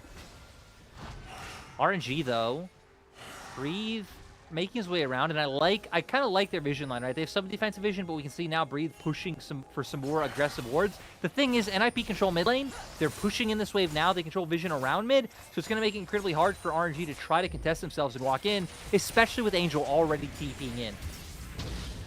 Vision on this, though, for RNG. They know what's happening, so yeah, they're TPing bot with Eco. They're actually going to try and jump in here onto Wei, and he's getting taken down. They'll get a Rift Herald and an extra kill off the back of it, and This is RNG just being a little too slow, a little bit too lackadaisical with the way they're kind of approaching these areas that they have no right approaching. Yeah, it makes even less sense when you consider the fact that Tangyuan just TP'd back down towards spot side. You know NIP are there his way, and you're just giving yourself an opening to be engaged on. NIP take advantage, and again, not a huge upset, but still crazy to think that NIP looking primed to 3-1 RNG. Not even a 1K gold lead, so maybe I'm getting ahead of myself, but NIP just looks so confident and so in control. That's the thing, is that it feels like NIP are the ones making the decisions. It feels like NIP are the ones having the advantages kind of given to them by the side of RNG, and now the mid lane turret will be confirmed. Again, just slow rotations from RNG. You're not only getting the turret in mid lane, but you're also going to get control around this dragon. Rumble's already roamed down, so you might be able to trade back that turret in tier 1 in top lane, but I mean, where's your vision control? Like, you just spent ages trying to gain this, and you now have nothing. No, it's all looking incredibly rough. If they had an avenue to come through bot side, does I need to pause? Engage from Lola? I mean, that's a very ambitious engage, especially with all the re-engage available to them. They will trade Brell for the Leona. The Pop Blossom comes down, the Paranoia to try and stop this Xayah from just putting down the feathers. It's a 2-for-1 at the moment. Breed trying to see if he can go all out onto Angel, but Photic has just been free hitting on the backside of this fight. We will see LP trying to do his best impression of it, though. Right now, the Nautilus has fallen. 2v4. These health bars are low. Photic trying to see if he can make this one work. The feathers will fly, and he should be able to confirm Tangyuan as a kill. Ends up being a 3-for-2, or sorry, 3-for-2 in favor of RNG. Photic's still very healthy if he wants to try and go for something, but without his flash and without his ult, he's not really feeling confident against a Cassante. No, and I think Photic is no right to feel confident against LP and Breathe right now. We're gonna see another dragon picked up for RNG, but I'm just surprised. I can't wait to get a replay for that fight, because NIP, like we said, should have so much like threat onto LP, but none able to come out. Lula starting it off and finding a bit of CC coming out. Equalizer not even layered across the whole time. Really only gets onto Lula and the Cassante. And then yeah, I mean, Bree just creating so much space. Angel flashes past, ends up getting ulted out. Just not a good look from him. The combo really should be Angel Spirit rushing towards the Zeri, and then Equalizer being layered out on top of her as well. We saw there, Angel the misplay in the team fight. The Rumble Equalizer really only caught the Leona and the Cassante. It seems like trying to dissuade them from coming in rather than anything else, but it just gave so much room for Breathe to create space, and for LP to just constantly free hit in this team fight. We come back into live, and we have a pause. Hopefully we'll get an answer to you guys should we have any updates there, but does look like the Dragon was confirmed as well by the side of RNG. That's only their second one of the game. This game is not over yet. This is the thing. This is the kind of game that could dictate the shift in the meta, the shift in the momentum, really. It felt like NIP were the ones coming back into it, feeling a lot more confident, but maybe that overconfidence has kind of been a bit of their downfall in that last fight, like you highlighted. It felt like they just got a little bit too... honestly, it just looked like they forgot about the Zeri. Just didn't look at her, didn't really kind of throw anything at her. They were constantly looking to try to take out Breathe. I don't know how much impact like the Paranoia had in that fight. I mean, that fight had so many working pieces, but still, it felt like even before the Paranoia, it felt like some abilities just thrown out haphazardly, and that NIP could have taken it a little bit slower, even if RNG were the ones engaging. But I don't know. We're going to see how they do bounce back once we get in, and I guess it just shows kind of fitting game for Sheen that it really is just so back and forth. It can go either ways. Oh, you always know what happens. You always know what happens when it pans in on the door. A good sign. You know when they're going for the door, you're in good hands. The door is our friend here in the LPL. But again, NIP now down about 500 gold. We'll see Angel putting a little bit of pressure in this top side as they reset onto the map. And you can see LP there just putting in absolute work here on this area and making it work at the time they needed it most. You know, RNG technically always need it the most, but considering they were 2-0 down, but we'll see how it ends up going. Navori Quick Blades for LP. I'm curious to see where this build goes, because obviously we haven't seen Zeri in quite a long time, and definitely didn't expect to see her in 13-13. So curious to see where this build actually gets taken here by LP. Yeah, I know a lot of times like people can will either still default on Bloodthirst or even make their way to Runan. So I would expect it to be one of those. You don't have like too tanky of a team to worry about. I guess Shadow is starting to get some items under his belt, so at some point, right, you'd probably still expect like potentially a Last Whisper into maybe a Lord Dom. So we'll see where LP does want to go with it. As now we are pretty much exactly even in terms of gold. And now that the Baron dance is kind of, I guess not really a Baron dance, right? But we need to worry about Baron. We should take stock of summoners because for both sides, they are pretty much all down. Shadow and Invincible still have their flashes, but so does Breathe. So Breathe might be able to find a big impact play to a carry. Well, I like that. Just going out Xenoblade, see if you can find somebody to get caught out with it. Doesn't get anything other than a Spirit Rush, but a Spirit Rush nonetheless. We'll see what Angel can do. I actually never noticed it, but we can say it. The Angel has himself the Summoner Spellbook, so he might be trying to do a little bit of shenanigans in that regard, as we see Invincible just trying to hold out on this top side. And yeah, I think that proc is going to be just enough there to kick down this turret. And Breed secures that for his team. And I mean, Invincible has got a lot of kills and has a lot of damage, but if he's not layering that Equalizer, the Equalizer is both an equalizer for him and his team in the sense that if he doesn't hit it, they are in a deficit. And he needs to like get it across the right members, right? Like when we saw in the last fight, it pretty much is landing on Lola and again prevented Breathe from going forward. You're not finding a whole ton of value coming out from one of your strong members. You know, Void Staff picked up 3, 1, and 2. He needs to be providing value, especially when he has been a member who, for NIP's job, has really just been absorb pressure, right?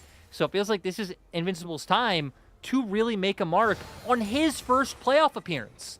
I mean, he's been a sub for V5 for so long, like being subbed in and out, coming in for some games, for part of the split. This time, getting to be a starter, getting a chance.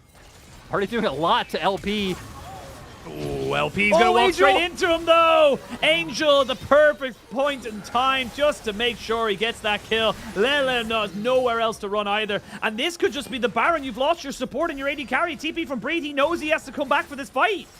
And you still have, I mean, some decent tools for NIP, right? Photic still having that ult. He can heal for himself. You still have the Magnet Storm on Shadow if they end up coming in for an engage tool. So we're going to see how this one goes. Way, though. Breed's burning. Paranoia is there. Breed's burning.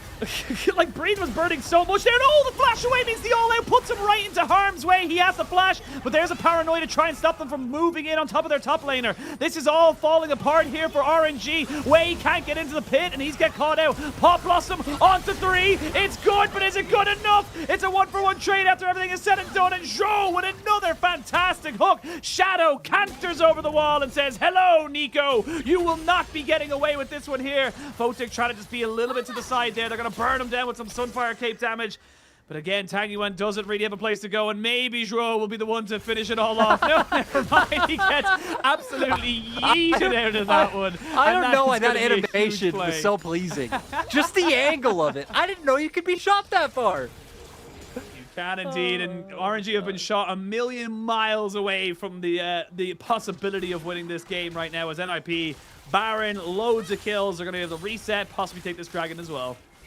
Yeah, and this one was, I mean, going and clearing vision all by himself. I guess Lola and Wei aren't too far away. What a great coordinated play. Yeah, Equalizer comes out, Dwarf flashing in to get the ulti straight into the charm from Angel. Things like that just so beautiful in LP. I mean, right, you have a lot of freedom on the Zeri to walk up a little bit more aggressively because you do have that ability to go over terrain, but definitely going to regret it when NIP are ready with the deep wards that they had placed, and you hit it. Breathe just burning down. Weighed the Paranoia up this whole time, but you can see not having a great way of utilizing it, and we're going back in. The Equalizer is... Yeah, that's a huge shutdown there onto the Ahri. RNG not willing to let this one go without a fight. They get 2 kills. It's the jungler in the mid laner, and most importantly, it's the 8, 1, and 6 Ahri no longer on the board. They should be able to get themselves up to soul point, and it's only about a 1,500 gold lead. This game isn't done just yet. NIP got themselves the Baron, but what can they do with it? I just want to know what happened. What happened? You win a massive team fight. All like your members are huge. How did they end up going down? That's the replay we need. But is it the replay we deserve? Machine, give us the replay. I get. Oh, Thank sorry, you. I pressed the button. There you go. There's the replay. Go. So NIP, no vision, posturing around bot side because Dragon's coming up, but they have no control. RNG clearly just pushed out the wave. And yeah, that one a little bit overzealous as I love that Brave yeets out Shadow, and then it gives the other members an easy time focusing the squishy Ahri. But you saw there, right? RNG must have just pushed out bottom wave. They have control. They have full vision from that side. A little bit disrespectful from NIP to assume they could just walk in there, especially with only 2 members, right? If you bring Joa, I think it makes a little bit more sense, especially Photix. You have some DPS kind of in the vicinity. Lila is probably dead here. Yep, they're going to make sure he can't get the blast cone. Doesn't have a flash. No way out. Beat his ass. Just the tank's beating his ass. That's all it is. And then they'll give it over to Angel, who will auto-attack him down and get the kill. Now they're going to try and dive onto bot side. They only used the one... Actually, they didn't even use any ultimates, I will say. And now Breed finds himself caught between a rock and a hard place. Does have a teleport, but there's plenty of CC here. While this is all happening, mid lane's being pushed in, so they will get 2 kills in trade. But what else can NIP do? Now RNG trying to push in towards this mid lane. Angel is putting on threat here, but I don't think he's going to be able to stop this push right now. There's the Paranoia to try and come in and make this one work. There's the Spirit Rush out for a Paranoia, but it's all very scrappy. I think RNG are taking a page out of NIP's book and trying to keep it a little bit, a little fast and loose. RNG completely outplaying them on the map right now. Kind of NIP outplaying themselves if you think about it, right? Committing so heavily towards that bot side.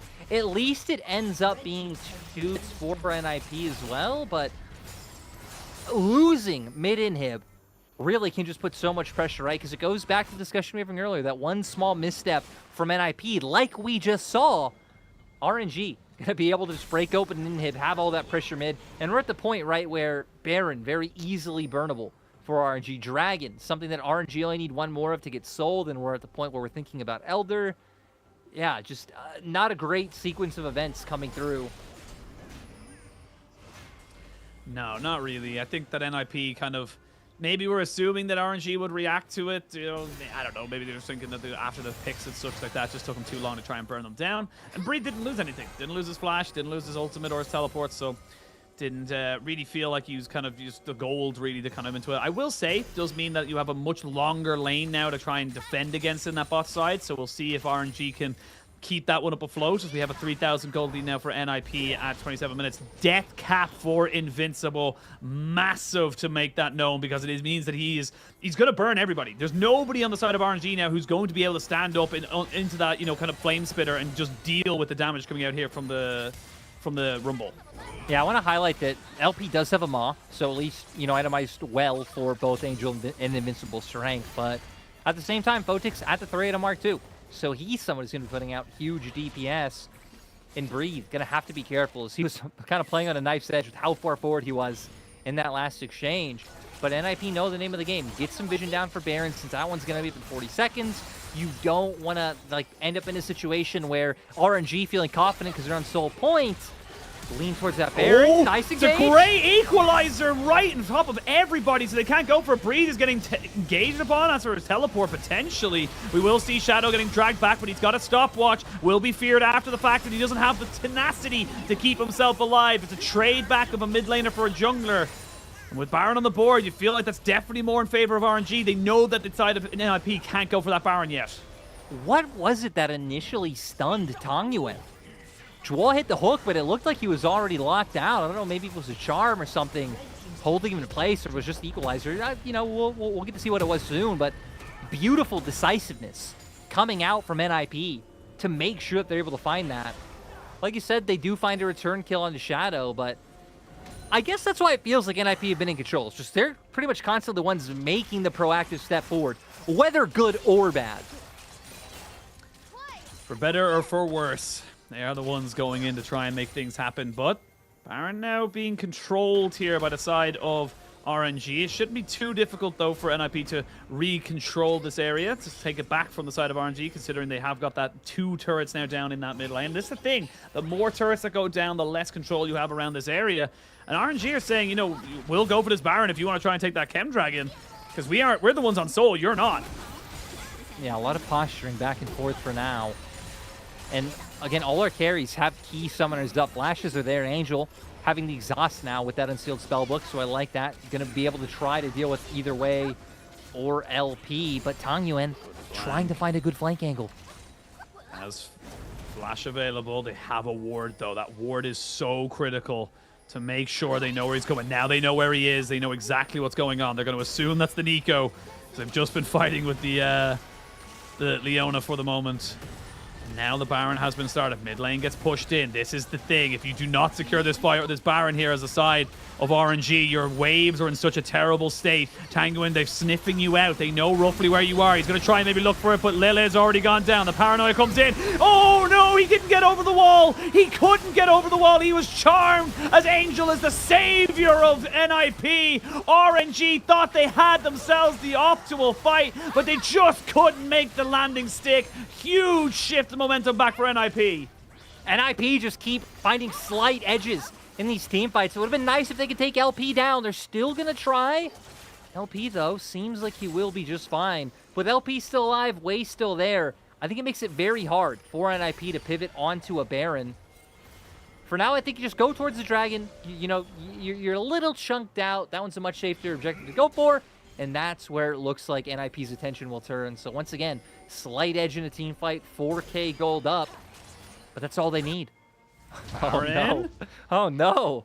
They have no vision. There's zero vision here for NIP. You didn't dot your I's. You didn't cross your T's. And now the Dragon was secure, but I don't think they have any idea. They've no idea. This is a straight-up daylight robbery now for the side. Now they do. Invincible does have an equalizer. You would imagine he's going to have to try and drop it down. The paranoia comes in. Wade taking so much damage. They don't really have anyone to really kind of tank this one up. Finally, Bree gets in here. Angel trying to look for it. There's the equalizer. Down! And it will be secured by LP. They will lose Way. Lele will flash over the wall to make sure he gets out with that one. I mean, that's straight up a great callback here for RNG.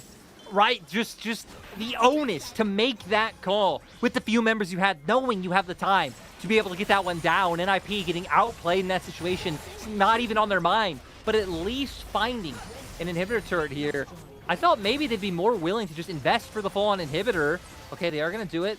When Juan Invincible started to back off, I was scared because that could have been a window for RNG to engage, have numbers advantage, and then suddenly it's like RNG are back in the driver's seat. I mean, here we go, trying to see if RNG can survive. This is your year. This is everything. You need to hold the line. You got Baron, but you're the ones losing inhibitors off the back of this. The equalizer's just back up as well. It shows you how short of a cooldown it's on. It looks like NIP are happy with just breaking open the base on 2 different lanes. They're going to reset, get themselves back out onto the map after the goal they just got. Both these teams fighting for a date with Weibo, which, let's be honest, with how up and down Weibo are, if it's a good Weibo day, either of these teams should be crushed, but if it's a bad Weibo day, either of these teams can find a win over them. So I really feel like it is very doable for either one that comes out ahead just now. Obviously, NIP having more lives to work with, but we're at a point now, even with all the nerfs, where we've seen in these fights, like, this Seri has to be respected. I feel like the problem is, like, Tangyuan a lot of time finding great value, Way the same, and a lot of the time it's been shut down by people like Angel with the charms. I even went back when we were in a lull state and checked what stunned Tangyuan out of the turret. It was actually just the edge of Shadow's Q that got him and set up for the hook. Oh. So Shadow, another person, like, finding those moments. It's things like that that are just really disrupting and making it so the Nico and Nocturne have no onus. And that's only compounded by the fact of, like, we have Zanya's coming on through. We have a stopwatch on the Rumble. They're trying to jump onto Shadow here. He will crash down over and get jumped on after the fact, so he's just going to be sacrificed out. It means very little right now. There's no Dragon, there's no Baron, there's no objective to take, but oh, Lele, what are you doing? Why would you walk in like that? And that means you're back to a 4v4. Lola gets a pass, hasn't played competitive League of Legends in months. Shadow gets less of a pass, but you know what? He's 19 assists. Man's trying to do his job. But you're right, these kills not really turning into anything tangible on the map for either squad. Obviously, we can see kind of fighting for vision right now, but once recalls come out and both teams, get back on the map, that's where the real fight for reclaiming some of this vision is going to take place. And it feels like the next step is going to be back towards that bot side, with Dragon coming up in a minute 40, Baron still nowhere close to being up. RNG, even if it isn't the most worthwhile soul to have, I mean, getting yourself there and inching us closer to an Elder probably is the name of the game. I think the big thing for me when it comes to Chemsoul or anything like that is specifically when you stack the passive on it when you're getting those dragons individually. Having that extra tenacity into things like a Nautilus, a Rel, a Charm from the Ahri, those things are invaluable. You just, you know, it means that someone like the LP might not have to use his cleanse straight away, might have just enough time out of that CC to try and move himself out, dash away, and then, you know, keep putting in the DPS. So that's where I see the huge value coming out from the Chemtech as we get later and later into the game. And one stun, as we saw with Danyuan, can literally mean your life. 100%, right? And a lot of CC on both sides, so like you just point out, not only for NIP, but even RNG, Breathe, Way. I mean, the Tangle Barbs from Tangyuan, Lola with his whole kit. So that one really can be meaningful, as either one can end up stacking 3 of these Chemtechs. For now, it's still NIP a little bit on the front foot, just from the fact that they are overloading this mid lane, controlling, but I want to point out the vision control that RNG have behind them. Breathe does have TP, so at any moment, a Cassandra can come right behind you and just yeet someone like a Rumble into his own team. We're basically looking at full items for the AD carries, nearly full items for the mid laner of NIP as well. Tanguman really would love to have that Rabadon's death cap, but thing is, for RNG, you can let this go. You don't have to fight this. You're the ones with 3 dragons. You can let this one go off, and you're not worried about it whatsoever. So we can see now NIP just controlling more of this area. We have still got Breed split pushing on that side. And it looks like NIP are the ones who are going to start this one off, and it looks like RNG are happy to let this one go. They're happy to let the scaling come in as a TP comes in, and ooh, this is a spicy one here from RNG, just making sure they get this guaranteed turret, so great trade. RNG just keep finding ways to minimize this gold lead. I think at one point we almost got up to 5K for NIP, but now we're just back down to a 3. So finding some of it back. But now both teams on Soul Point. Isn't it, you know, as excited as I am, we're just at the push and pull of Dragon spawns. We go around Dragon, Baron spawns, we go around Baron, right? So time for Baron control to come through with Sheen. You know what we're gonna do? We're gonna push mid lane waves, and after we push those mid lane waves, you know where we go next? Into river, clearing out flank wards behind us, so Breathe can't find a huge TP flank. Then we walk a little bit into the enemy jungle, not too far because it's not safe. Get some shallow vision to spot them out when they are walking in, and then ooh, look for Dua, breaking the game plan a little bit. We like that, spicy. Why am I here? You know, you can do everything yourself. You just do the whole. We all cast know by what yourself. to expect, Machine. This can do itself. Oh, did you expect Breed to get burnt down to a crisp? No, and then LP losing all his summoners off of a second? Is that what you expected to see? Because NIP are not going to your script right now, Lyric. They want their own. They want to come out with the advantage, and they want to come out with the win. I did not expect that damage to take down Breathe right away. I don't think Breathe expected that damage to absolutely incinerate him. Now you don't even have a Paranoia's Way. You have Flash. You can look for a Splash Mine, and he does it! Screw your scripts. Screw your advantages. Way backs himself. He gets revenge on Shadow by getting the Baron steal, but these death timers are massive. So big, and you do not have a lot of real estate to try and work with here as RNG. NIP need to go for the end, in my opinion. You don't want to keep letting this go on. Let this game drag out. Like you're saying, Breathe will be up soon, and honestly, RNG might have the power to defend. But wait, still 30 seconds. You'll at least get 2 inhibitors back. Oh, they'll get 2 inhibitors at minimum. You can see there, LP with no summoners has to play so defensively. That's going to be 2 inhibs down now. Again, with Baron, it's going to be Angel looking for something. The Equalizer doesn't really hit onto anybody, but they got Lila. That's going to be a 3v5, but the Pop Blossom is good. That's the 2 tanks down now. You can see Fota trying to see if he can go in on top of this one here, but Breed goes a little bit too far forward. Tanguin goes golden. It's all on LP. He has to be the carry. 1v3. Can he do it? He's got the health bar. He's got the damage. The Paranoia is good. It's going to be a jump straight in. They've separated the targets because they know they can kill them off. And somehow, some way, RNG are still alive!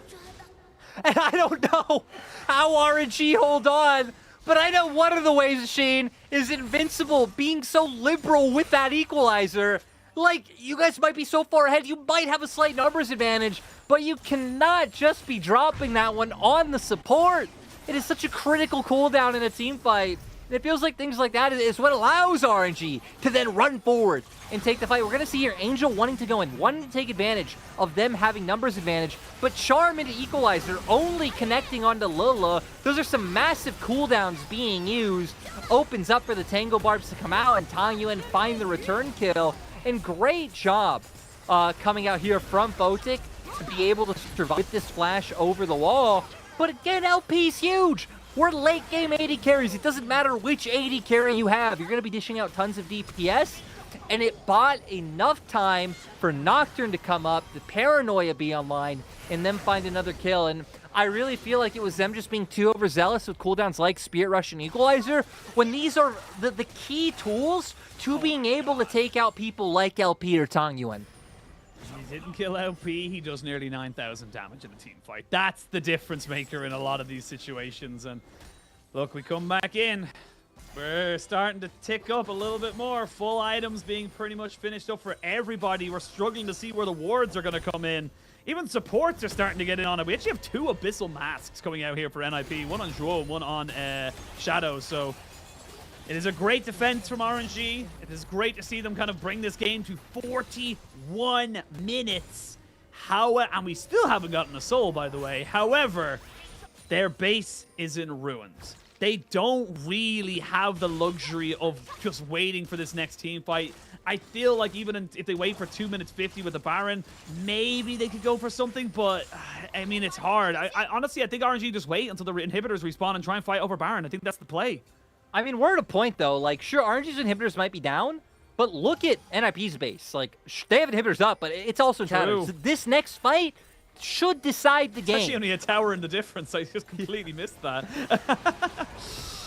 Well, here we go, Lyric. This could be it. The last 5v5. Are RNG keeping themselves alive, or will NIP be moving on? Here we go. They're going to try and jump in. The dragon is secured by the side of NIP. Stolen away. They kill off Lilith, and Wei is in the back of the pit. He doesn't have flash, and he has no way home. Double kill coming in here now for Photic. What is this? We're looking at Tang Yuan. We're looking for LP. Angel jumping over, trying to find if he can see it. Catch LP out, who cleanses, tries to keep the CC off him. He goes into GA. The Pop Blossom only lands on one of the tanks. They both go golden. They're using as much of the time delay as they possibly can as LP stays alive, and it's putting in some serious work on the Photic. Breathe on the side of this one here. They're looking for an end. Oh, LP! He got some on the tank, and Breed's still going! They've been able to take out the carries, but the minions are being taken out because Invincible is ending the game! Invincible is done with this! NIP will be progressing. RNG was valiant, but it was not enough. What an insane way for the game to end. Honestly, to me, when the smite went through for Shadow, it looked like RNG gave up. It literally looked like RNG gave up. I'm like, why? Okay, Dragon's gone, but why are we not running forward? Why are we at least not like trying to flip this into a fight? Then Breathe trying to bring some heroics. We see the same thing coming from LP, where again, on the Zeri, like full build, you have a lot of power there, but Invincible on the sneak spy mission of a century. 3-1ing RNG, their very first playoffs. Angel, the happiest day of his life for a second time. He gets 2 happiest days of his life. Hell, he might get a 3rd because he gets to play Weibo again just in a few days. Like, what a way to end the game. What a day, what a result. I mean, lost for words. NIP smiles because they know how close that one went. 40 plus minutes, dead even right until the end. And like you said, Shadow, honestly, it feels like that Chemsoul, I say this unironically, was actually a huge factor in the fact that Breed couldn't kill off the tanks. He couldn't actually do the Cassante thing. He wasn't able to kind of kill them off as quick as he could. And that meant that Invincible got away. It meant that we were, putting LP into a bad situation, who again, still did exceptionally well in these team fights. Zeri's still doing Zeri things, but wow, what a way to end it all. Look, for RNG, commiserations. It is a bittersweet pill to kind of swallow because, yes, this is great for your new team as you're building and trying to build up. But, I mean, NIP on the day, I think deservedly coming out with a 3-1. Yeah, NIP, impressive. Again, are there issues there with NIP? Yeah, there are. There's some mistakes. Sure. But ultimately, I think NIP delivered above expectations. This is definitely an upset. Like we said, I feel like not the biggest upset in the world. Like, definitely... Again, RNG had their issues, and we've seen that quite heavily. But NIP over-delivered. I think they played much better today than I thought they would coming in. I think they drafted very well, and we said had a much better handle on the meta than RNG did today. And yeah, overall, we really got to see strength throughout the whole team.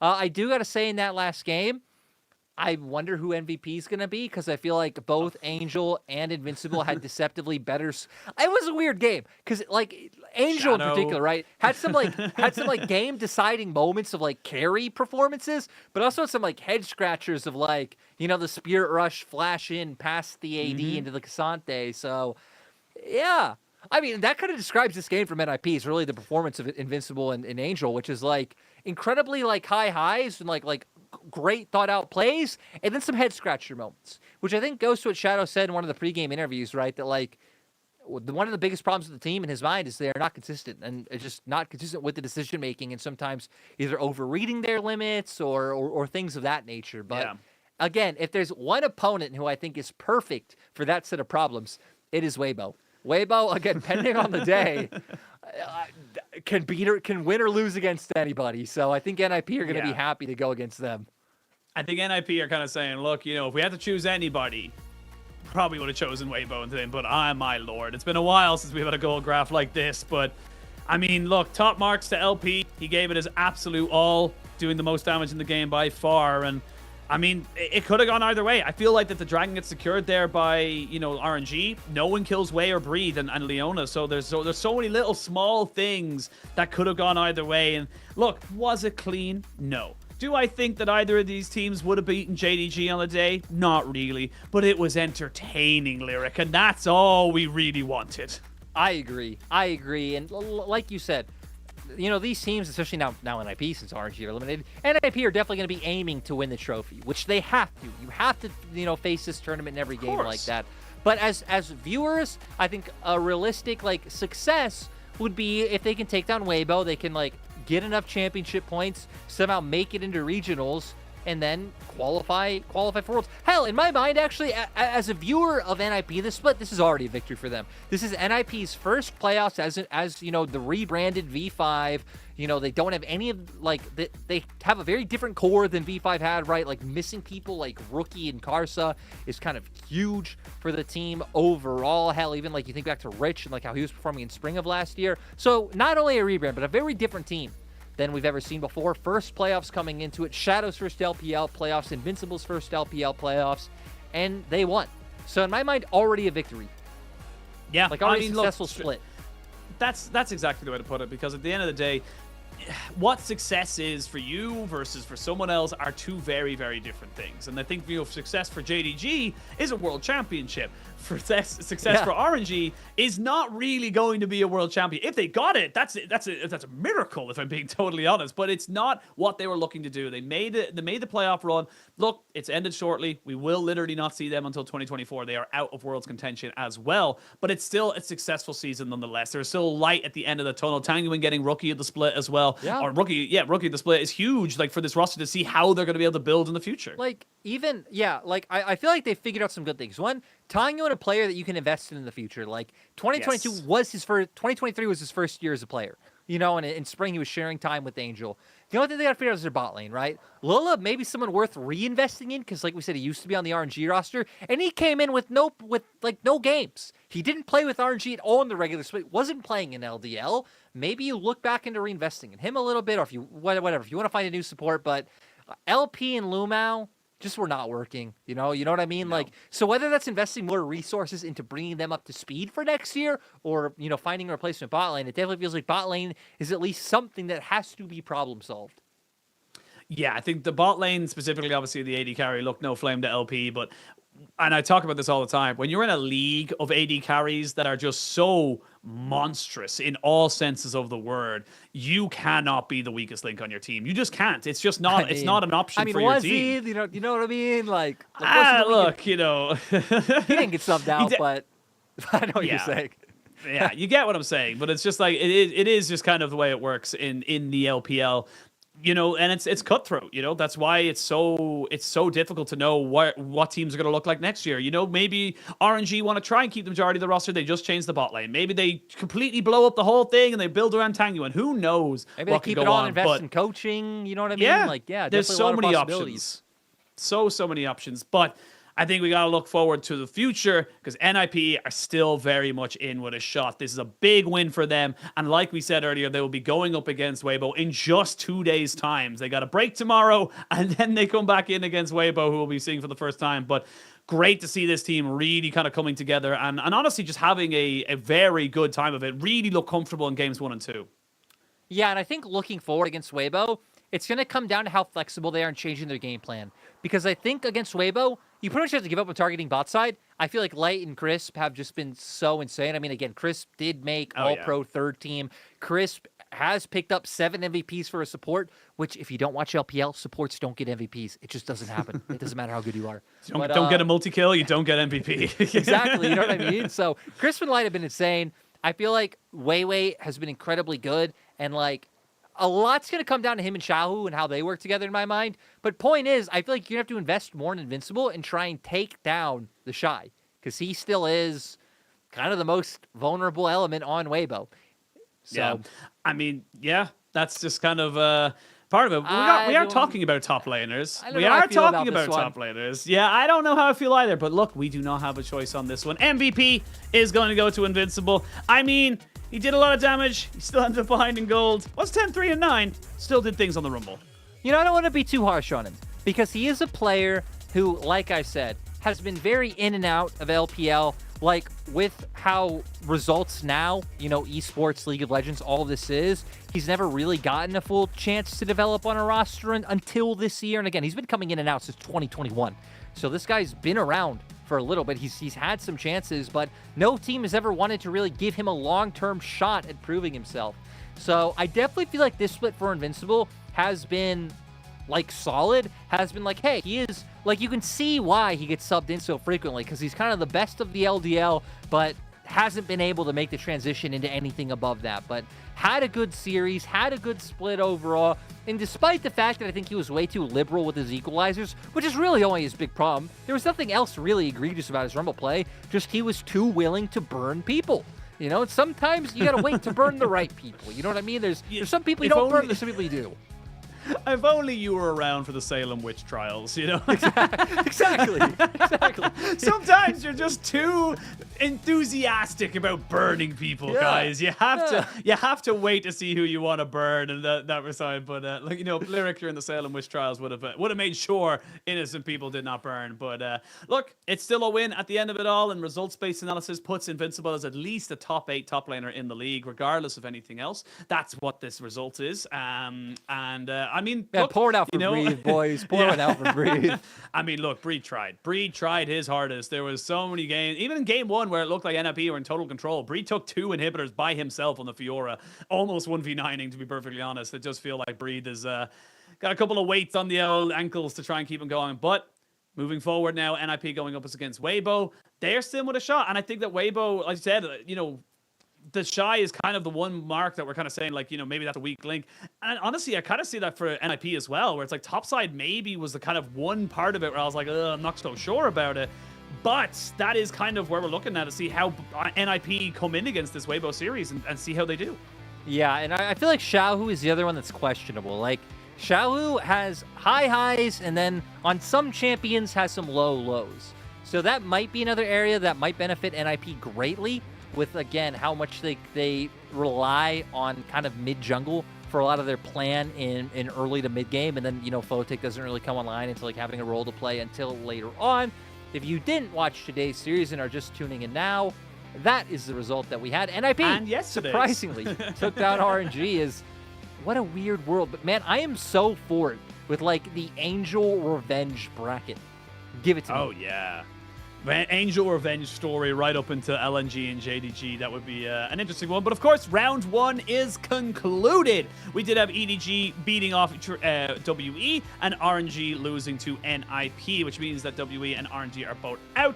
And tomorrow, we get our first run of the 4th place in spring OMG going up against ADG. I figured it out.